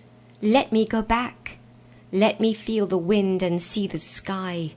There used to be a little pool. When you looked down into it, you could see all the trees, growing upside down in the water, all green, and below them, deep, very deep, the blue sky."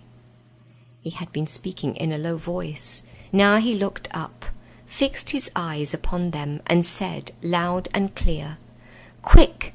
I am sane now. Every night I am sane. If only I could get out of this enchanted chair, it would last. I should be a man again. But every night they bind me, and so every night my chance is gone.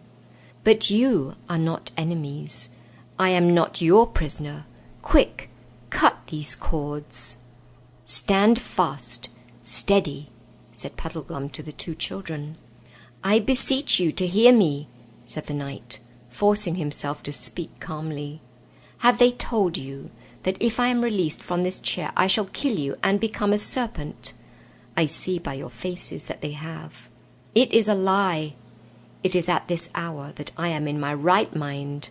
It is all the rest of the day that I am enchanted. You are not earthmen, nor witches. Why should you be on their side? Of your courtesy, cut my bonds." "Steady, steady, steady," said the 3 travellers to one another. "Oh, you have hearts of stone," said the knight. "Believe me, you look upon a wretch who has suffered almost more than any mortal can bear. What wrong have I ever done you, that you should side with my enemies to keep me in such miseries? And the minutes are slipping past. Now you can save me. When this hour has passed, I shall be witless again, the toy and lapdog, nay, more likely the pawn and tool of the most devilish sorceress that ever planned the woe of men. And this night, of all nights, when she is away, you take from me a chance that may never come again." "This is dreadful. I do wish we'd stayed away till it was over," said Jill. "Steady," said Puddleglum. The prisoner's voice was now rising into a shriek. "Let me go, I say! Give me my sword! My sword! Once I am free, I shall take such revenge on earthmen that Underland will talk of it for 1,000 years." "Now the frenzy is beginning," said Scrub. "I hope those knots are all right." "Yes," said Puddleglum. "He'd have twice his natural strength if he got free now, and I'm not clever with my sword. He'd get us both, I shouldn't wonder, and then Poll, on her own, would be left to tackle the snake." The prisoner was now so straining at his bonds that they cut into his wrists and ankles. "Beware," he said, "beware. One night I did break them, but the witch was there that time. You will not have her to help you tonight. Free me now, and I am your friend. I'm your mortal enemy else." "Cunning, isn't he?" said Puddleglum. "Once and for all," said the prisoner, "I adjure you to set me free. By all fears and all loves, by the bright skies of Overland, by the great lion, by Aslan himself, I charge you." "Oh," said the three travellers, as though they had been hurt. "It's the sign," said Puddleglum. "It was the words of the sign," said Scrub more cautiously.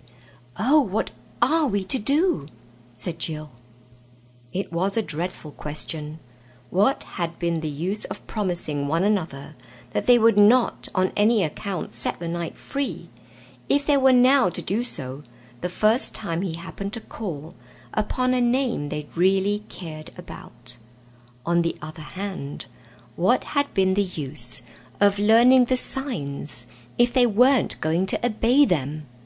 Yet, could Aslan have really meant them to unbind anyone, even a lunatic, who asked it in his name? Could it be a mere accident? Or how if the queen of the underworld knew all about the signs, and had made the knight learn this name simply in order to entrap them? But then, supposing this was the real sign? They had muffed 3 already. They daren't muff the 4th. "Oh, if only we knew," said Jill. "I think we do know," said Puddleglum. "Do you mean you think everything will come right if we do untie him?" said Scrub. "I don't know about that," said Puddleglum. "You see, Aslan didn't tell Poll what would happen. He only told her what to do. That fella will be the death of us once he's up, I shouldn't wonder. But that doesn't let us off following the sign." They all stood, looking at one another with bright eyes. It was a sickening moment. "All right," said Jill suddenly. "Let's get it over. Goodbye, everyone." They all shook hands. The knight was screaming by now. There was foam on his cheeks. "Come on, Scrub," said Puddleglum. He and Scrub drew their swords and went over to the captive. "In the name of Aslan," they said, and began methodically cutting the cords. The instant the prisoner was free, he crossed the room in a single bound, seized his own sword, which had been taken from him, and laid on the table, and drew it. "You first," he cried, and fell upon the silver chair. That must have been a good sword. The silver gave way before its edge like string, and in a moment a few twisted fragments, shining on the floor, were all that was left. But as the chair broke, there came from it a bright flash, a sound like small thunder, and, for one moment, a loathsome smell. "Lie there, vile engine of sorcery," he said, "lest your mistress should ever use you for another victim." Then he turned and surveyed his rescuers, and the something wrong, whatever it was, had vanished from his face. "What?" he cried, turning to Puddleglum. "Do I see before me a marsh-wiggle, a real, live, honest Narnian marsh-wiggle?" "Oh, so you have heard of Narnia after all," said Jill. "Had I forgotten it when I was under the spell?" asked the knight. "Well, that and all other bedevilments are now over. You may well believe that I know Narnia, for I am Rillian, Prince of Narnia, and Caspian, the great king, is my father." "Your Royal Highness," said Puddleglum, sinking on one knee, and the children did the same, "we have come hither for no other end than to seek you." "And who are you, my other deliverers?" said the prince to Scrub and Jill. "We were sent by Aslan himself from beyond the world's end to seek your highness," said Scrub. "I am Eustace, who sailed with him to the island of Remandu. I owe all three of you a greater debt than I can ever pay," said Prince Rillian. "But my father, is he yet alive?" "He sailed east again before we left Narnia, my lord," said Puddleglum. "But your highness must consider that the king is very old. It is 10 to 1 his majesty must die on the voyage." "He is old, you say? How long, then, have I been in the power of the witch?" "It is more than 10 years since your highness was lost in the woods at the north side of Narnia." 10 years, said the prince, drawing his hand across his face as if to rub away the past. "Yes, I believe you, for now that I am myself, I can remember that enchanted life, though while I was enchanted, I could not remember my true self. And now, fair friends, but wait, I hear their feet. Does it not sicken a man, that padding, woolly tread? Faugh! On the stairs. Lock the door, boy, or stay, I have a better thought than that.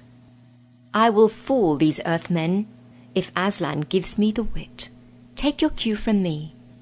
He walked resolutely to the door and flung it wide open. Please join me next week for the next installment of The Silver Chair from the Chronicles of Narnia by C.S. Lewis, published by Harper Trophy, reproduced with permission from C.S. Lewis, Pte. Limited on Ancient Faith Radio. And that was Dr. Chrissy Hart with a special edition of Readings from Under the Grapevine. The Chronicles of Narnia, written by C.S. Lewis, published by HarperCollins, and read by permission of C.S. Lewis, Pte. Limited. Be listening each week as Dr. Chrissy Hart brings us another exciting chapter from the Chronicles of Narnia. This is a listener-supported presentation of Ancient Faith Radio, on the web at ancientfaith.com.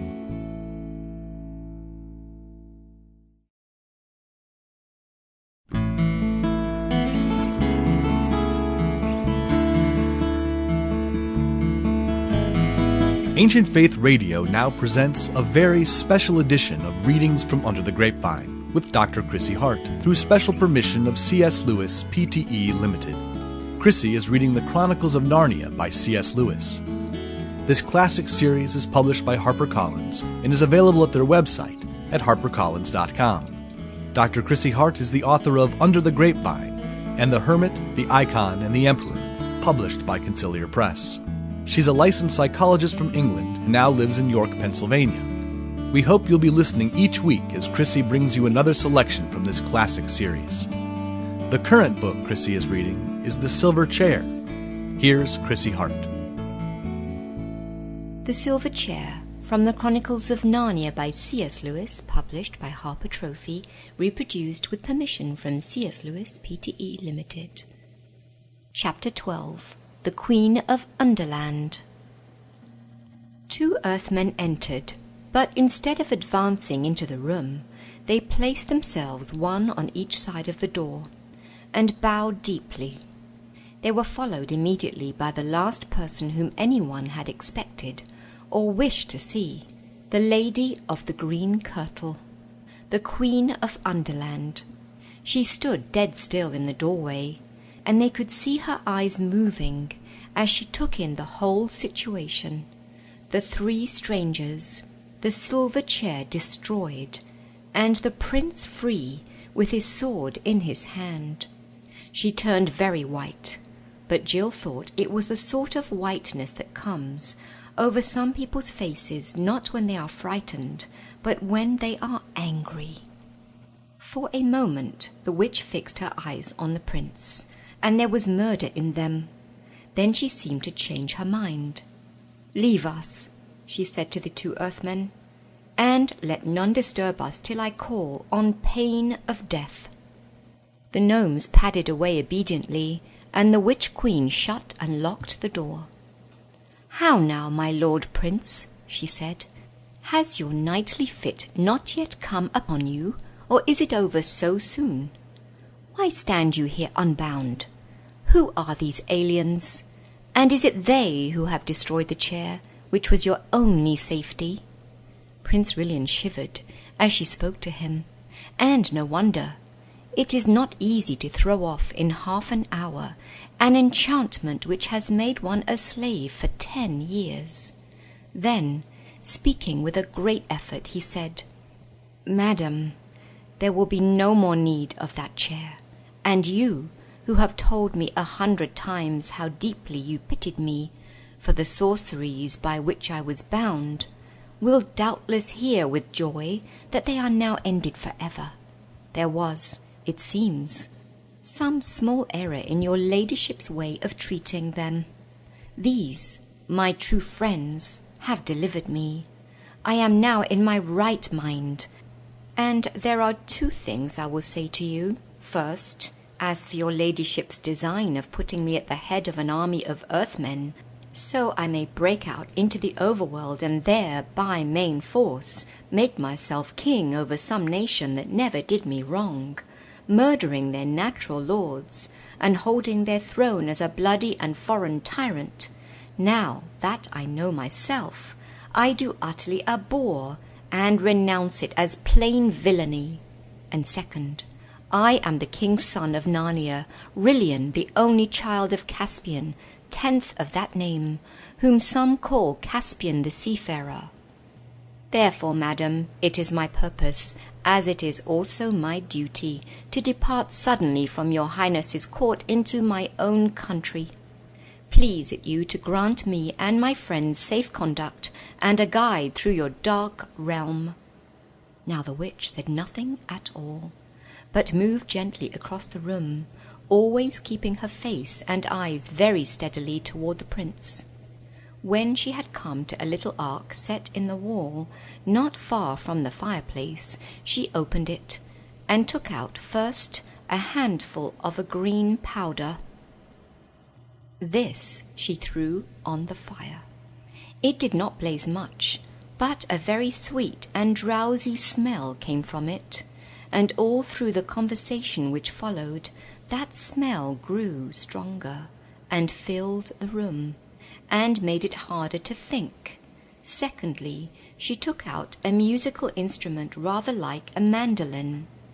She began to play it with her fingers, a steady, monotonous thrumming, that you didn't notice after a few minutes. But the less you noticed it, the more it got into your brain and your blood. This also made it hard to think. After she had thrummed for a time, and the sweet smell was now strong, she began speaking in a sweet, quiet voice. "Narnia," she said, "Narnia. I have often heard your lordship utter that name in your ravings. Dear prince, you are very sick. There is no land called Narnia." "Yes, there is, though, ma'am," said Puddleglum. "You see, I happen to have lived there all my life." "Indeed," said the witch. "Tell me, I pray you, where that country is." "Up there," said Puddleglum stoutly, pointing overhead. I don't know exactly where." "How?" said the Queen, with a kind, soft, musical laugh. "Is there a country up among the stones and mortar on the roof?" "No," said Puddleglum, struggling a little to get his breath. "It's in Overworld." "And what, or where, pray, is this? How do you call it? Overworld?" "Oh, don't be so silly," said Scrub, who was fighting hard against the enchantment of the sweet smell and the thrumming. "As if you didn't know. It's up above, up where you can see the sky and the sun and the stars. Why, you've been there yourself. We met you there." "Ha! I cry you mercy, little brother," laughed the witch. You couldn't have heard a lovelier laugh. "I have no memory of that meeting. but we often meet our friends in strange places when we dream, and unless all dreamed alike, you must not ask them to remember it." "Madam," said the prince sternly, "I have already told your grace that I am the king's son of Narnia." "And shalt be, dear friend," said the witch in a soothing voice, as if she was humouring a child. "Shalt be king of many imagined lands in thy fantasies." "We've been there too," snapped Jill. She was very angry, because she could feel enchantment getting hold of her every moment. But, of course, the very fact that she could still feel it showed that it had not yet fully worked. "And thou art queen of Narnia too, I doubt not, pretty one?" said the witch in the same coaxing, half-mocking tone. "I'm nothing of the sort," said Jill, stamping her foot. "We come from another world." "Why, this is a prettier game than the other," said the witch. "Tell us, little maid, where is this other world? What ships and chariots go between it and ours?" Of course, a lot of things darted into Jill's head at once. Experiment house, Adela Pennyfather, her own home, radio sets, cinemas, cars, airplanes, ration books, queues. But they seemed dim and far away. Thrum, thrum, thrum, went the strings of the witch's instrument. Jill couldn't remember the names of the things in our world, and this time it didn't come into her head that she was becoming enchanted, for now the magic was in its full strength, and of course, the more enchanted you get, the more you feel that you are not enchanted at all. She found herself saying, and at the moment it was a relief to say, "No, I suppose that other world must be all a dream." "Yes, it is all a dream," said the witch, always thrumming. "Yes, all a dream," said Jill. "There never was such a world," said the witch. "No," said Jill and Scrub, "never was such a world." "There never was any world but mine," said the witch. "There never was any world but yours," said they. Puddleglum was still fighting hard. "I don't know rightly what you all mean by a world," he said, talking like a man who hasn't enough air. "But you can play that fiddle till your fingers drop off, and still you won't make me forget Narnia, and the whole overworld too. We'll never see it again, I shouldn't wonder. You may have blotted it out and turned it dark like this, for all I know. Nothing more likely. But I know I was there once. I've seen the sky full of stars. I've seen the sun coming up out of the sea of a morning and sinking behind the mountains at night. And I've seen him up in the midday sky when I couldn't look at him for brightness." Puddleglum's words had a very rousing effect. The other three all breathed again and looked at one another like people newly awaked. "Why, there it is!" cried the prince. "Of course! The blessing of Aslan upon this honest marsh-wiggle. We have all been dreaming these last few minutes. How could we have forgotten it? Of course we've all seen the sun." "By Jove, so we have," said Scrub. "Good for you, Puddleglum. You're the only one of us with any sense, I do believe." Then came the witch's voice, cooing softly like the voice of a wood pigeon, from the high elms in an old garden at 3 o'clock in the middle of a sleepy summer afternoon, and it said, "What is this sun that you all speak of? Do you mean anything by the word?" "Yes, we jolly well do," said Scrub. "Can you tell me what it's like?" asked the witch. Thrum, thrum, thrum went the strings. "Please it your grace," said the prince very coldly and politely. "You see that lamp? It is round and yellow and gives light to the whole room, and hangeth moreover from the roof. Now that thing which we call the sun is like the lamp, only far greater and brighter. It giveth light to the whole overworld and hangeth in the sky." "Hangeth from what, my lord?" asked the witch. And then, while they were all still thinking how to answer her, she added, with another of her soft silver laughs, "You see, when you try to think out clearly what this sun must be, you cannot tell me. You can only tell me it is like the lamp. Your sun is a dream, and there is nothing in that dream that was not copied from the lamp. The lamp is the real thing. The sun is but a tale, a children's story." "Yes, I see now," said Jill, in a heavy, hopeless tone. "It must be so." And while she said this, it seemed to her to be a very good sense. Slowly and gravely the witch repeated, "There is no sun." And they all said nothing. She repeated in a softer and deeper voice, "There is no sun." After a pause, and after a struggle in their minds, all four of them said together, "You are right. There is no sun." It was such a relief to give in and say it. "There never was a sun," said the witch. "No, there never was a sun," said the prince and the Marshwiggle and the children. For the last few minutes Jill had been feeling that there was something she must remember at all costs, and now she did. But it was dreadfully hard to say it. She felt as if huge weights were laid on her lips.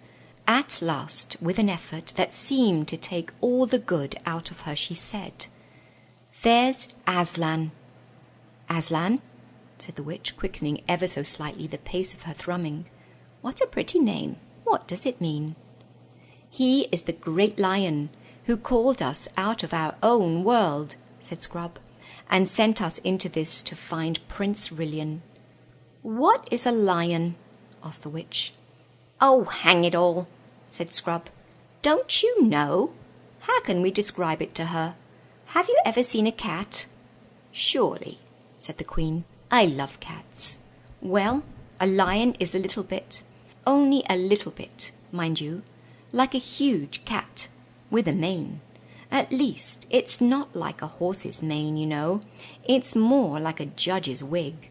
And it's yellow, and terrifically strong." The witch shook her head. "I see," she said, "that we should do no better with your lion, as you call it, than we did with your sun. You have seen lamps, and so you imagined a bigger and better lamp and called it the sun. You've seen cats, and now you want a bigger and better cat, and it's to be called a lion.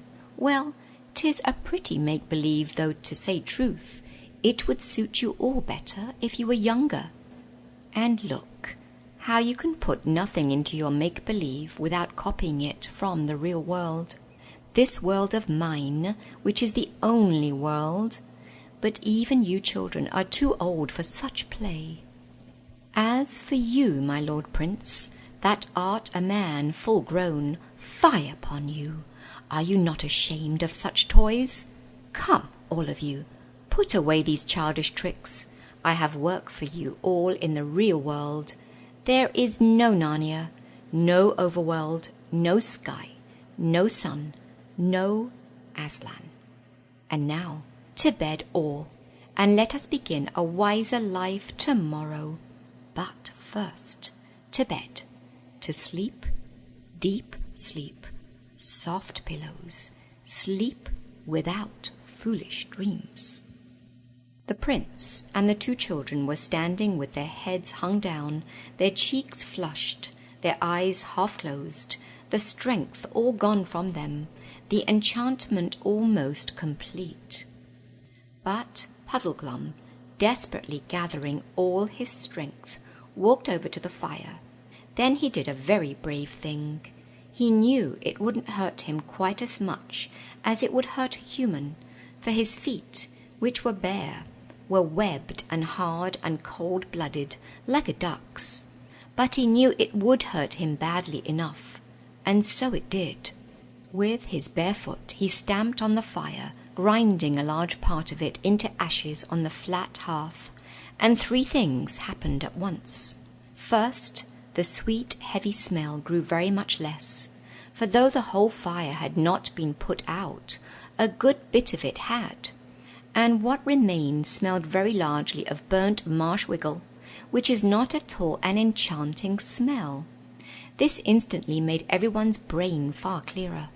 The prince and the children held up their heads again and opened their eyes.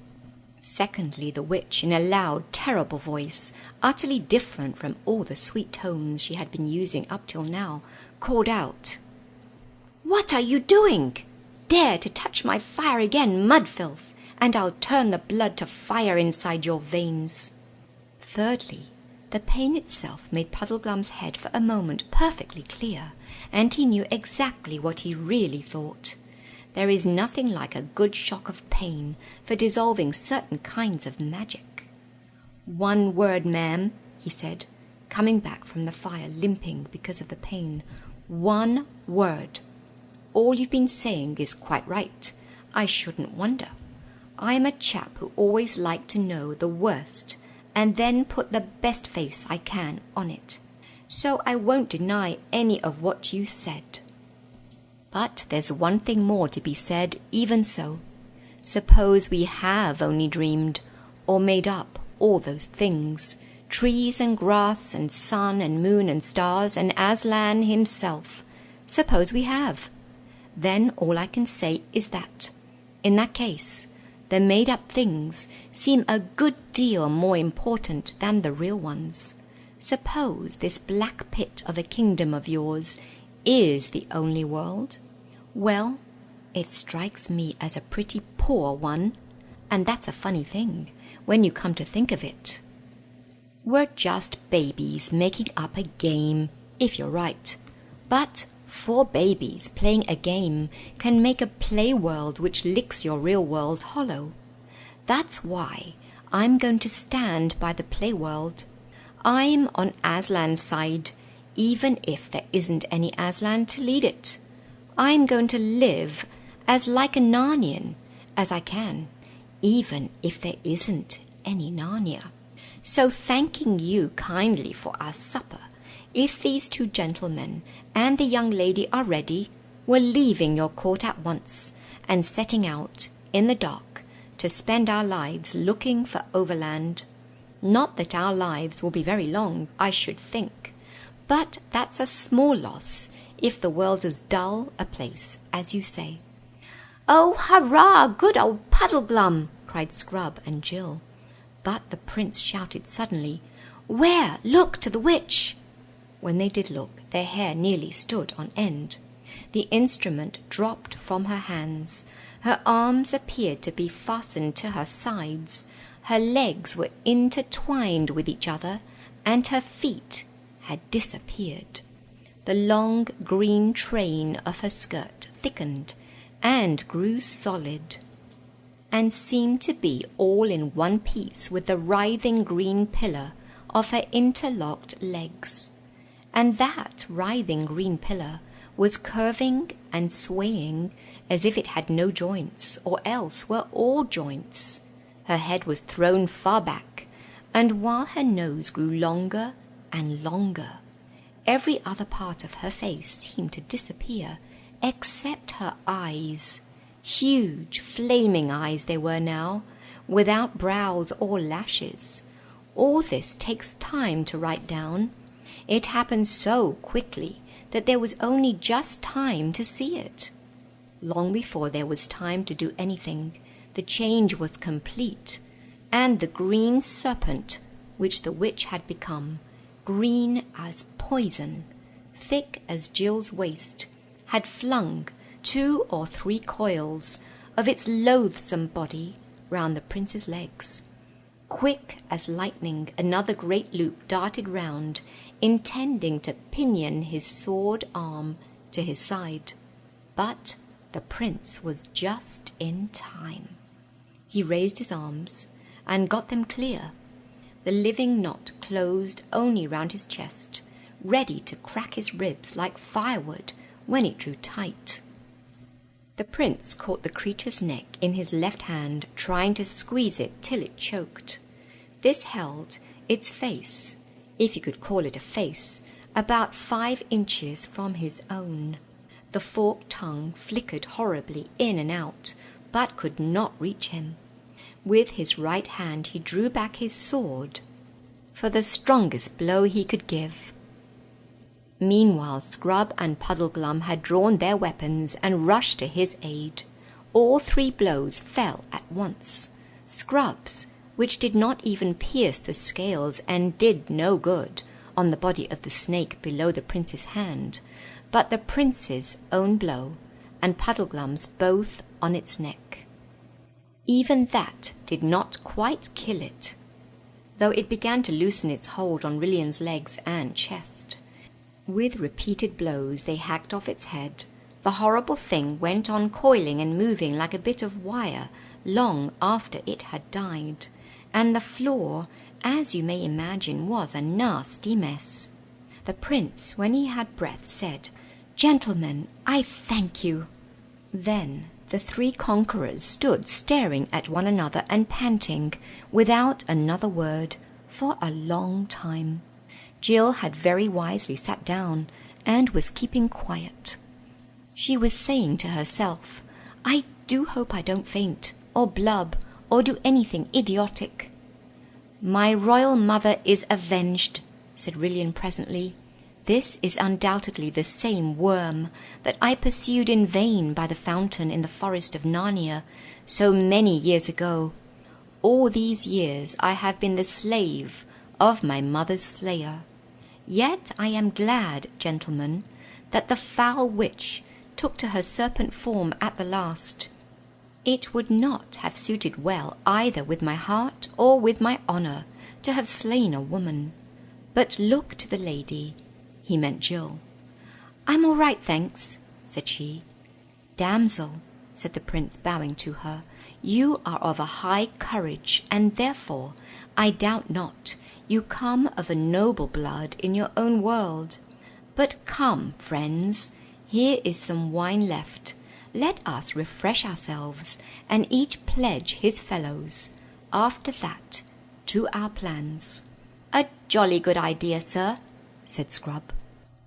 To be continued. You have been listening to The Silver Chair from the Chronicles of Narnia by C.S. Lewis, published by Harper Trophy, reproduced with permission from C.S. Lewis, Pte. Limited, on Ancient Faith Radio. And that was Dr. Chrissy Hart with a special edition of Readings from Under the Grapevine.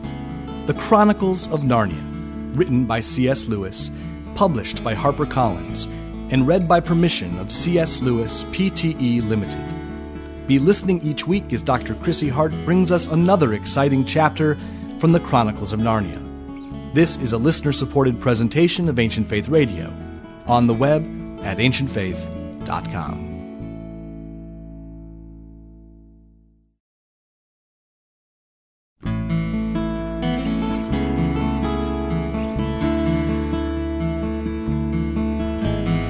Ancient Faith Radio now presents a very special edition of Readings from Under the Grapevine with Dr. Chrissy Hart through special permission of C.S. Lewis, Pte. Limited. Chrissy is reading The Chronicles of Narnia by C.S. Lewis. This classic series is published by HarperCollins and is available at their website at harpercollins.com. Dr. Chrissy Hart is the author of Under the Grapevine and The Hermit, the Icon, and the Emperor, published by Conciliar Press. She's a licensed psychologist from England and now lives in York, Pennsylvania. We hope you'll be listening each week as Chrissy brings you another selection from this classic series. The current book Chrissy is reading is The Silver Chair. Here's Chrissy Hart. The Silver Chair from the Chronicles of Narnia by C.S. Lewis, published by Harper Trophy, reproduced with permission from C.S. Lewis, Pte. Limited, Chapter 13. Underland Without the Queen. All felt that they had earned what Scrub called a breather. The witch had locked the door and told the earthmen not to disturb her, so there was no danger of interruption for the present. Their first business was, of course, Puddleglum's burnt foot. a couple of clean shirts from the prince's bedroom, torn into strips and well greased on the inside with butter and salad oil off the supper table, made a fairly good dressing. When this had been applied, they all sat down and had a little refreshment and discussed plans for escaping from the underworld. Rillian explained that there was quite a lot of outlets by which one could get to the surface. He had been taken out through most of them at one time or another. But he had never gone out alone, only with the witch, and he had always reached these outlets by going in a ship across the sunless sea. What the Earthmen would say if he went down to the harbour without the witch, and with 3 strangers, and simply ordered a ship, no one could guess. But most likely they would ask awkward questions. On the other hand, the new outlet, the one for the invasion of the overworld, was on this side of the sea, and only a few miles away. The prince knew that it was nearly finished. Only a few feet of earth divided the diggings from the outer air. It was even possible that it had now been quite finished. Perhaps the witch had come back to tell him this and to start the attack. Even if it was not, they could probably dig themselves out by that route in a few hours, if they could only get there without being stopped, and if only they found the diggings unguarded. But those were the difficulties. "If you ask me," began Puddleglum, when Scrub interrupted. "I say," he asked, "what's that noise?" "I've been wondering that for some time," said Jill. They had all, in fact, been hearing the noise, but it had begun and increased so gradually that they did not know when they had first noticed it. For a time it had been only a vague disquiet, like gentle winds or traffic very far away. Then it swelled to a murmur like the sea. Then came rumblings and rushings. Now there seemed to be voices as well, and also a steady roaring that was not voices. "By the lion," said Prince Rillian, "it seems this silent land has found a tongue at last." He rose, walked to the window, and drew aside the curtains. The others crowded round him to look out. The very first thing they noticed was a great red glow. Its reflection made a red patch on the roof of the underworld, thousands of feet above them, so that they could see a rocky ceiling, which had perhaps been hidden in darkness ever since the world was made. The glow itself came from the far side of the city, so that many buildings, grim and great, stood up blackly against it. But it also cast its light down many streets that ran from it toward the castle, and in those streets something very strange was going on. The closely packed, silent crowds of Earthmen had vanished. Instead, there were figures darting about by ones or twos or threes. They behaved like people who do not want to be seen, lurking in shadow behind buttresses or in doorways, and then moving quickly across the open into fresh places of hiding. But the strangest thing of all, to anyone who knew gnomes, was the noise. Shouts and cries came from all directions, but from the harbour there came a low, rumbling roar, which grew steadily louder and was already shaking the whole city. "What's happened to the Earthmen?" said Scrub. "Is it them shouting?" "'Tis hardly possible," said the prince. "I never heard one of the rascals so much as speak with a loud voice in all the weary years of my bondage. Some new devilry, I don't doubt." "And what is that red light over there?" asked Jill. "Is something on fire?" "If you ask me," said Puddleglum, "I should say that was the central fires of the earth breaking out to make a new volcano. We'll be in the middle of it, I shouldn't wonder." "Look at that ship," said Scrub. "Why is it coming on so quickly? No one's rowing it." "Look, look," said the prince. "The ship is already far this side of the harbour. It is in the street. Look!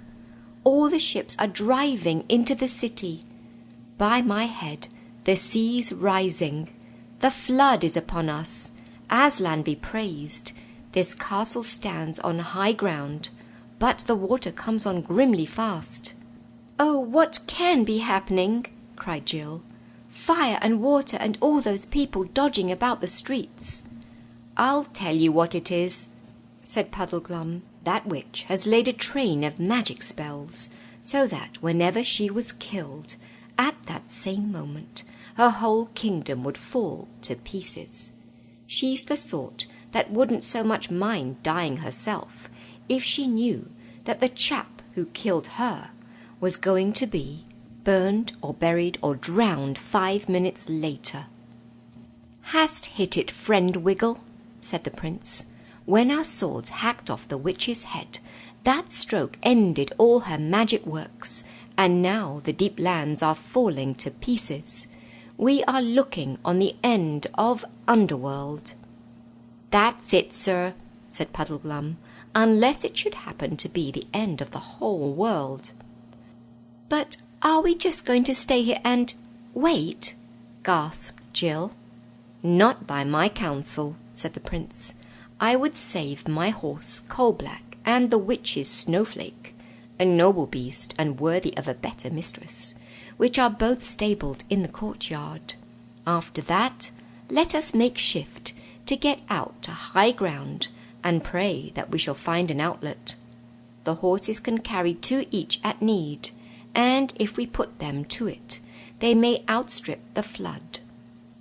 "Will your highness not put on armour?" asked Puddleglum.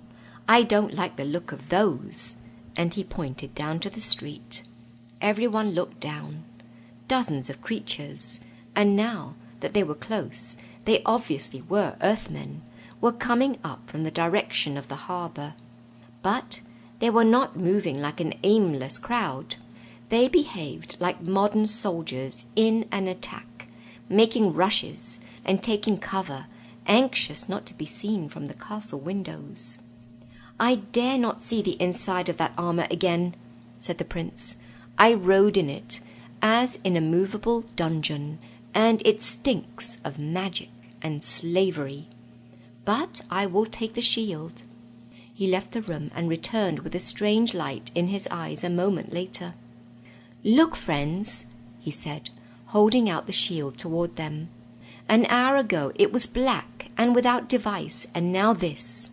The shield had turned bright as silver, and on it, redder than blood or cherries, was the figure of the lion. "Doubtless," said the prince, "this signifies that Aslan will be our good lord, whether he means us to live or die, and all's one for that. Now, by my counsel, we shall all kneel and kiss his likeness, and then all shake hands one with another, as true friends that may shortly be parted. And then let us descend into the city and take the adventure that is sent us." And they all did as the prince had said. But when Scrub shook hands with Jill, he said, "So long, Jill. Sorry I've been a funk and so ratty. I hope you get safe home." And Jill said, "So long, Eustace. And I'm sorry I've been such a pig." And this was the first time they had ever used Christian names, because one didn't do it at school. The prince unlocked the door, and they all went down the stairs, 3 of them with drawn swords, and Jill with drawn knife. The attendants had vanished, and the great room at the foot of the prince's stairs was empty. The grey, doleful lamps were still burning, and by their light they had no difficulty in passing gallery after gallery and descending stairway after stairway. The noises from outside the castle were not so easily heard here as they had been in the room above. Inside the house all was still as death and deserted. It was as they turned a corner into the great hall on the ground floor that they met their first Earthman, a fat, whitish creature with a very pig-like face, who was gobbling up all the remains of food on the tables. It squealed. The squeal also was very like a pig's, and darted under a bench, whisking its long tail out of Puddleglum's reach in the nick of time. Then it rushed away through the far door, too quickly to be followed. From the hall they came out into the courtyard. Jill, who went to a riding school in the holidays, had just noticed the smell of a stable, a very nice, honest, homely smell it is to meet in a place like Underland. When Eustace said, "Great Scott, look at that!"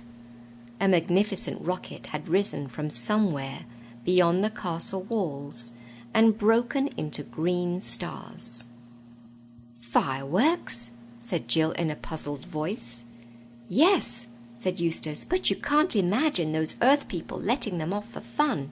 It must be a signal." "And means no good to us, I'll be bound," said Puddleglum.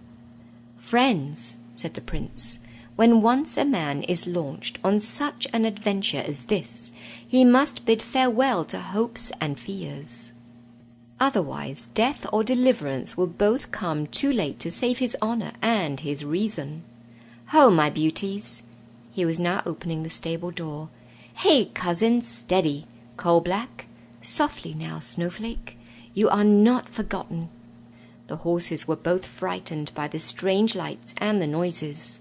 Jill, who had been so cowardly about going through a black hole between one cave and another, went in without fear between the stamping and snorting beasts, and she and the Prince had them saddled and bridled in a few minutes.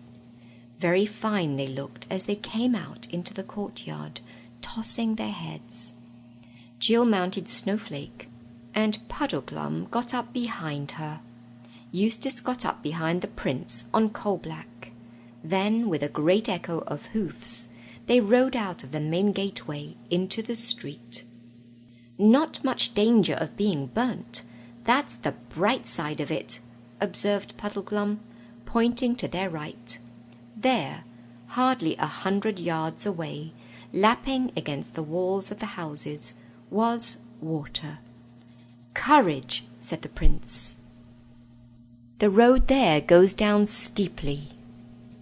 That water has climbed only half up the greatest hill of the city. It might come so near in the first half-hour, and come no nearer in the next 2. My fear is more of that," and he pointed with his sword to a great tall Earthman with boar's tusks, followed by 6 others of assorted shapes and sizes, who had just dashed out of a side street and stepped into the shadow of the houses where no one could see them. The Prince led them, aiming always in the direction of the glowing red light, but a little to the left of it. His plan was to get round the fire, if it was a fire, onto high ground, in hopes that they might find their way to the new diggings. Unlike the other 3, he seemed to be almost enjoying himself.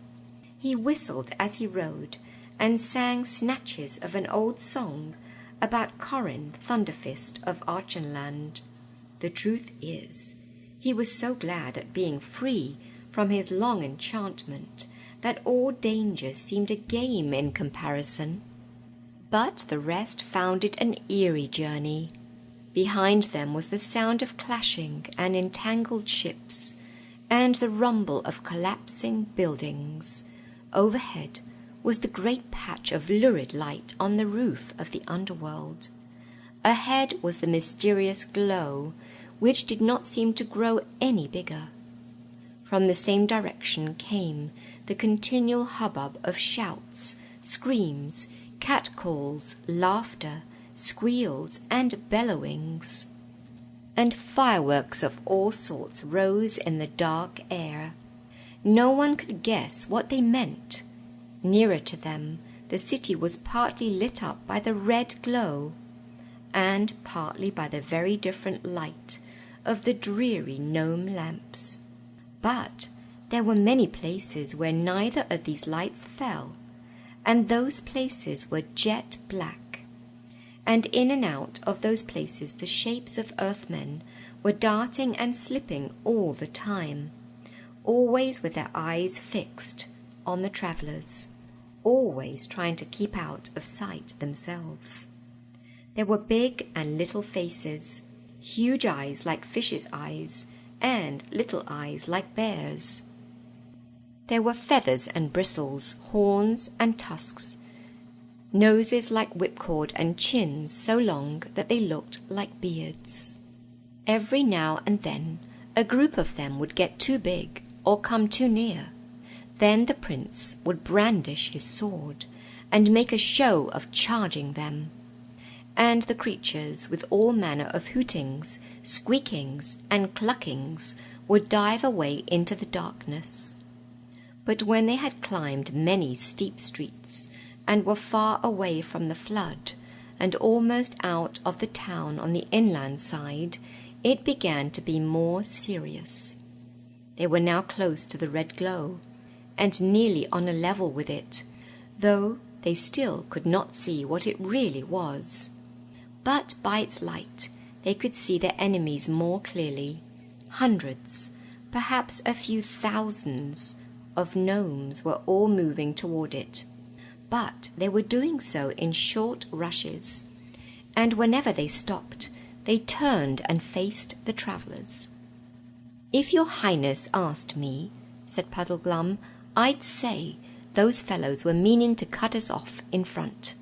"That was my thought too, Puddleglum," said the prince, "and we can never fight our way through so many. Hark you! Let us ride forth close by the edge of yonder house, and even as we reach it, do you slip off into its shadow. The lady and I will go forward a few paces. Some of these devils will follow us, I doubt not. They are thick behind us. Do you, who have long arms, take one alive, if you may, as it passes your ambush. We may get a true tale of it, or learn what is their quarrel against us." "But won't the others all come rushing at us to rescue the one we catch?" said Jill in a voice not so steady as she tried to make it. "Then, madam," said the prince, "you shall see us die fighting around you, and you must commend yourself to the lion. Now, good Puddleglum." The Marshwiggle slipped off into the shadow as quickly as a cat. The others, for a sickening minute or so, went forward at a walk. Then, suddenly from behind them, there broke out a series of blood-curdling screams, mixed with the familiar voice of Puddleglum saying, "Now then, don't cry out before you're hurt, or you will be hurt, see? Anyone would think it was a pig being killed." "That was good hunting," exclaimed the prince, immediately turning coal-black and coming back to the corner of the house. "Eustace," he said, "of your courtesy, take Coal-Black's head." Then he dismounted, and all three gazed in silence, while Puddleglum pulled his catch out into the light. It was a most miserable little gnome, only about 3 feet long.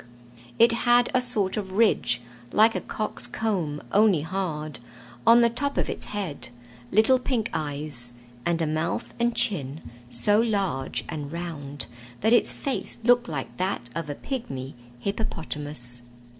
If they had not been in such a tight place, they would have burst into laughter at the sight of it. "Now, Earthman," said the prince, standing over it and holding his sword point very near the prisoner's neck, "speak up like an honest gnome, and you shall go free. Play the knave with us, and you are but a dead Earthman. Good Puddleglum, how can it speak while you hold its mouth tight shut?" "No, and it can't bite either," said Puddleglum. "If I had the silly soft hands you humans have, saving your Highness's reverence, I'd have been all over blood by now. Yet, even a Marshwiggle gets tired of being chewed." "Sirrah," said the prince to the gnome. "One bite and you die. Let its mouth open, Puddleglum." "Oh, wee!" squealed the Earthman. "Let me go! Let me go! It isn't me! I didn't do it!" "Didn't do what?" asked Puddleglum. "Whatever your honours say I did do," answered the creature. "Tell me your name," said the prince, "and what you Earthmen are all about today." "Oh, please, your honours, please, kind gentlemen," whimpered the gnome. "Promise you will not tell the Queen's Grace anything I say." "The Queen's Grace, as you call her," said the prince sternly, "is dead. I killed her myself." "What?" cried the gnome, opening its ridiculous mouth wider and wider in astonishment. "Dead? The witch dead? And by your honour's hand?" It gave a huge sigh of relief and added, "Why then your honour is a friend." The prince withdrew his sword an inch or so. Puddleglum let the creature sit up. It looked round on the four travellers with its twinkling red eyes, chuckled once or twice, and began. Please join me next week for the next instalment of The Silver Chair from the Chronicles of Narnia by C.S. Lewis, published by Harper Trophy, reproduced with permission from C.S. Lewis Pte. Limited on Ancient Faith Radio. And that was Dr. Chrissy Hart with a special edition of Readings from Under the Grapevine. The Chronicles of Narnia, written by C.S. Lewis, published by HarperCollins, and read by permission of C.S. Lewis Pte. Limited. Be listening each week as Dr. Chrissy Hart brings us another exciting chapter from the Chronicles of Narnia. This is a listener-supported presentation of Ancient Faith Radio, on the web at ancientfaith.com.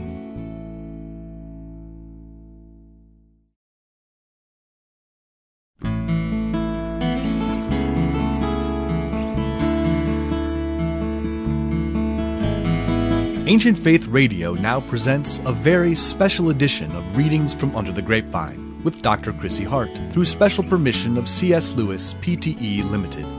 Chrissy is reading The Chronicles of Narnia by C.S. Lewis. This classic series is published by HarperCollins and is available at their website at harpercollins.com.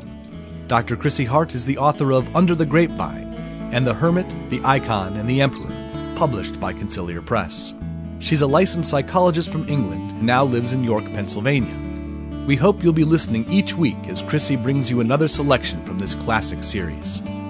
The current book Chrissy is reading is The Silver Chair. Here's Chrissy Hart. The Silver Chair from the Chronicles of Narnia by C.S. Lewis, published by Harper Trophy, reproduced with permission from C.S. Lewis Pte. Limited.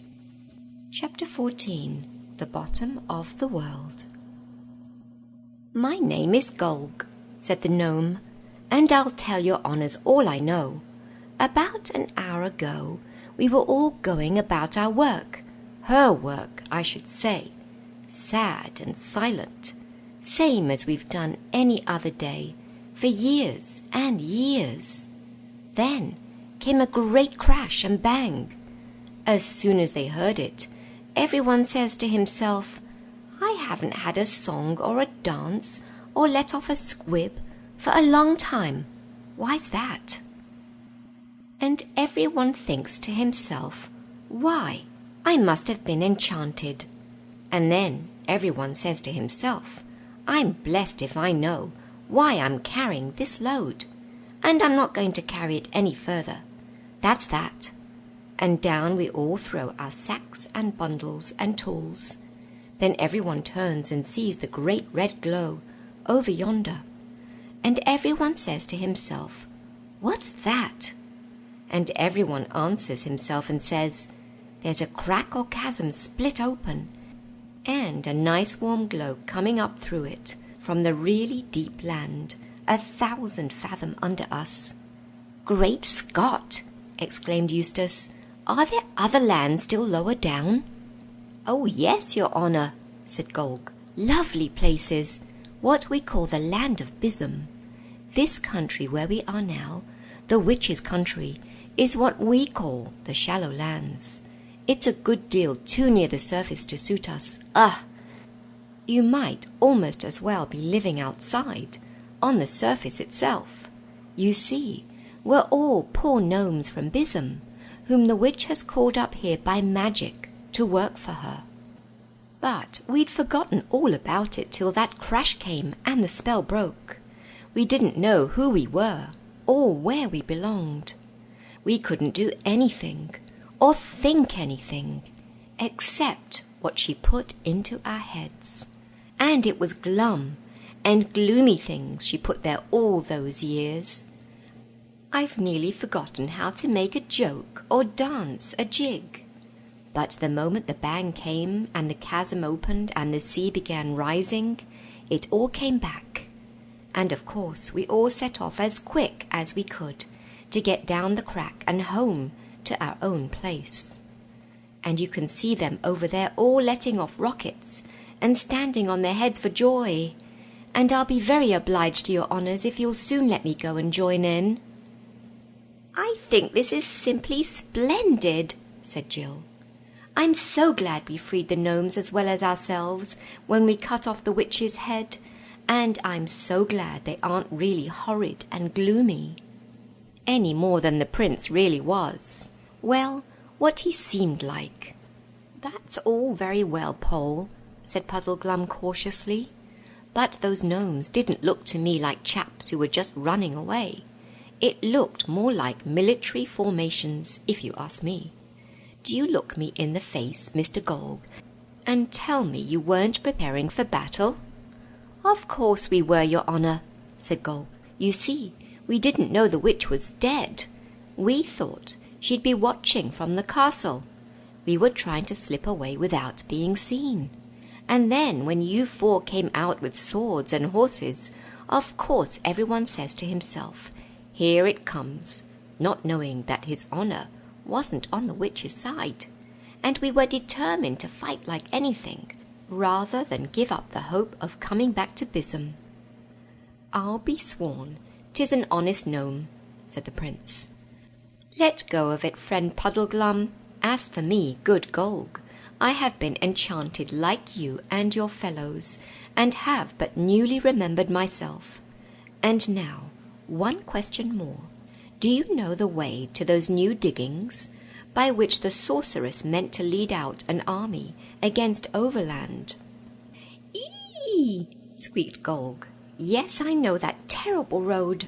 I will show you where it begins, but it is no manner of use your honour asking me to go with you on it. I'll die rather. Why? Asked Eustace anxiously. What's so dreadful about it? Too near the top, the outside, said Golg, shuddering. That was the worst thing the witch did to us. We were going to be led out into the open, into the outside of the world. They say there's no roof at all there, only a horrible, great emptiness called the sky.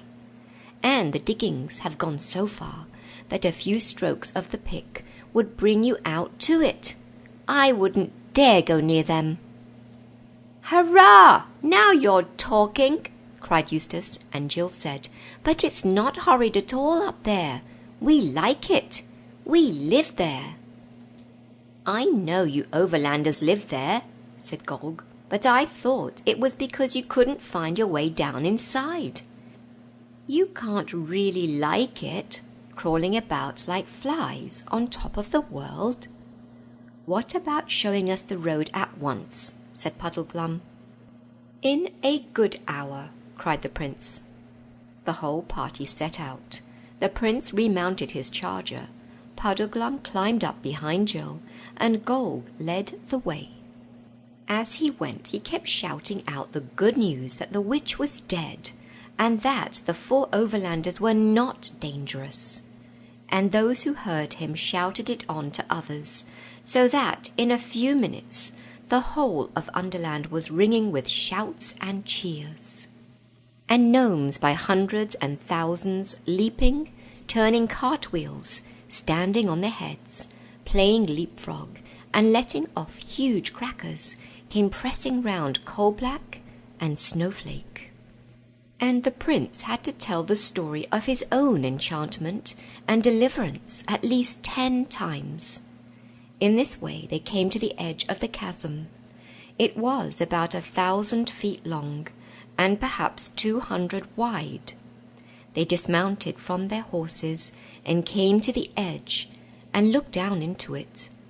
A strong heat smote up into their faces, mixed with a smell which was quite unlike any they had ever smelled. It was rich, sharp, exciting, and made you sneeze. The depth of the chasm was so bright that at first it dazzled their eyes, and they could see nothing. When they got used to it, they thought they could make out a river of fire, and on the banks of that river, what seemed to be fields and groves of an unbearable hot brilliance, though they were dim compared with the river. There were blues, reds, greens, and whites all jumbled together. A very good stained glass window, with the tropical sun staring straight through it at midday, might have something of the same effect. Down the rugged sides of the chasm, looking black like flies against all that fiery light, hundreds of earthmen were climbing. "Your honours," said Golg, and when they turned to look at him they could see nothing but blackness for a few minutes. Their eyes were so dazzled. "Your honours, why don't you come down to Bism? You'd be happier there than in that cold, unprotected, naked country out on top. Or at least come down for a short visit." Jill took it for granted that none of the others would listen to such an idea for a moment. To her horror she heard the prince saying, "Truly, friend Golg, I have half a mind to come down with you, for this is a marvellous adventure, and it may be no mortal man has ever looked into Bism before, or will ever have the chance again. And I know not how, as the years pass, I shall bear to remember that it was once in my power to have probed the uttermost pit of the earth, and that I forbore. But could a man live there? You do not swim in the fire river itself." "Oh no, your honour, not we. It's only salamanders live in the fire itself." "What kind of beast is your salamander?" asked the prince. "It is hard to tell their kind, your honour," said Golg, "for they are too white-hot to look at. But they are most like small dragons. They speak to us out of the fire. They are wonderfully clever with their tongues, very witty and eloquent." Jill glanced hastily at Eustace. She had felt sure that he would like the idea of sliding down that chasm even less than she did. Her heart sank as she saw that his face was quite changed. He looked much more like the prince than like the old scrub at Experiment House. For all his adventures and the days when he had sailed with King Caspian were coming back to him. "Your Highness," he said, "if my old friend Rippycheep the Mouse were here, he would say we could not now refuse the adventures of Bism without a great impeachment to our honour." "Down there," said Golg, "I could show you real gold, real silver, real diamonds." "Bosh!" said Jill rudely, "as if we didn't know that we're below the deepest mines even here." "Yes," said Golg, "I have heard of those little scratches in the crust that you top-dwellers call mines, but that's where you get dead gold, dead silver, dead gems. Down in Bism we have them alive and growing. There I'll pick you bunches of rubies that you can eat, and squeeze you a cupful of diamond juice. You won't care much about fingering the cold, dead treasures of your shallow mines after you have tasted the live ones in Bism." "My father went to the world's end," said Rillian thoughtfully. "It would be a marvellous thing if his son went to the bottom of the world." "If your Highness wants to see your father while he's still alive, which I think he'd prefer," said Puddleglum, "it's about time we were getting onto that road to the diggings." "And I won't go down that hole whatever anyone says," added Jill. "Why, if your honours are really set to go back to Overworld," said Golg. "There is one bit of the road that's rather lower than this, and perhaps, if that flood's still rising—" "Oh, do come on," begged Jill. "I fear it must be so," said the prince with a deep sigh. "But I have left half of my heart in the land of Bism." "Please," begged Jill. "Where is the road?" asked Puddleglum. "There are lamps all the way," said Golg. "Your honour can see the beginning of the road on the far side of the chasm." "How long will the lamps burn for?" asked Puddleglum. At that moment a hissing, scorching voice, like the voice of fire itself, they wondered afterward if it could have been a salamander's, came whistling up out of the very depth of Bism. "Quick, quick, quick! To the cliffs, to the cliffs, to the cliffs!" it said. "The rift closes, it closes, it closes! Quick, quick!" And at the same time, with ear-shattering cracks and creaks, the rocks moved. Already, while they looked, the chasm was narrower. From every side, belated gnomes were rushing into it. They would not wait to climb down the rocks. They flung themselves headlong, and, either because so strong a blast of hot air was beating up from the bottom, or for some other reason, they could be seen floating downward like leaves. Thicker and thicker they floated, till their blackness almost blotted out the fiery river and the groves of live gems. "Good-bye to your honours, I'm off," shouted Golg, and dived. Only a few were left to follow him. The chasm was now no broader than a stream. Now it was narrow as the slit in a pillar box. Now it was only an intensely bright thread. Then, with a shock, like 1,000 goods trains crashing into 1,000 pairs of buffers, the lips of rock closed. The hot, maddening smell vanished. The travellers were alone in an underworld which now looked far blacker than before. Pale, dim, and dreary, the lamps marked the direction of the road. "Now," said Puddleglum, "it's 10 to 1. We've already stayed too long, but we may as well make a try. Those lamps will give out in 5 minutes, I shouldn't wonder." They urged the horses to a canter and thundered along the dusky road in fine style. But almost at once it began going downhill. They would have thought Golg had sent them the wrong way if they had not seen, on the other side of the valley, the lamps going on and upward as far as the eye could reach. But at the bottom of the valley the lamps shone on moving water. "Haste!" cried the prince. They galloped down the slope. It would have been nasty enough at the bottom, even 5 minutes later, for the tide was running up the valley, like a mill race, and if it had come to swimming, the horses could hardly have won over. But it was still only a foot or two deep, and though it swished terribly round the horses' legs, they reached the far side in safety. Then began the slow, weary march uphill, with nothing ahead to look at but the pale lamps which went up and up as far as the eye could reach. When they looked back, they could see the water spreading. All the hills of Underland were now islands, and it was only on those islands that the lamps remained. Every moment some distant light vanished. Soon there would be total darkness everywhere, except on the road they were following, and even on the lower part of it behind them. Though no lamps had yet gone out, the lamplight shone on water. Although they had good reason for hurrying, the horses could not go on forever without a rest.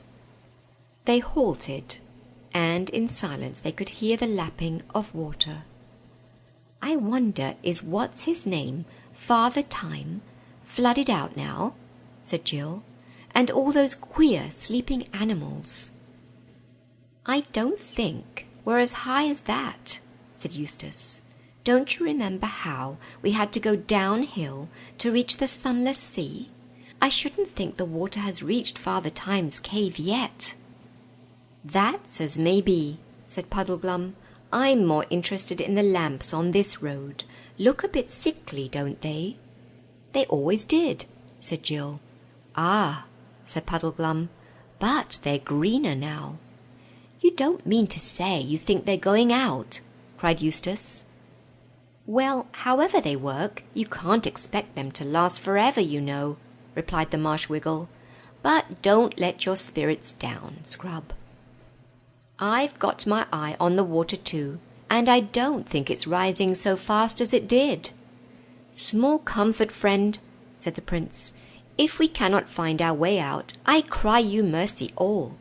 I am to blame for my pride and fantasy, which delayed us by the mouth of the land of Bism. Now, let us ride on." During the hour or so that followed, Jill sometimes thought that Puddleglum was right about the lamps, and sometimes thought it was only her imagination. Meanwhile, the land was changing. The roof of Underland was so near that even by that dull light they could now see it quite distinctly, and the great rugged walls of Underland could be seen drawing closer on each side. The road, in fact, was leading them up into a steep tunnel. They began to pass picks and shovels and barrows and other signs that the diggers had recently been at work. If only one could be sure of getting out.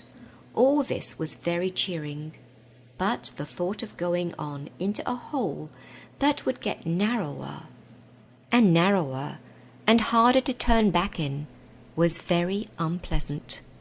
At last the roof was so low that Puddleglum and the Prince knocked their heads against it. The party dismounted and led the horses.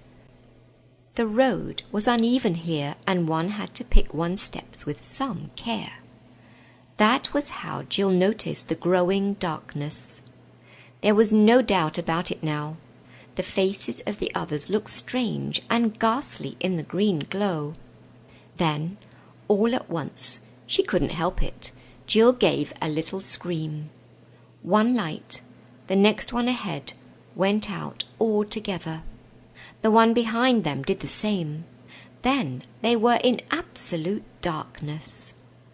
"Courage, friends," came Prince Rillian's voice. "Whether we live or die, Aslan will be our good lord." "That's right, sir," said Puddleglum's voice. "And you must always remember there's one good thing about being trapped down here. It'll save funeral expenses." Jill held her tongue.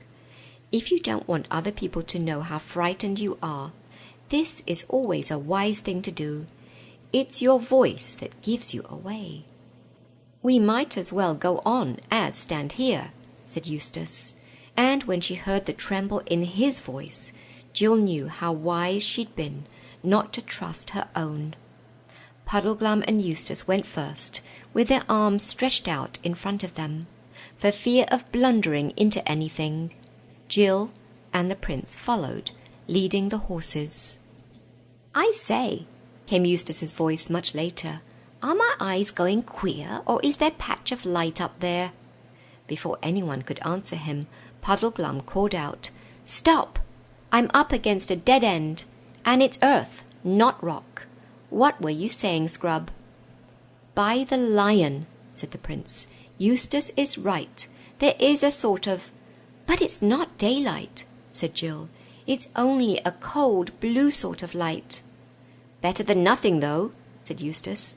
"Can we get up to it?" "It's not right overhead," said Puddleglum. "It's above us, but it's in this wall that I've run into." "How would it be, Pole, if you got on my shoulders and saw whether you could get up to it?" To be continued next week. You have been listening to The Silver Chair from the Chronicles of Narnia by C.S. Lewis, published by Harper Trophy, reproduced with permission from C.S. Lewis, Pte. Limited on Ancient Faith Radio. And that was Dr. Chrissy Hart with a special edition of Readings from Under the Grapevine. The Chronicles of Narnia, written by C.S. Lewis, published by HarperCollins, and read by permission of C.S. Lewis, Pte. Limited. Be listening each week as Dr. Chrissy Hart brings us another exciting chapter from the Chronicles of Narnia. This is a listener-supported presentation of Ancient Faith Radio, on the web at ancientfaith.com.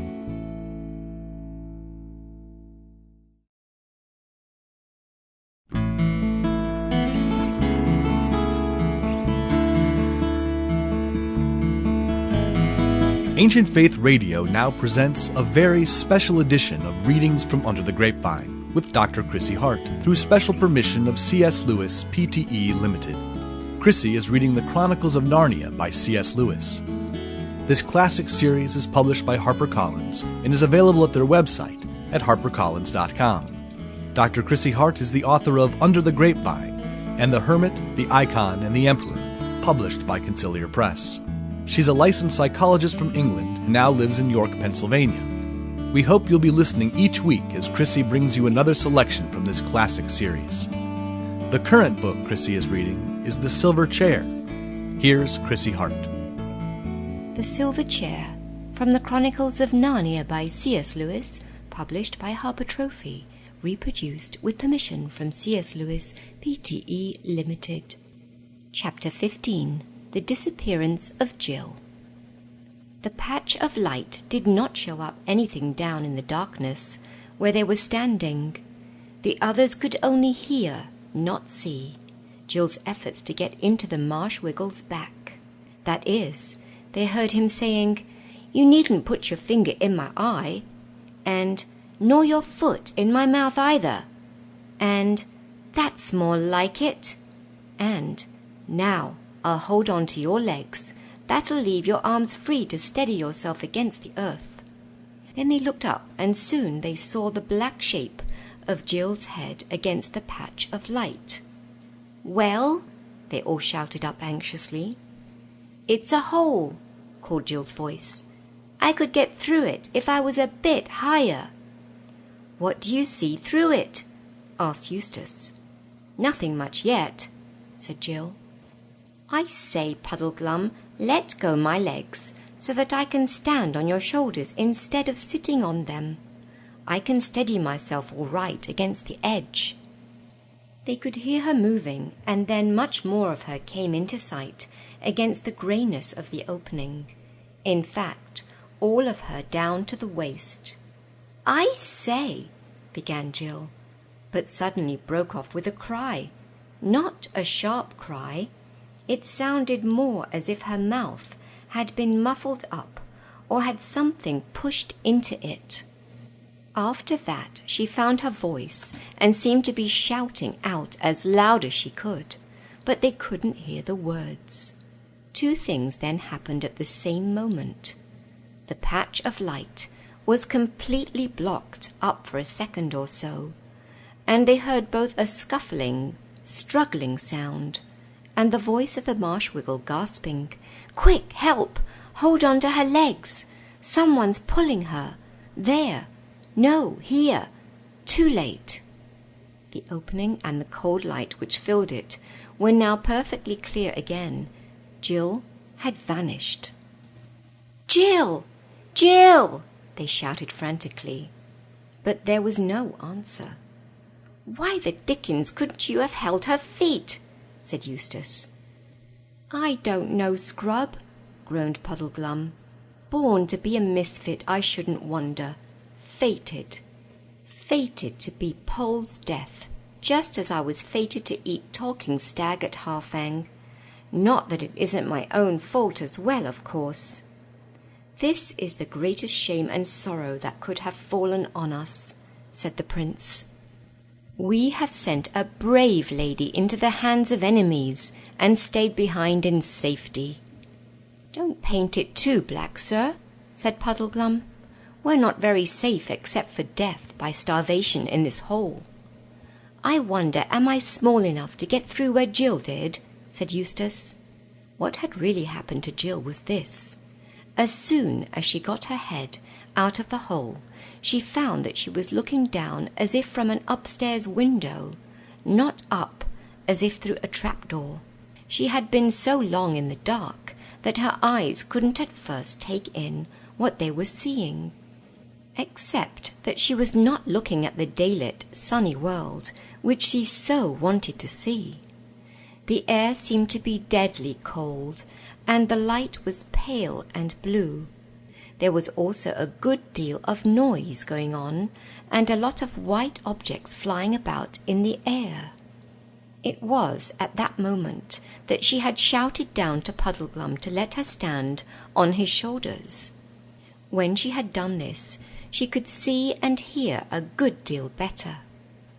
The noises she had been hearing turned out to be two kinds: the rhythmical thump of several feet, and the music of 4 fiddles, 3 flutes, and a drum. She also got her own position clear. She was looking out of a hole in a steep bank which sloped down and reached the level about 14 feet below her. Everything was very white. A lot of people were moving about. Then she gasped. The people were trim little fauns and dryads with leaf-crowned hair floating behind them. For a second they looked as if they were moving anyhow. Then she saw that they were really doing a dance with so many complicated steps and figures that it took you some time to understand it. Then it came over her like a thunderclap that the pale blue light was moonlight, and the white stuff on the ground was really snow. And of course, there were the stars staring in a black frosty sky overhead, and the tall black things behind the dancers were trees. They had not only got out into the upper world at last, but had come out in the heart of Narnia. Jill felt she could have fainted with delight, and the music, the wild music, intensely sweet, and yet just a little bit eerie too, and full of good magic, as the witch's thrumming had been full of bad magic, made her feel it all the more. All this takes a long time to tell, but of course it took a very short time to see. Jill turned almost at once to shout down to the others, "I say, it's all right. We're out and we're home." But the reason she never got further than "I say" was this. Circling round and round the dancers was a ring of dwarfs, all dressed in their finest clothes, mostly scarlet, with fur-lined hoods and golden tassels, and big furry top boots. As they circled round, they were all diligently throwing snowballs. Those were the white things that Jill had seen flying through the air. They weren't throwing them at the dancers, as silly boys might have been doing in England. They were throwing them through the dance in such perfect time with the music, and with such perfect aim, that if all the dancers were in exactly the right places at exactly the right moments, no one would be hit. This is called the Great Snow Dance, and is done every year in Narnia on the first moonlit night, when there is snow on the ground. Of course, it is a kind of game as well as a dance, because every now and then some dancer will be the least little bit wrong and get a snowball in the face, and then everyone laughs. But a good team of dancers, dwarfs and musicians, will keep it up for hours without a single hit. On fine nights, when the cold and the drum taps and the hooting of the owls and the moonlight have got into their wild woodland blood and made it even wilder, they will dance till daybreak. I wish you could see it for yourselves. What had stopped Jill when she got as far as the say of "I say" was of course simply a fine big snowball that came sailing through the dance from a dwarf on the far side, and got her fair and square in the mouth. She didn't in the least mind. 20 snowballs would not have damped her spirits at that moment. But however happy you are feeling, You can't talk with your mouth full of snow. And when, after considerable spluttering, she could speak again, she quite forgot in her excitement that the others, down in the dark, behind her, still didn't know the good news. She simply leaned as far out of the hole as she could and yelled to the dancers, "Help! Help! We're buried in the hill! Come and dig us out!" The Narnians, who had not even noticed the little hole in the hillside, were of course very surprised, and looked about in several wrong directions before they found out where the voice was coming from. But when they caught sight of Jill, they all came running toward her, and as many as could scrambled up the bank, and a dozen or more hands were stretched up to help her. And Jill caught hold of them, and thus got out of the hole, and came slithering down the bank head first, and then picked herself up and said, "Oh, do go and dig the others out. There are 3 others besides the horses, and one of them is Prince Rillian." She was already in the middle of a crowd when she said this, for besides the dancers all sorts of people who had been watching the dance, and whom she had not seen at first, came running up. Squirrels came out of the trees in showers, and so did owls.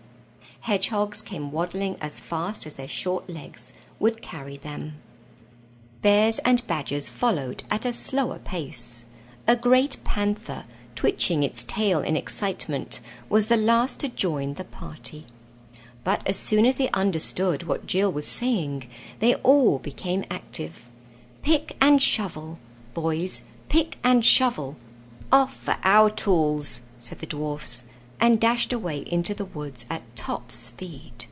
"Wake up some moles. They're the chaps for digging. They're quite as good as dwarfs," said a voice. "What was that she said about Prince Rillian?" said another. "Hush," said the panther. "The poor child's crazed, and no wonder, after being lost inside the hill. She doesn't know what she's saying." "That's right," said an old bear. "Why, she said Prince Rillian was a horse." "No, she didn't," said a squirrel, very pert. "Yes, she did," said another squirrel, even perter. "It's quite true. Don't be so silly," said Jill. She spoke like that because her teeth were now chattering with the cold.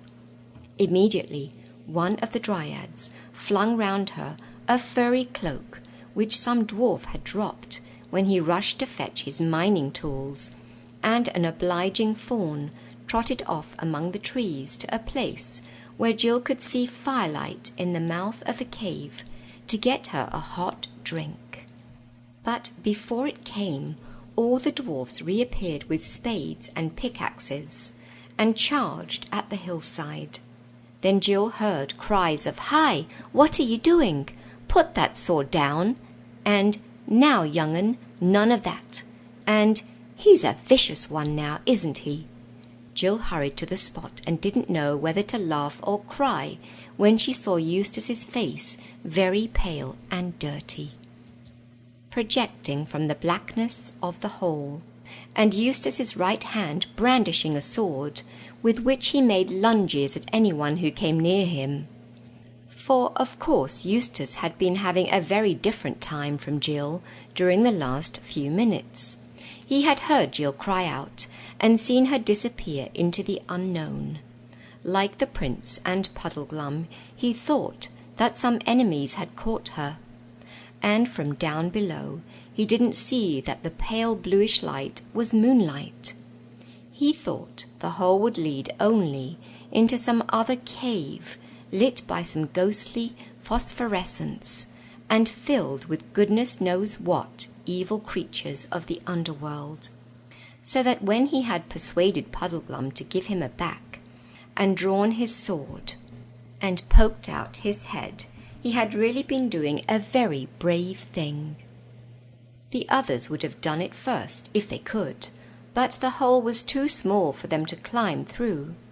Eustace was a little bigger, and a lot clumsier than Jill, so that when he looked out he bumped his head against the top of the hole, and brought a small avalanche of snow down on his face. And so when he could see again and saw a dozen figures coming at him as hard as they could run, it is not surprising that he tried to ward them off. "Stop, Eustace, stop!"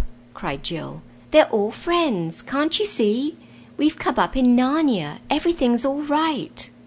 Then Eustace did see, and apologized to the dwarfs, and the dwarfs said not to mention it, and dozens of thick, hairy, dwarfish hands helped him out just as they had helped Jill out a few minutes before. Then Jill scrambled up the bank and put her head in at the dark opening and shouted the good news into the prisoners. As she turned away, she heard Puddleglum mutter, "Ah, poor Poll, it's been too much for her, this last bit. Turned her head, I shouldn't wonder. She's beginning to see things." Jill rejoined Eustace, and they shook one another by both hands and took in great deep breaths of the free midnight air. And a warm cloak was brought for Eustace, and hot drinks for both.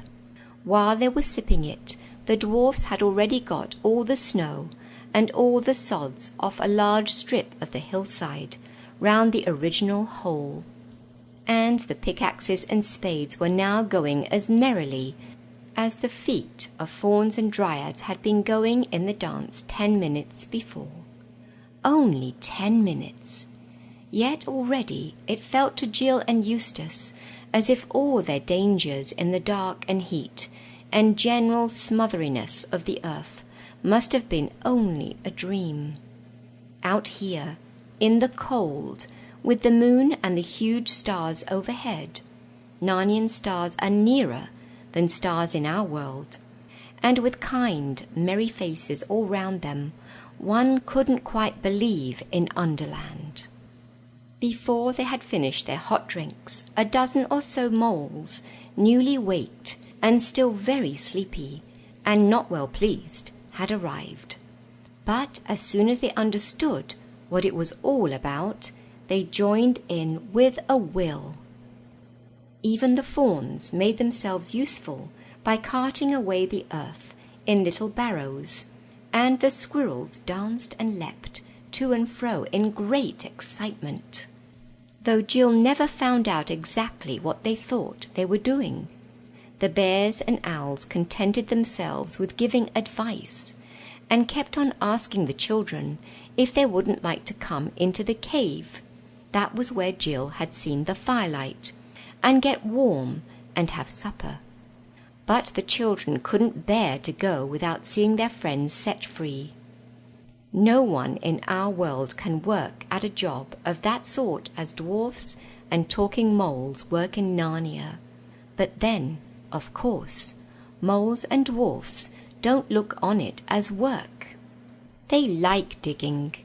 It was therefore not really long before they had opened a great black chasm in the hillside, and out from the blackness into the moonlight. This would have been rather dreadful if one hadn't known who they were. Came first the long, leggy, steeple-hatted figure of the Marshwiggle, and then, leading 2 great horses, Rillian, the prince himself. As Puddleglum appeared, shouts broke out on every side. "Why, it's a Wiggle! Why, it's old Puddleglum! Old Puddleglum from the eastern marshes! Whatever have you been doing, Puddleglum?" "There've been search parties out for you. The Lord Trumpkin has been putting up notices. There's a reward offered." But all this died away, all in one moment, into dead silence, as quickly as the noise dies away in a rowdy dormitory if the headmaster opens the door. For now they saw the prince. No one doubted for a moment who he was.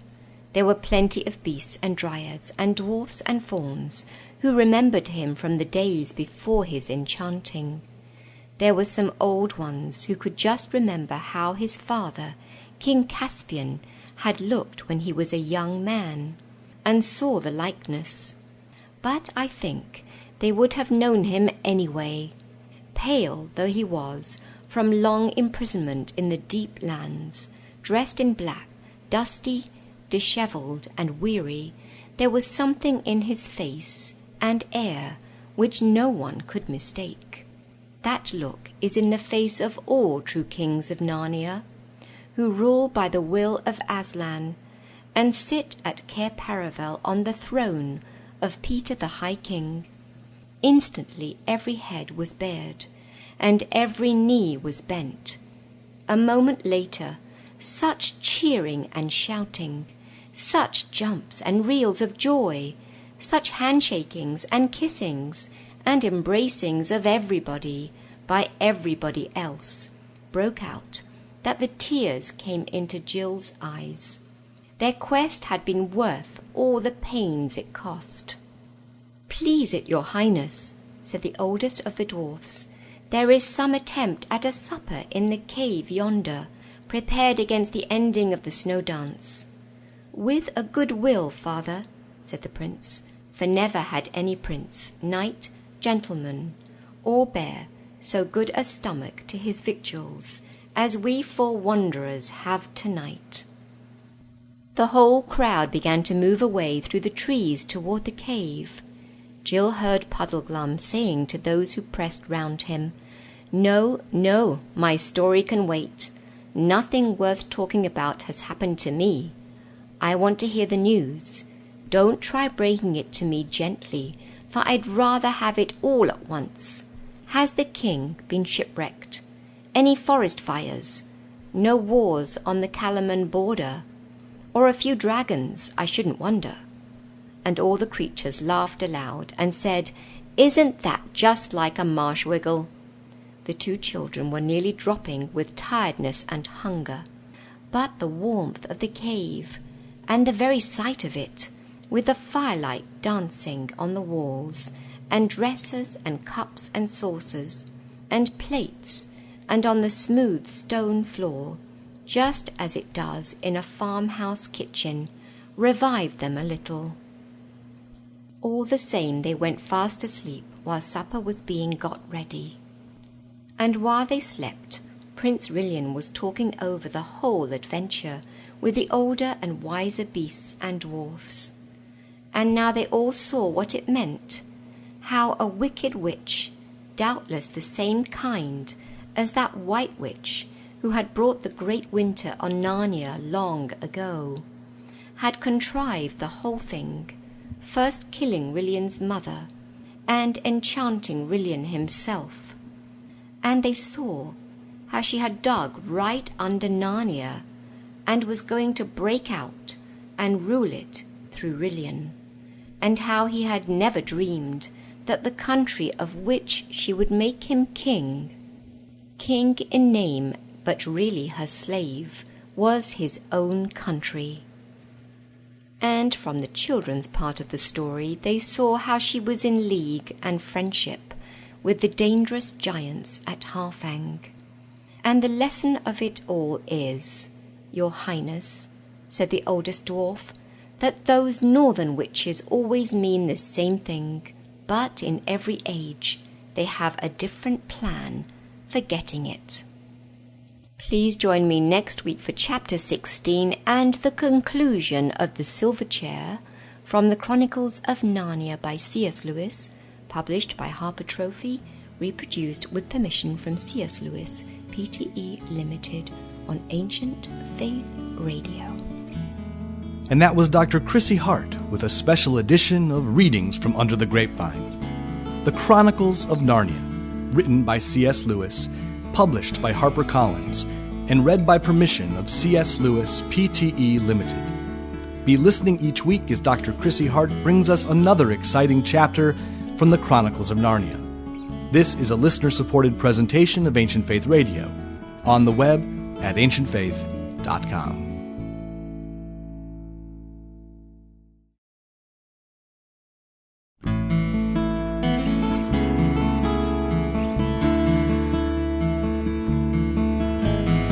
Ancient Faith Radio now presents a very special edition of Readings from Under the Grapevine with Dr. Chrissy Hart through special permission of C.S. Lewis, Pte. Limited.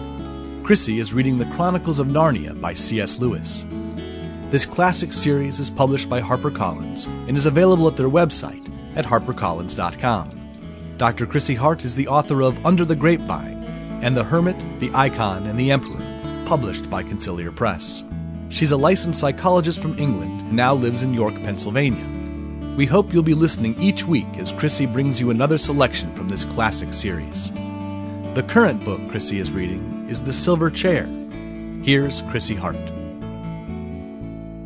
The Silver Chair from the Chronicles of Narnia by C.S. Lewis, published by Harper Trophy, reproduced with permission from C.S. Lewis Pte. Limited. Chapter 16 and Conclusion. The Healing of Harms.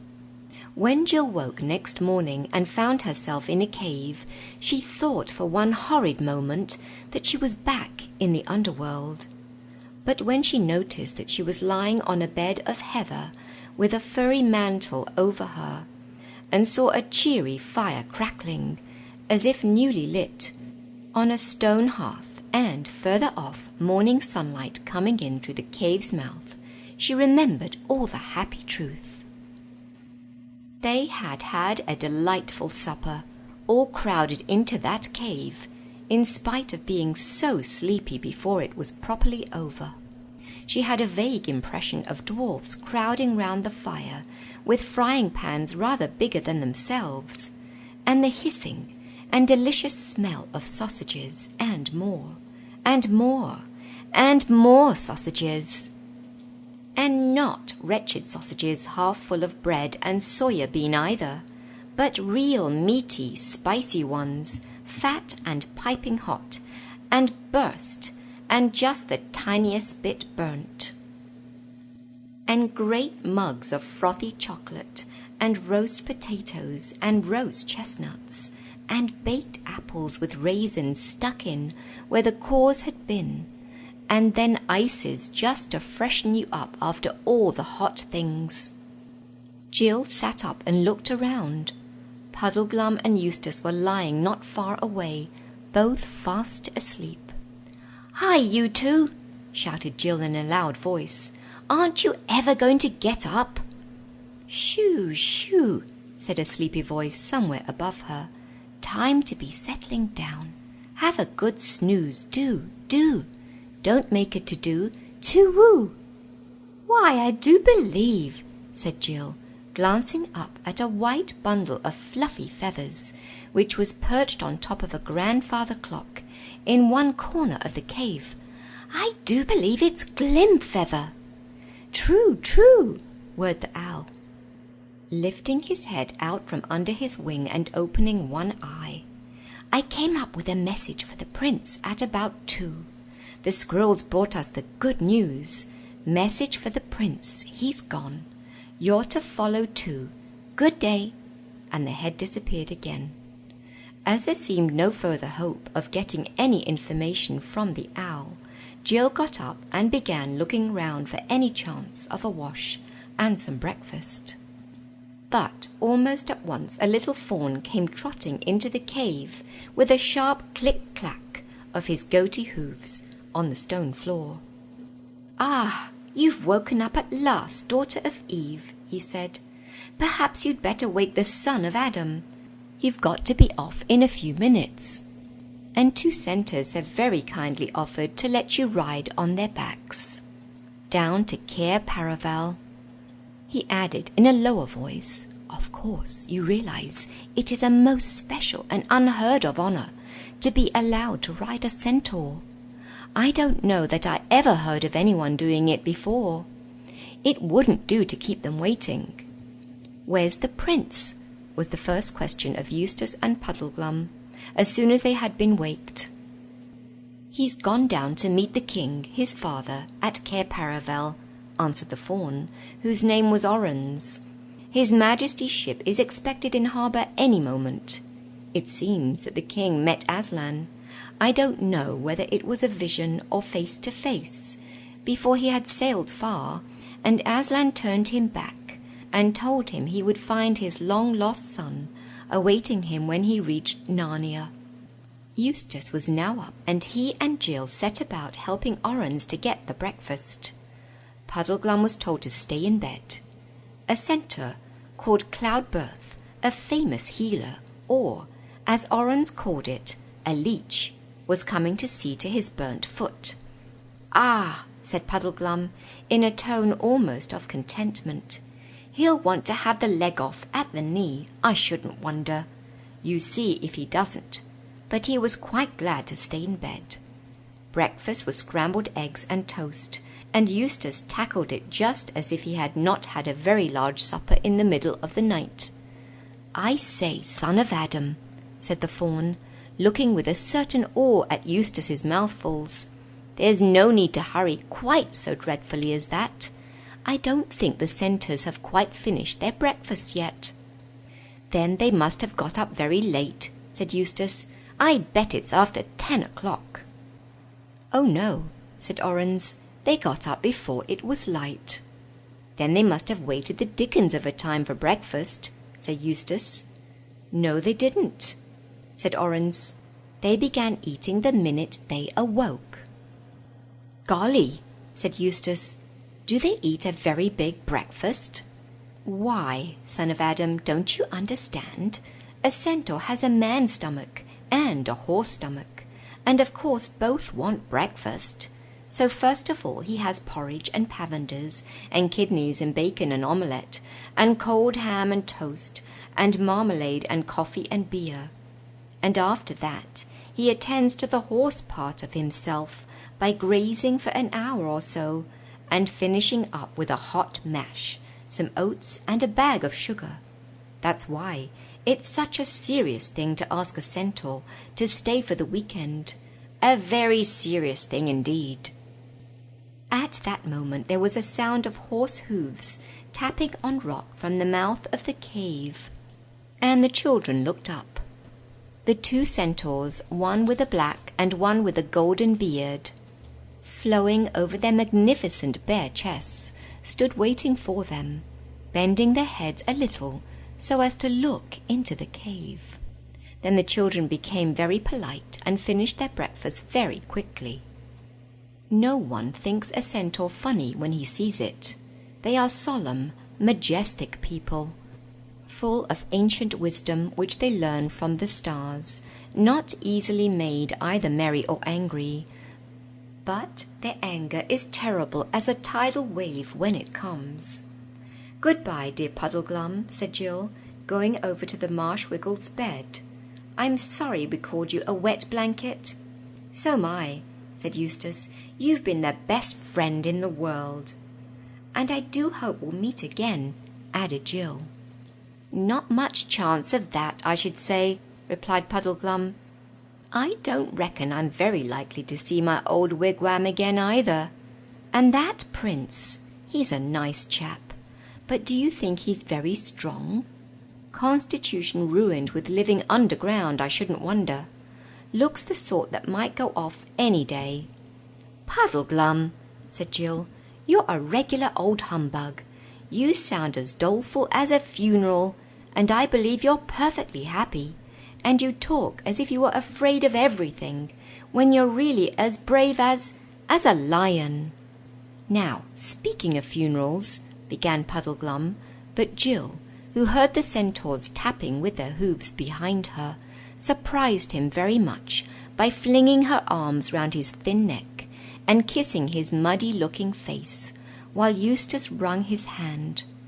Then they both rushed away to the centaurs, and the Marsh-Wiggle, sinking back on his bed, remarked to himself, "Well, I wouldn't have dreamt of her doing that, even though I am a good-looking chap." To ride on a centaur is, no doubt, a great honour, and except Jill and Eustace, there is probably no one alive in the world who has had it. But it is very uncomfortable, for no one who valued his life would suggest putting a saddle on a centaur, and riding bareback is no fun, especially if, like Eustace, you have never learned to ride at all.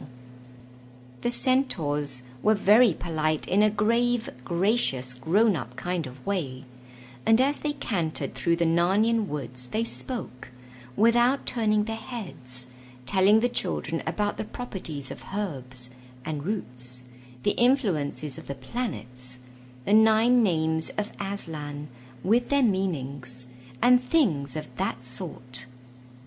But, however sore and jolted the 2 humans were, they would now give anything to have that journey over again, to see those glades and slopes sparkling with last night's snow, to be met by rabbits and squirrels, and birds that wished you good morning, to breathe again the air of Narnia and hear the voices of the Narnian trees.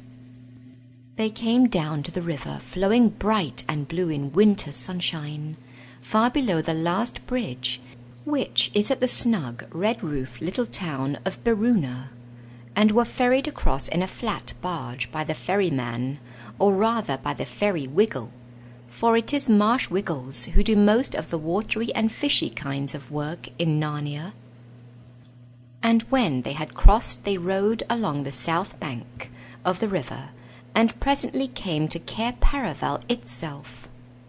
And at the very moment of their arrival they saw that same bright ship which they had seen when they first set foot in Narnia, gliding up the river like a huge bird.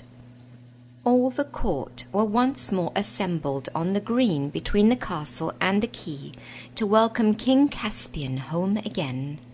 Rillian, who had changed his black clothes and was now dressed in a scarlet cloak over silver mail, stood close to the water's edge, bareheaded, to receive his father, and the dwarf Trumpkin sat beside him in his little donkey chair. The children saw there would be no chance of reaching the prince through all that crowd, and anyway they now felt rather shy. So they asked the centaurs if they might go on sitting on their backs a little longer, and thus see everything over the heads of the courtiers. And the centaurs said they might. A flourish of silver trumpets came over the water from the ship's deck. The sailors threw a rope. Rats, talking rats of course, and Marsh Wiggles made it fast ashore, and the ship was warped in. Musicians, hidden somewhere in the crowd, began to play solemn triumphal music, and soon the king's galleon was alongside, and the rats ran the gangway on board her. Jill expected to see the old king come down it, but there appeared to be some hitch. A lord with a pale face came ashore and knelt to the prince and to Trumpkin. The 3 were talking with their heads close together for a few minutes, but no one could hear what they said. The music played on, but you could feel that everyone was becoming uneasy. Then 4 knights, carrying something and going very slowly, appeared on the deck. When they started to come down the gangway you could see what they were carrying. It was the old king on a bed, very pale and still. They set him down. The prince knelt beside him and embraced him. They could see King Caspian raising his hand to bless his son, and everyone cheered, but it was a half-hearted cheer, for they all felt that something was going wrong. Then suddenly the king's head fell back upon his pillows, the musicians stopped, and there was dead silence. The prince, kneeling by the king's bed, laid down his head upon it and wept. There were whisperings and goings to and fro. Then Jill noticed that all who wore hats, bonnets, helmets, or hoods were taking them off, Eustace included. Then she heard a rustling and flapping noise up above the castle. When she looked, she saw that the great banner, with the golden lion on it, was being brought down to half-mast. And after that, slowly, mercilessly, with wailing strings and disconsolate blowing of horns, the music began again, this time a tune to break your heart. They both slipped off their centaurs, who took no notice of them. "I wish I was at home," said Jill. Eustace nodded, saying nothing, and bit his lip. "I have come," said a deep voice behind them.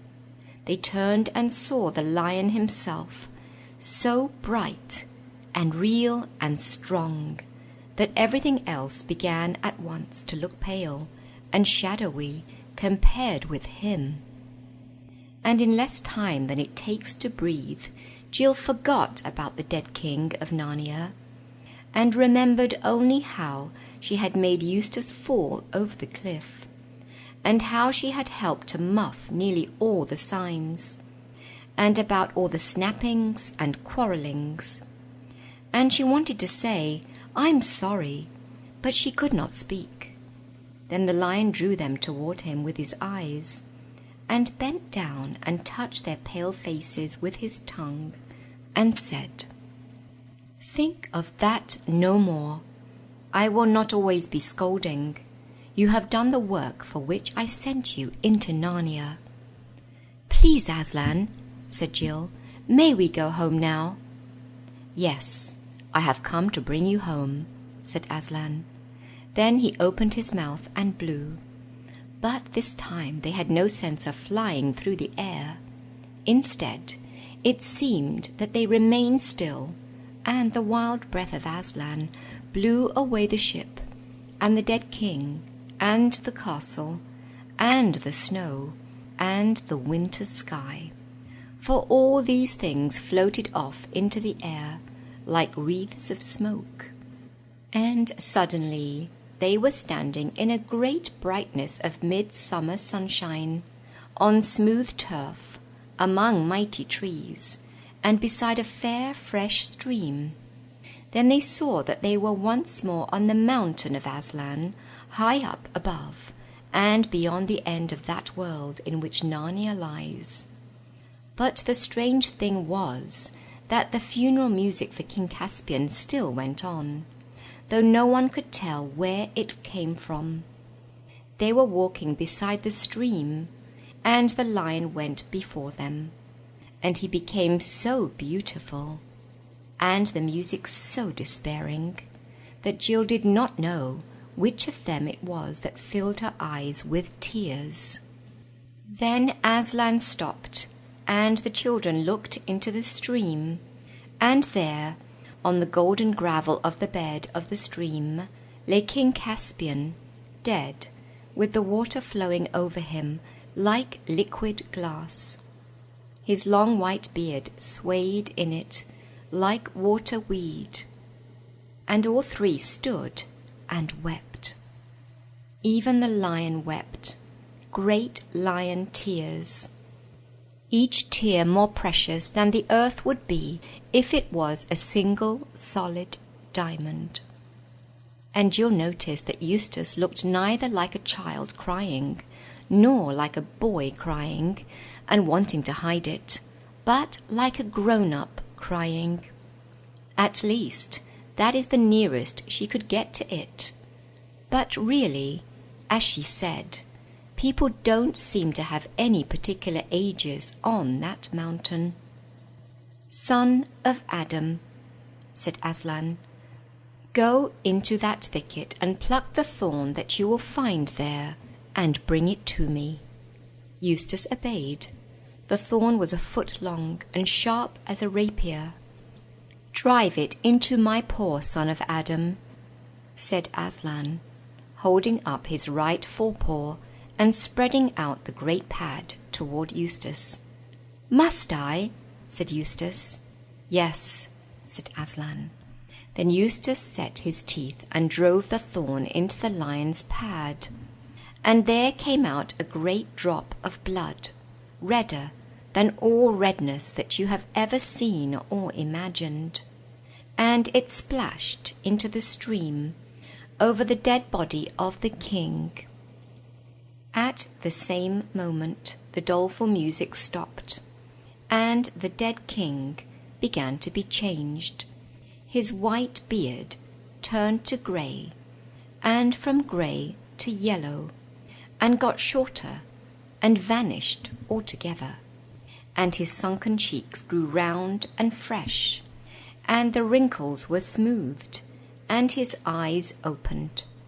And his eyes and lips both laughed, and suddenly he leapt up, and stood before them, a very young man, or a boy.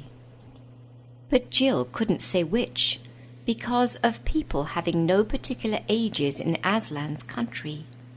Even in this world, of course, it is the stupidest children who are the most childish, and the stupidest grown-ups who are the most grown-up. And he rushed to Aslan, and flung his arms as far as they would go round the huge neck, and he gave Aslan the strong kisses of a king, and Aslan gave him the wild kisses of a lion. At last Caspian turned to the others. He gave a great laugh of astonished joy. "Why, Eustace," he said, "Eustace, so you did reach the end of the world after all. What about my second-best sword that you broke on the sea serpent?" Eustace made a step toward him with both hands held out, but then drew back with a startled expression. "Look here, I say," he stammered. "It's all very well, but aren't you... didn't you—" "Oh, don't be such an ass," said Caspian. "But," said Eustace, looking at Aslan, "hasn't he died?" "Yes," said the lion in a very quiet voice, almost, Jill thought, as if he were laughing. "He has died. Most people have, you know. Even I have. There are very few who haven't." "Oh," said Caspian, "I see what's bothering you. You think I'm a ghost or some nonsense. But don't you see, I would be that if I appeared in Narnia now, because I don't belong there any more. But one can't be a ghost in one's own country. I might be a ghost if I got into your world." "I don't know. But I suppose it isn't yours either, now you're here." A great hope rose in the children's hearts, but Aslan shook his shaggy head. "No, my dears," he said. "When you meet me here again, you will have come to stay. But not now. You must go back to your own world for a while." "Sir," said Caspian, "I've always wanted to have just one glimpse of their world. Is that wrong?" "You cannot want wrong things any more. Now that you have died, my son," said Aslan, "and you shall see their world for 5 minutes of their time. It will take no longer for you to set things right there." Then Aslan explained to Caspian what Jill and Eustace were going back to, and all about Experiment House. He seemed to know it quite as well as they did. "Daughter," said Aslan to Jill, "pluck a switch off that bush." She did, and as soon as it was in her hand, it turned into a fine new riding crop. "Now, sons of Adam, draw your swords," said Aslan, "but use only the flat, for it is cowards and children, not warriors, against whom I send you." "Are you coming with us, Aslan?" said Jill. "They shall see only my back," said Aslan. He led them rapidly through the wood, and before they had gone many paces, the wall of Experiment House appeared before them. Then Aslan roared so that the sun shook in the sky, and 30 feet of the wall fell down before them.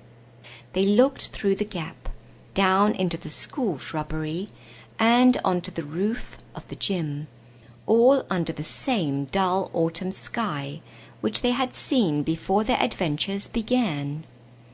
Aslan turned to Jill and Eustace, and breathed upon them, and touched their foreheads with his tongue. Then he lay down amid the gap he had made in the wall, and turned his golden back to England, and his lordly face toward his own lands. At the same moment Jill saw figures whom she knew only too well running up through the laurels toward them. Most of the gang were there. Adela Pennyfather and Cholmondeley Major, Edith Winterblot, Spotty Saunter, Big Bannister, and the two loathsome Garrett twins. But suddenly they stopped. Their faces changed, and all the meanness, conceit, cruelty, and sneakishness almost disappeared in one single expression of terror. For they saw the wall fallen down, and a lion as large as a young elephant lying in the gap, and three figures in glittering clothes with weapons in their hands rushing down upon them. For, with the strength of Aslan in them, Jill plied her crop on the girls, and Caspian and Eustace plied the flats of their swords on the boys so well that in 2 minutes all the bullies were running like mad, crying out, "Murder! Fascists! Lions! It isn't fair!" And then the head, who was, by the way, a woman, came running out to see what was happening. And when she saw the lion and the broken wall, and Caspian and Jill and Eustace, whom she quite failed to recognize, she had hysterics and went back to the house and began ringing up the police with stories about a lion escaped from a circus and escaped convicts who broke down walls and carried drawn swords. In the midst of all this fuss, Jill and Eustace slipped quietly indoors and changed out of their bright clothes into ordinary things, and Caspian went back into his own world, and the wall, at Aslan's word, was made whole again. When the police arrived and found no lion, no broken wall, and no convicts, and the head behaving like a lunatic, there was an inquiry into the whole thing. And in the inquiry, all sorts of things about Experiment House came out, and about 10 people got expelled. After that, the head's friends saw that the head was no use as a head, so they got her made an inspector to interfere with other heads. And when they found she wasn't much good even at that, they got her into Parliament, where she lived happily ever after. Eustace buried his fine clothes secretly one night in the school grounds, but Jill smuggled hers home and wore them at a fancy dress ball next holidays. And from that day forth, things changed for the better at Experiment House, and it became quite a good school. And Jill and Eustace were always friends. But far off in Narnia, King Rillian buried his father, Caspian the Navigator, 10th of that name, and mourned for him. He himself ruled Narnia well, and the land was happy in his days, though Puddleglum, whose that bright mornings brought on wet afternoons, and that you couldn't expect good times to last. The opening into the hillside was left open, and often, in hot summer days, the Narnians go in there with ships and lanterns, and down to the water, and sail to and fro, singing on the cool, dark underground sea, telling each other stories of the cities that lie fathoms deep below. If ever you have the luck to go to Narnia yourself, do not forget to have a look at those caves. And that concludes The Silver Chair from the Chronicles of Narnia by C.S. Lewis, published by Harper Trophy, reproduced with permission from C.S. Lewis, Pte. Limited on Ancient Faith Radio. And that was Dr. Chrissy Hart with a special edition of Readings from Under the Grapevine. The Chronicles of Narnia, written by C.S. Lewis, published by HarperCollins, and read by permission of C.S. Lewis, Pte. Limited. Be listening each week as Dr. Chrissy Hart brings us another exciting chapter from the Chronicles of Narnia. This is a listener-supported presentation of Ancient Faith Radio, on the web at ancientfaith.com.